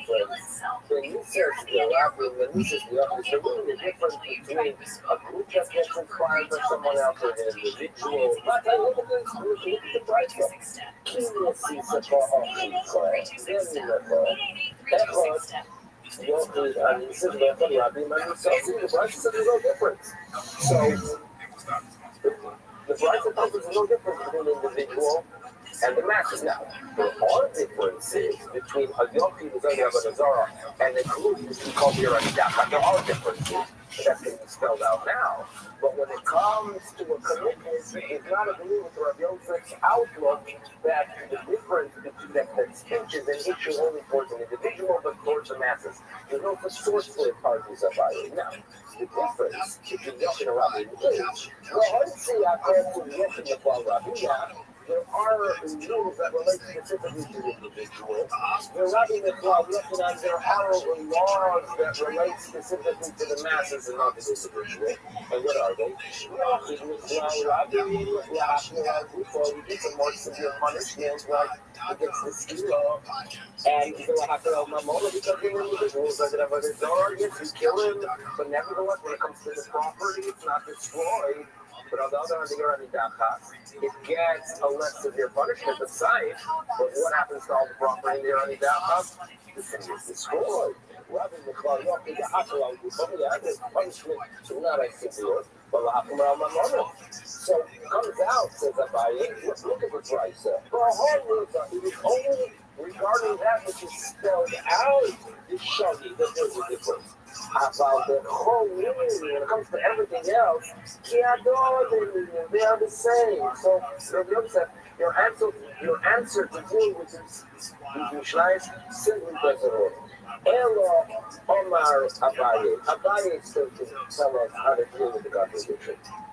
Kan benises mefiatzmo, kan benises mefiatem. So Abaye can offer that the difference is between someone that is inspired by himself or by others. He explains. Mefiatzmo, the person, people have often within their head back and forth.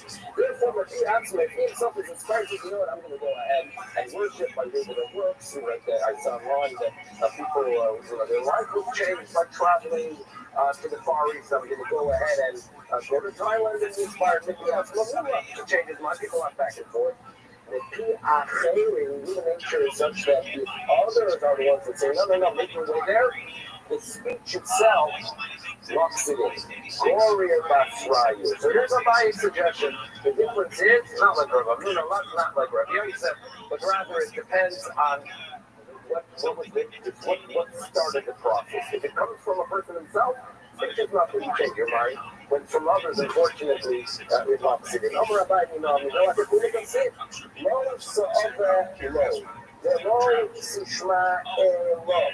Okay? Also, the Shema to another person, right? The language is quite simple in the Torah. Torah warns us don't go into that person and don't hear his words. His words already are a violation. What are the words of violation? If it comes from someone else. That's a biased approach. Next, who wants to deal with the contradiction between these two sides? Next, the story is obviously the Rama Amar. I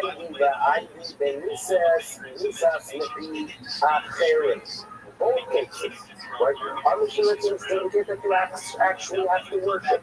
The Mishnah later on would seem to say that speech itself is already a violation. Our goals, you and others, right? Put you on that track would be a carrot. So what's the difference? Why is it in one case speech already? So the things like this, it seems to be that when someone will be encouraged by someone else to be able to have a desire, sometimes you just get a general statement, yeah, let's go worship, that forms. And sometimes you get specifics. Let me tell you about that amazing Avodah Zarah, right? It'll take us a couple of weeks to get there, but there's a very unique way, the way it's served, and the blessings you receive. In other words, when you get the details, you know what happens when you start getting the details? You're locked in. So here we go. This is what Rama says. All the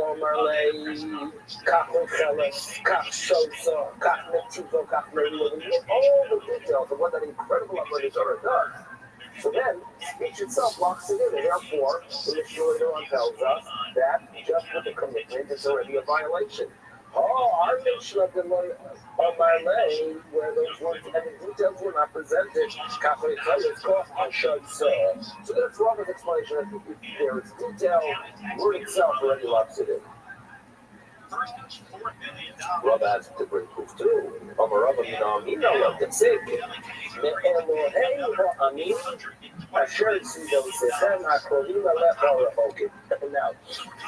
so the Torah warns us not, over and over again in the Torah, right? It seems to be able to throw was this unbearable driving force.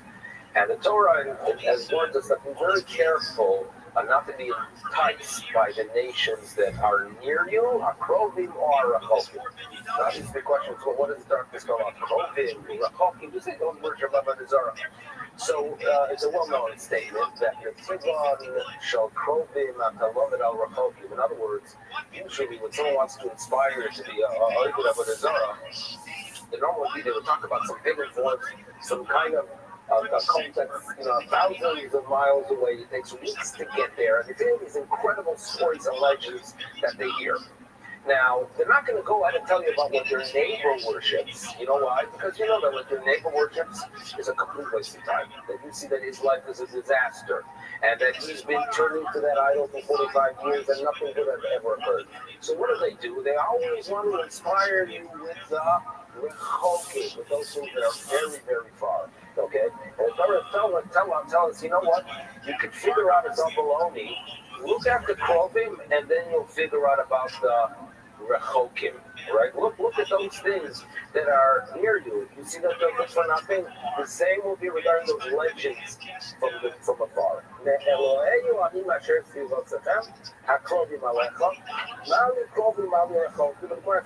did you have to spell out the Krovim, the ones that are near you, Rechokim, the ones that are far? From the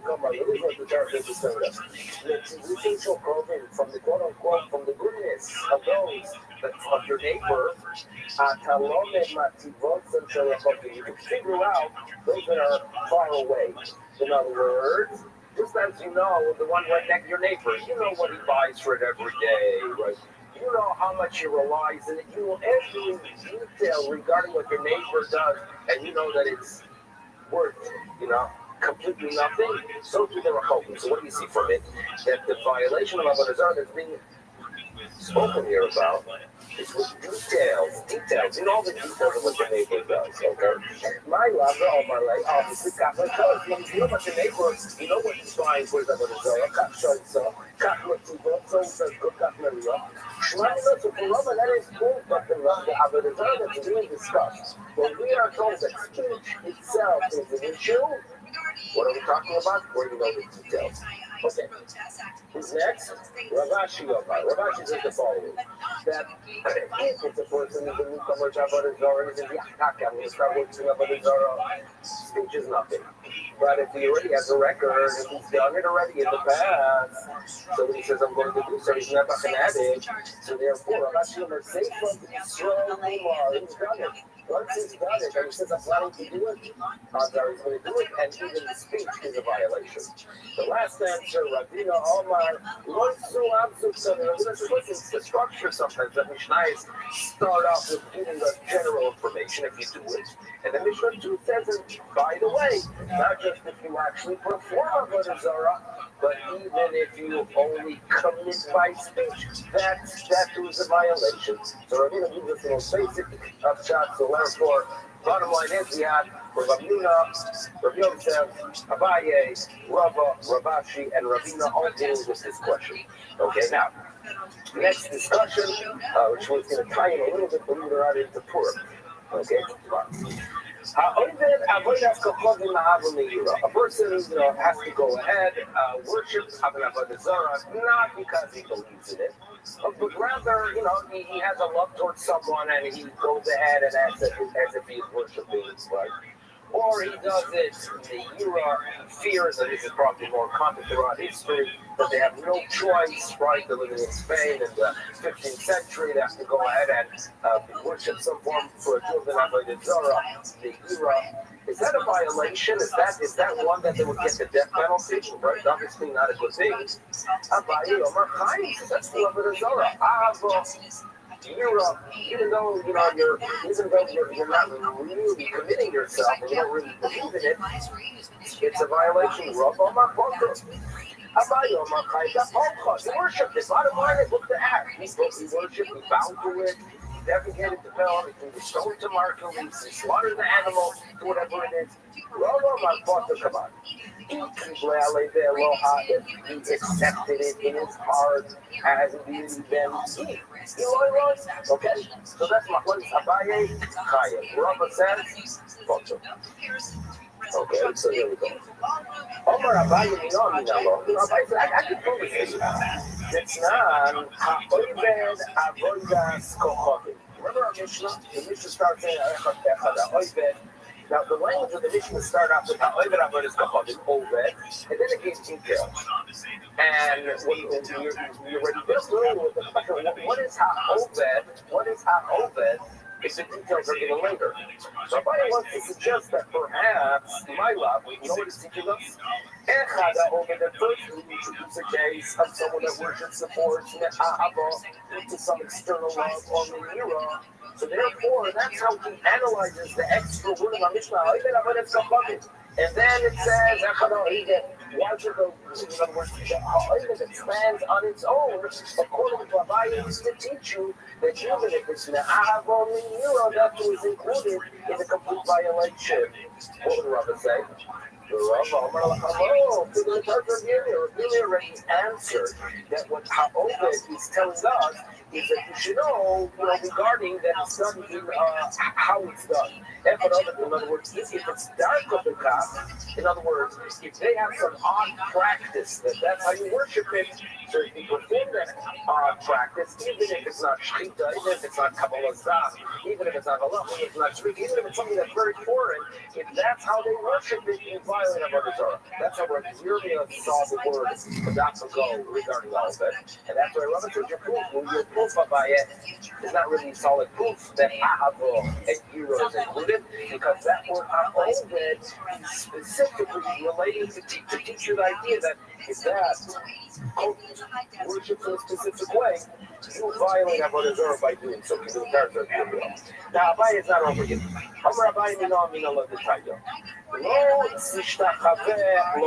Okay, so the Torah warned us, we read this yesterday, not to go ahead and work us out on Avodah Zarah.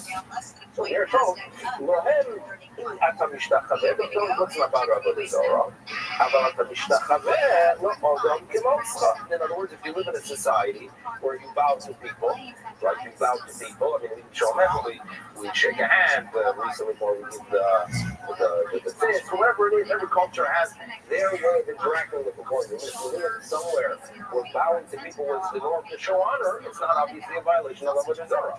However, do some research before you bow to a person, because you might think that this green light to bow to a person applies even to someone that is worshipped like Haman, the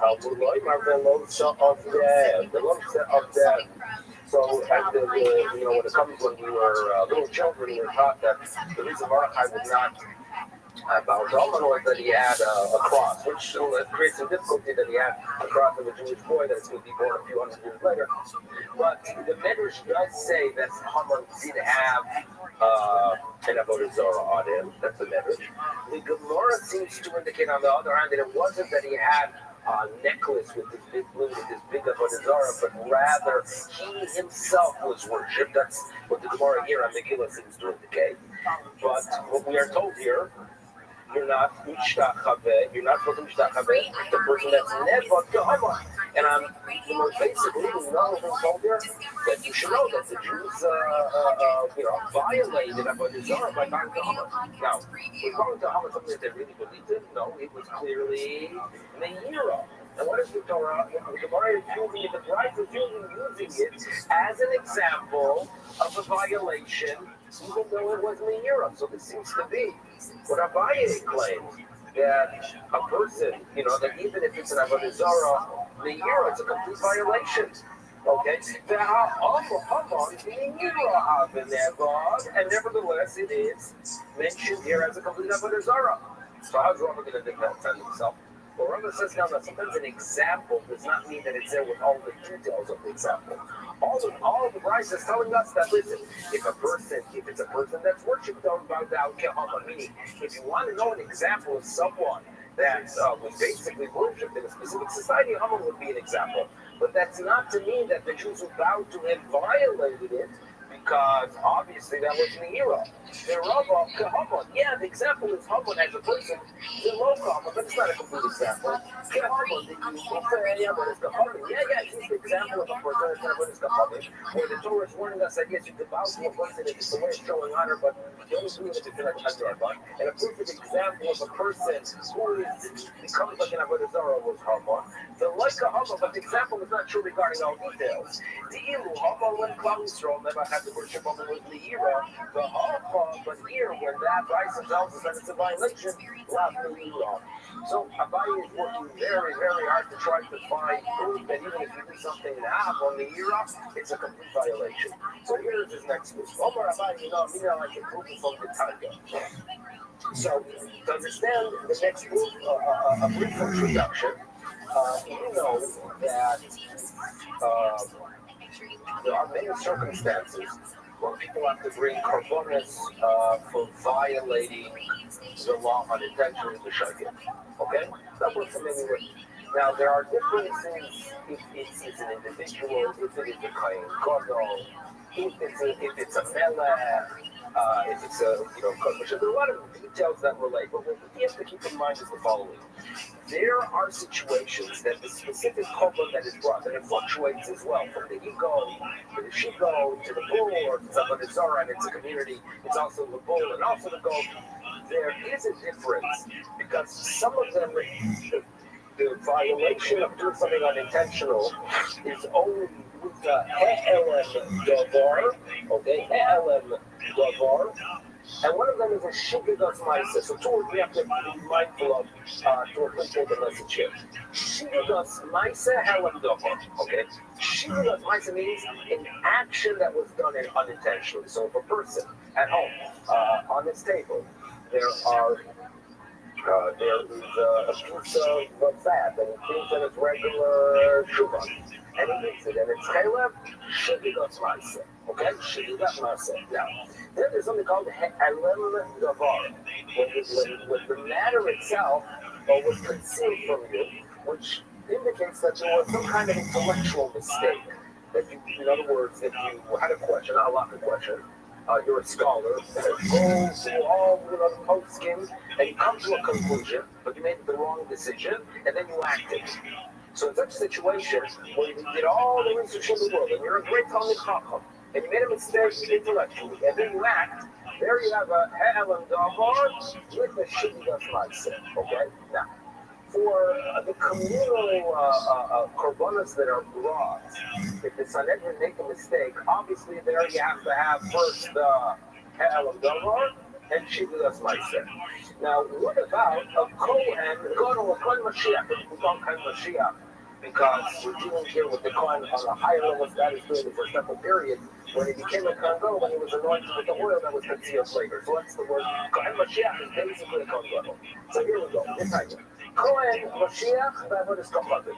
Okay, so you're arguing about this Kohanim, which the korbanos are more severe, right? Rebbe says that all that has to go wrong for him to have to bring the unique korban, the bull of the power element over of the Kohen Mashiach, all that has to go wrong is Shivuyos Maise action. Chachamim say no, that's not enough. You need also Helen Dover.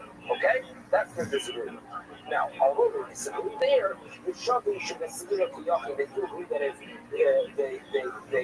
if this Kohen Gadol violates something that's not about the Zorah, he brings a sikira, the goat, or the she-goat.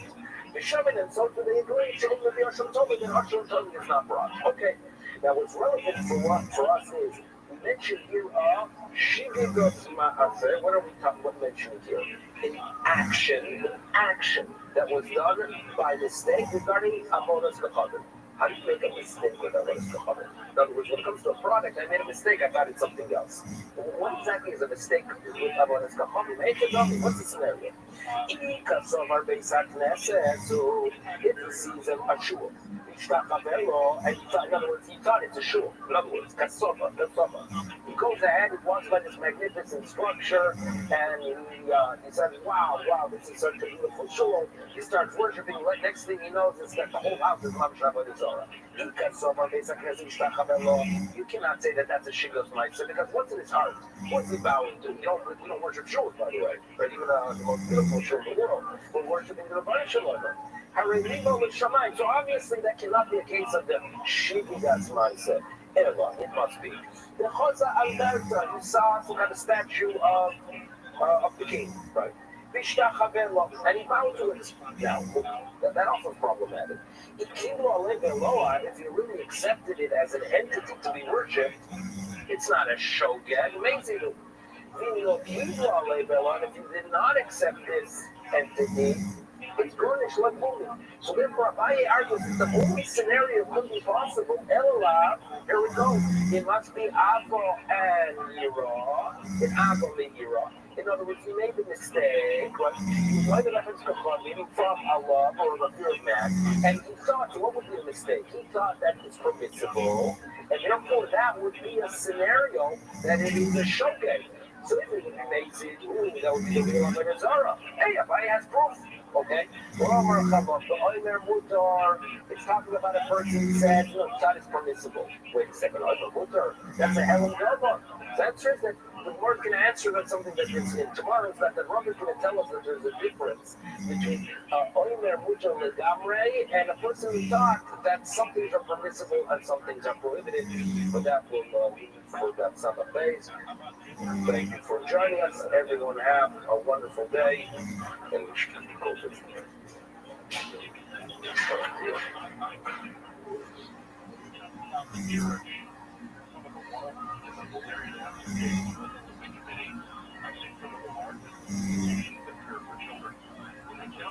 Marge, I will say good morning. We actually have beautiful, I think it's always beautiful tomorrow, but we're going to start after actually some very dramatic tomorrow. So remember again, we're picking up, today's daf is Simon 60.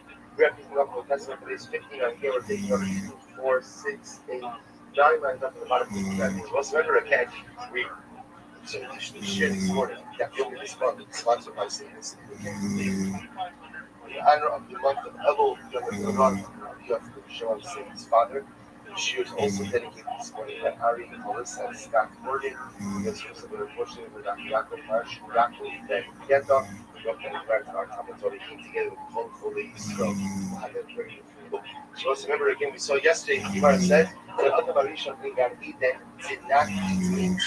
It didn't eat meat. That meat was only permitted ultimately to Noah after the Malchus. Of course, they say is that true. How do you do the Deva Omer? Like Huda ben Tema used to say, like that guy, like the Mishnah Yavis, right? The Huda ben Tema used to say, Omer Adam Harishon, they said they got to eat them.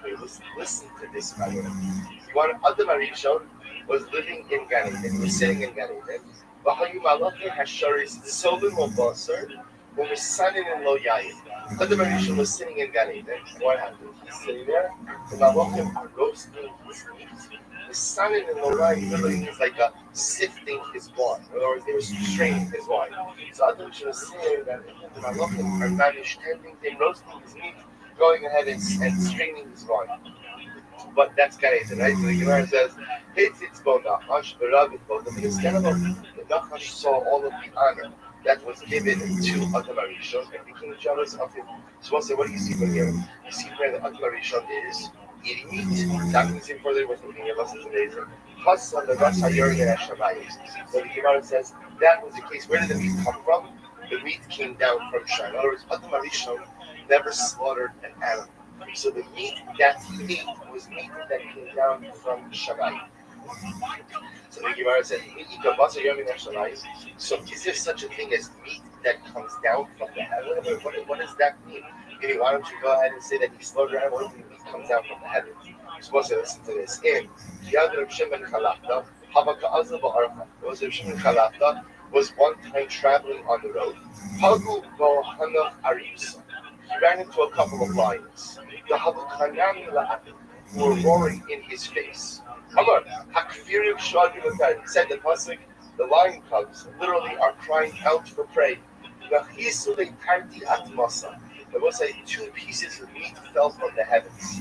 Chada Akwa, one was consumed by the lions. The Chada Shakua, and one they left behind. They left behind, I say the Asla David Russian. So Shimon Kalafta brought the piece of meat ultimately again to the base medrash. So just back away. There's a lot to say on these Gemaras because these stories obviously have a lot more than meat. Right? Was it just sometimes the greatest mystery of these stories is the power of pure Emunah? Right? That usually halakha realizes that he's in a situation where there are lions rolling in his face.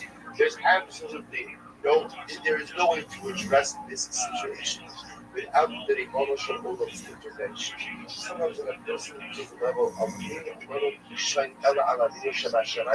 where a person realizes, I have no one else to rely on but HaKadosh Baruch Hu. So we'll say that opens the door for all kinds of types of salvation. So it brings the actual listening to the base medrash. So we'll say they asked, who's that? So they asked, what's the difference? Because the only Jews who ask this question, what's the kashrus? Like, what's the kashrus over here? What's the status? What's the status of this meat? Now, I will say, to understand, I don't think Baruch Hashem Adam Harishon asked that question. The reason I'm feeling Halak is asking that question is because remember, this meat came down not for human consumption, this meat came down for animals. So they were asking now, this meat came down from the heavens, can we eat the meat? Not eat the meat? What's the status of the kashrus of the meat? So he said to him, so he went, Ein davar tam yom in Hashemayim. Shimon Chalasma says, a davar coming does not come down from Shemayim. Whatever comes down from Shemayim, by definition, is tahor. Therefore, this meat is absolutely okay. So Rabbi Zera asked the Shaitan Rabbi, coming down from Shemayim, you're the local Yuskam or not. What happens if let's say, meat in the form of a donkey comes down from the heavens? So we'll say, so the ideal here is the donkey obviously is a regular tomato. So you just said that a double tummy doesn't come down. But let's say again, it's a donkey. So what's the status of that meat? Amalei. What's the status? It's actually interesting. So remember, this Rabbi Rothschild response, Yolo Yada, which literally means crazy donkey. So Yaranala is like a little bit like a disparaging. Why are you asking this question? Why are you asking about meat that comes down from Shammai? Yaranala, crazy donkey.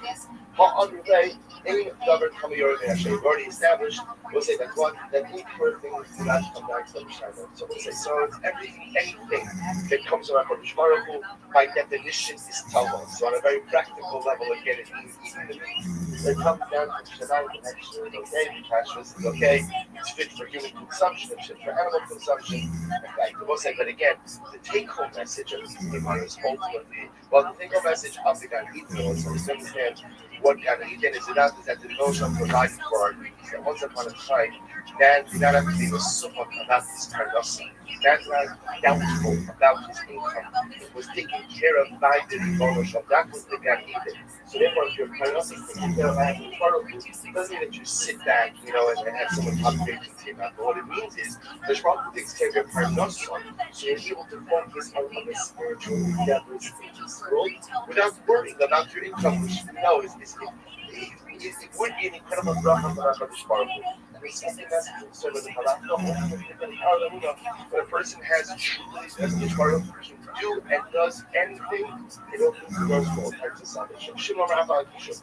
So Shimon says that a Benoah is punishable, is executed for actual Kisha sorcery. Like that, Shimon, where did Shimon get this from? This it was a topic of something. The Pasuk says you have to execute a sorceress. Which means Akashefa is someone who engages in sorcery, so you can't allow a sorcerer to live sieve. So we'll say that right after that, the Pasuk says that anyone who has relations with an animal also is executed. So we'll say the juxtaposition of these psukim teaches us whoever is including the prohibition of bestiality is also included in the prohibition of sorcery.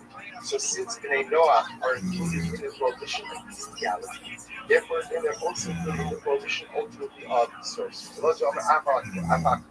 Lord says that Bnei Noah is even punished, can be punished for kilayim, for forbidden mixtures. Then how do we know this? So the pasuk says. You shall listen to my statutes. And then it says, Behemdocha lo savia kilayim, Sodcha lo savia sizra kilayim, Begin kilayim shaklis lo ya'ala. The third, you shall keep my statutes. And then it says, no forbidden mixtures of in your field, no forbidden mixtures of your animals, no forbidden mixtures in your clothing. So the Gemara is going to speak on side Tishru, Hukim shechakakti l'chot kivar. So the Pasuk says, God is saying, the hukim that I already gave you, which will say, it's a reference to the idea, I already commanded you as the name Noah about these forbidden mixtures. The Hemdachalo Savia Kilayim, Sadchalo Sisra Kilayim. So we'll say, so the Pasuk says, you shall not go ahead and have forbidden mixtures between your animals, nor shall you have forbidden mixtures in your field. Just like again, a Ben Noach is mitzvah that he can't crossbreed his animals. So to again in your field, you can't crossbreed plants either. Just like they will say, the issue of kiloi of crossbreeding animals applies to Arizona and Florida. So they will say the prohibition on cross-pollination or cross-breeding between plants applies in Eretz Yisrael and in Florida. So we see from here, expect to Elazar that Noah is Mitzvah on Kavai. It's commanded regarding forbidden mixtures. But if that's the case, I will say all of this, remember, is based on the phrase Ushmartenes Hukosai. So literally again, you will keep my statutes. So the word Hukosai means Hukos Shechakakti L'chot Kirai. The statutes that I already gave you, I already gave you when you were a Ben Noach. So 1 second, if that's the case, Eliyahu. The that's the case. So the Pasuk says that you shall keep my statutes and my mishpatim. Why don't you say over here? Say that refers to the mitzvah that Hakadosh Baruch Hu already given us previously. That wasn't at that point. It was referring to what? So maybe you're saying over here that Ben Noach is mitzvah in the entire Torah. To which the Gemara says, Masam. So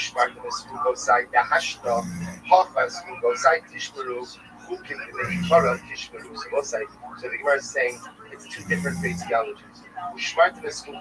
Ultimately means the chukim that I'm giving you now, as opposed to as chukosai tishmeru sounds like the chukim that I already commanded you before. Okay, I'm going to be a Shov and Karma. I'm going to back up by Yaakov. Eino Chai. So we'll say now we're going back for a Mishnah. Remember again, our Mishnah spoke about the idea or the prohibition, ultimately again of cursing HaKadosh Baruch Hu. So remember again, this was the Mishnah. This was the Mishnah above Amidala, or the Meher version taken above Amidala. And the Mishnah discusses again the process that if someone, again, we're done with the Bnei Noah, or we're not done with Bnei Noah, but we're transitioning for a moment. So I we will not still not make sense Bnei Noah. So if we have technically we'll do it not one machine tomorrow. So remember over here, the issue we're discussing over here is someone goes back to the step of Shvarbu. So the process that has to be put in place in order to convict such an individual of this crime. So the Gemara now says the following: Rabbi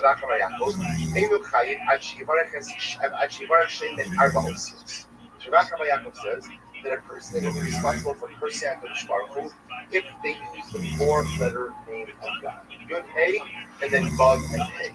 Only if you curse that name is a person what that was obviously. If you curse the 42-letter name of HaKadosh Baruch Hu, the 72-letter name of HaKadosh Baruch Hu, of course you're Chayiv. The assumption is most people do not know those names. So we're talking over here, Shemar says, the four-letter name of HaKadosh Baruch Hu. This teaches me that what? That if I only curse the name of HaKadosh Baruch Hu with two letters, then I'm not Chai. So what's the name of HaKadosh Baruch Hu with two letters? That's either Yud Hey or Vav and Hey. Mishnah Gemara says Pshita.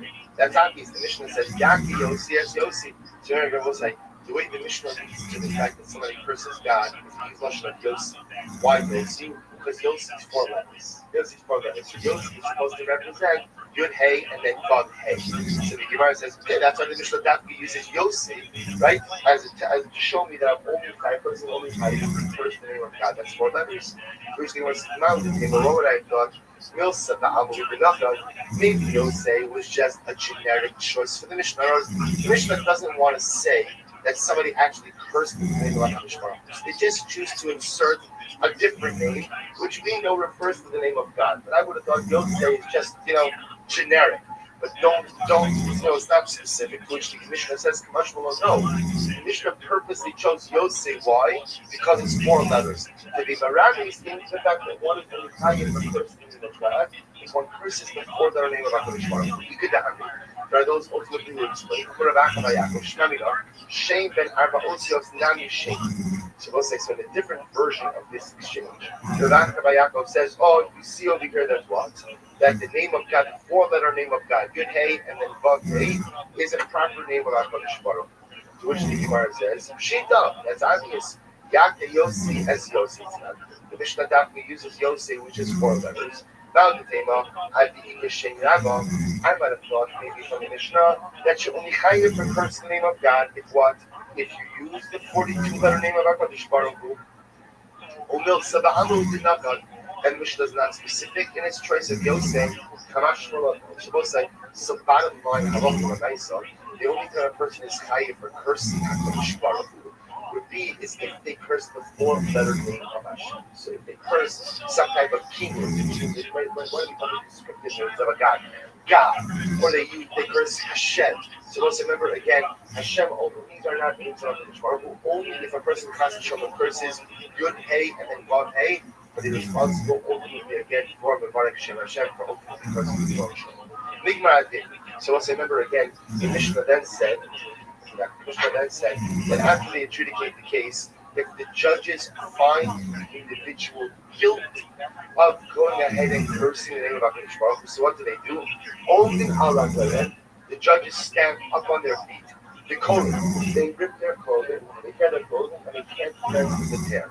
So it says the Gemara, it's actually amazing. How do we know that the judges stand up? I know you said the Ehud Ba'ilov, so we'll say, so you went over here described an episode in the beginning of Sefer Shoftim. But after the beginning of Sefer Shoftim, one of the Shoftim by the name of Ehud comes to Eglon, the king of Moab. Now again, he's actually coming in to assassinate the king. Right? This is the story where Ehud hides the sword with his left hand. So he's able to hide the sword. They're going to suspect the sword. He hides the sword with 2 blades underneath his cloak. Comes up and kills the king. So what happens? So he comes to the king, he comes to Eglon Melech Moab, and he comes to deliver a message from God. The Ehud Ba'ilov, who Yoshem Aliyas HaMekaret, Asher Lo Levado. Vayomer Ehud, Devar Elokim Li Eilecha. So Ehud says to Eglon, I come bearing the word of God. I have the message from God to deliver to you. Vayokom me'al hakise. Eglon stood up. Eglon stood up. Someone say, can you imagine this? When the Gentile came in, Ovi Avodah heard that Abel, the young Israel, was coming with the message about the Baruch Hu, and a deference to God, he stands up. Alo John Kavachomer, Uma Eglon Melech Moav Shin Yochri, V'lo Yodeh Elo Dekinui. So Eglon, the king of Moab, was a Gentile, an idolater, and he didn't even know the real name of HaKadosh Baruch Hu. He just knew the appellations, right? The nicknames for God. Ahmad stood up out of deference for HaKadosh Baruch Hu. When a Jew hears the name of HaKadosh Baruch Hu, in this case, Shem HaFurash, which again, what's the Baruch means Yud Hey and then Vav Hey, of course he has to stand up. So once you understand what's happening, the Gemara is learning out the obligation to go ahead and stand up when hearing the name of HaKadosh Baruch Hu from the actions of an idolatrous Gentile king. That Eglon, the king of Moab, had enough covet that when he heard the Shem Hashem stood up out of covet, says the Gemara. Eglon stood up, then when the Dayanim hear the name of God, and unfortunately in this disparaging fashion, that's what the name of God is because there was there's an incredible footnote to this story. So the Gemara says that it supports the fact that Eglon stood up for Shem Hashem. He was privileged to have a very illustrious ancestor, a woman by the name of Luz. So the Gemara attributes the birth of Luz. There is one act of Eglon. The message is something exceptional to that. Sometimes even the small things we do have incredible impact, not just now, but in future generations in ways we can never intend, in ways often that we never know. One little act of Kiddush Hashem to have an Eglon. Well, now again, that means it's Eglon killed just later, right? But, yeah, you get me. That one act of standing up to the Yivon blessed with the great source of having this. He's the Alter Zeta of the Messianic line. He's the Alter Zeta of the Melech HaMoshiach. Where do you get these chusmas? And it gets a chus like that only because he stood up when he heard the name of HaKadosh Baruch Hu. It was like sometimes things that we think are little, the things that we think are significant, so things you never know the power of even just the smallest spiritual act. Incredible Gemara. Kohen develops. So remember again, the judges, when they hear the Shem Hashem, when they hear the fact that somebody cursed God, they tear their clothing. So the Gemara says, we know, we're from the Siv, Vayavo al Yokin, Ben Chilkio, the Shem Nasover, the Yochlen Osaf HaMasker, El Chizkio, Kluim Begodim, Vayakidu Lod Dir of Shak. So once the Gemara over here quotes episode from the Walk of Days, where Chizkiah, the officers of Chizkiah was about to come and tell him that Rav Shaka, we'll discuss Rav Shaka in just a moment, cursed God. Cursed God. Rav Shaka is standing outside the walls of Yerushalayim, and literally he's just blaspheming. He's like, just blaspheming at the Baruch. So they tell this to Chizkiah rends his clothing. So you see that what? When you hear that someone has cursed the name of the Baruch, the response is the tearing of your clothing. So the Gemara goes like, the Gemara says, not only that, but you're not permitted to repair that tear. So we know that we're in another show. I'm really about us, you're learning to show up, it says over here, ultimately again, that the officers of Chizkiah came to him with torn clothing. Also, Elisha so let's remember, this is about by the nice in her cover. So what happens? Elio doesn't die, right? Elio is taken up to shrine and fighting chariot. Who's with him when this occurs? Who's right by his side in this earth when this occurs? Is Talmud Elisha. So Elisha sees the red whisked away on his fiery chariot. And he says, Elisha cries out, Avi, Avi, my father, chariot of Israel. And Elisha never sees Elio again. Elisha took his clothing and he tore it into two pieces. Why does it have to say? Why does the Pasuk have to say that Elisha tore his clothing? Why does it have to say that he tore his clothing into two tears, into two pieces? Because obviously, if he tore his clothing, it means what? The garment is no longer whole; it's quote unquote two pieces. Why does it have to say two pieces? To which the Gemara says, Shem Guru, teach me that what? That hair remains in a state of being torn forever, i.e., it cannot be repaired. So we'll say what we're doing over here is we're making Zir Shabbat Kriya Kriya from the episode of Chizkiyahu, which was an act of comparing ultimately the those who heard the cursing of HaKadosh Baruch Hu to the Kriya by Elisha. Just like when Elisha taught Kriya, it was a tear that could not be mended. So to when you tear your clothing for the cursing of HaKadosh Baruch Hu, it cannot be mended as well. So you know that just in general, there are different types of tears. Some tears, we learn this one punch. For example, when you tear, it has to show the loss of a spouse, the loss of a child, the loss of a sibling, where you are permitted after the period of mourning to repair that tear. The loss of a parent, the loss of a Rebbe, or now in this case over here, person of a that cannot be repaired at all. That tear has to remain forever. So the Bible goes like,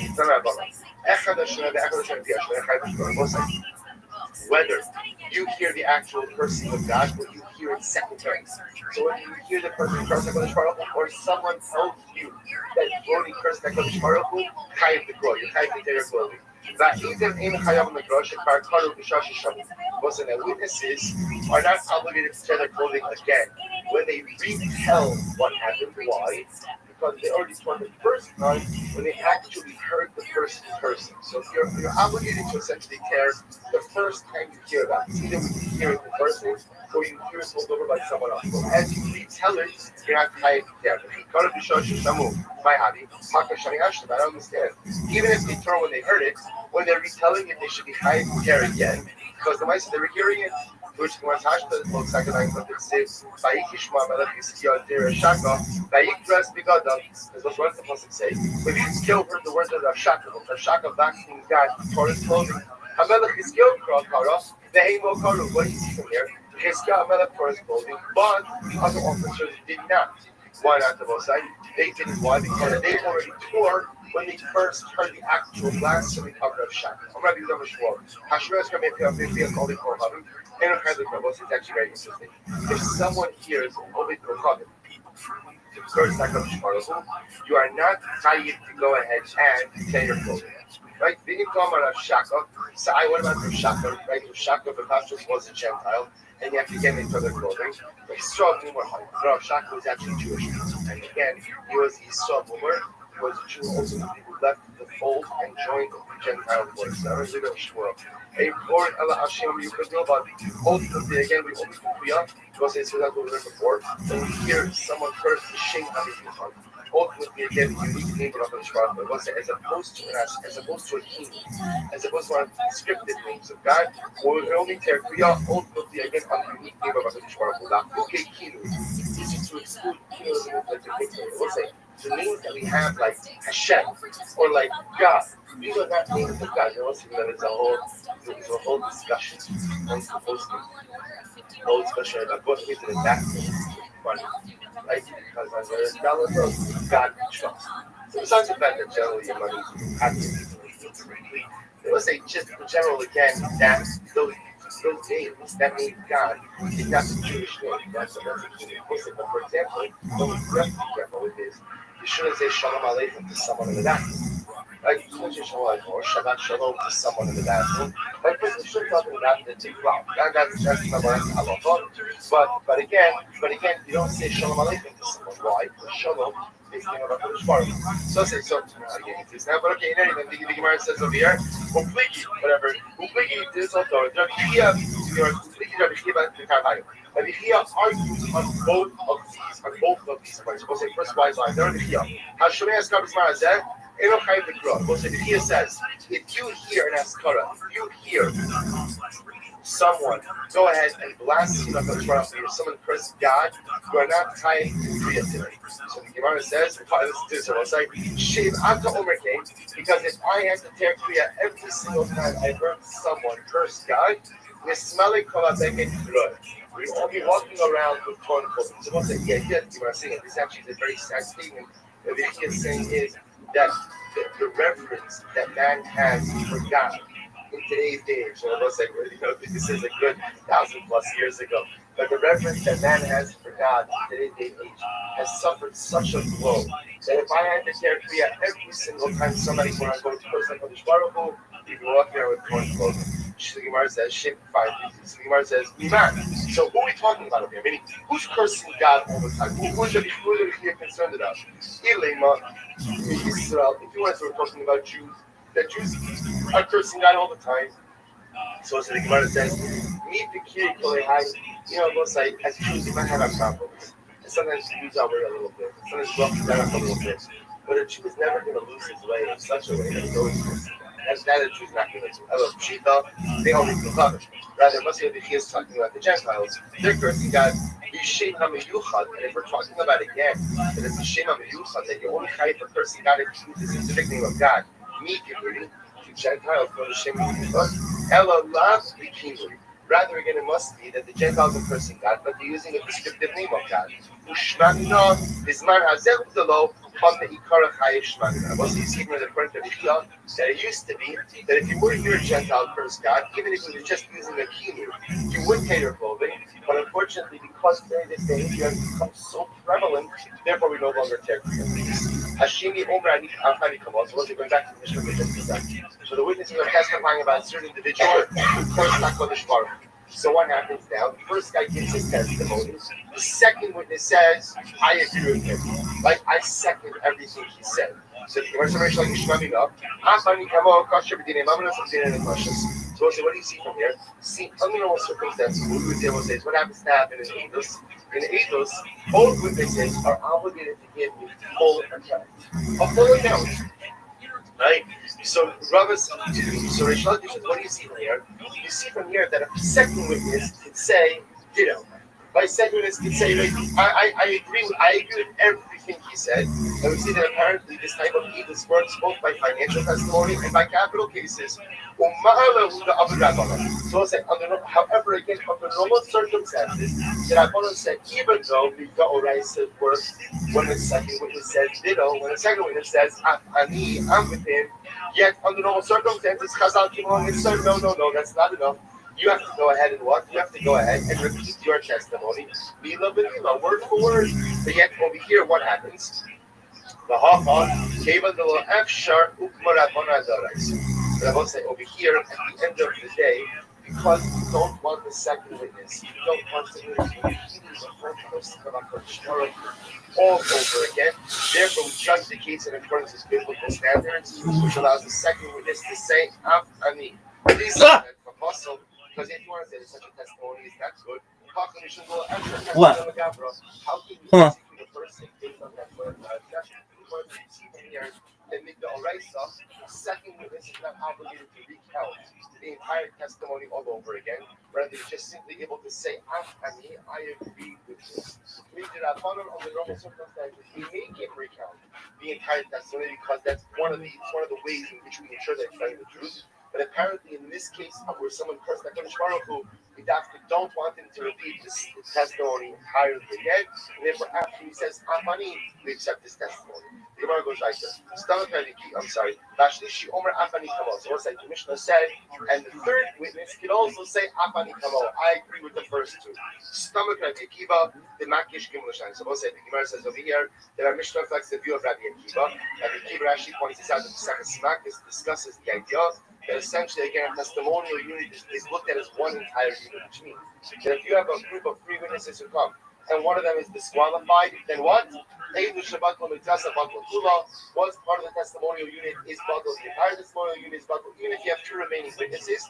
This is Shita Rabbi Akiva, that we look at every testimonial unit as a cohesive, complete unit. Once one part is disqualified, the entire part is disqualified. I'm a base. It says the Mishnah. Outdoor sneaking has been banned in Salt Lake City.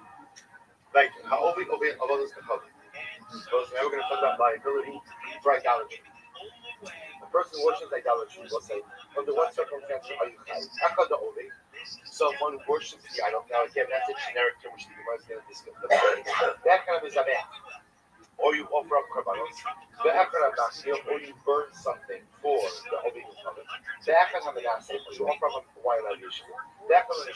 Or you bow down to the idol.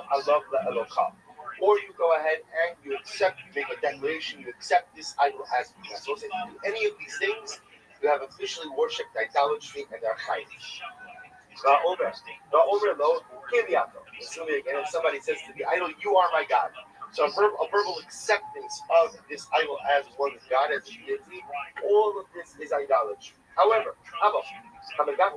if you hug the idol, if you kiss the idol, you give cover to the idol, you sprinkle water in front of the idol, you wash the idol, you anoint the idol with oil, you dress the idol, you put shoes on the idol. So we're saying all of these cases, over below sasa. We're saying all of these cases, you are in violation of a biblical prohibition, but it is not tantamount. What does that mean?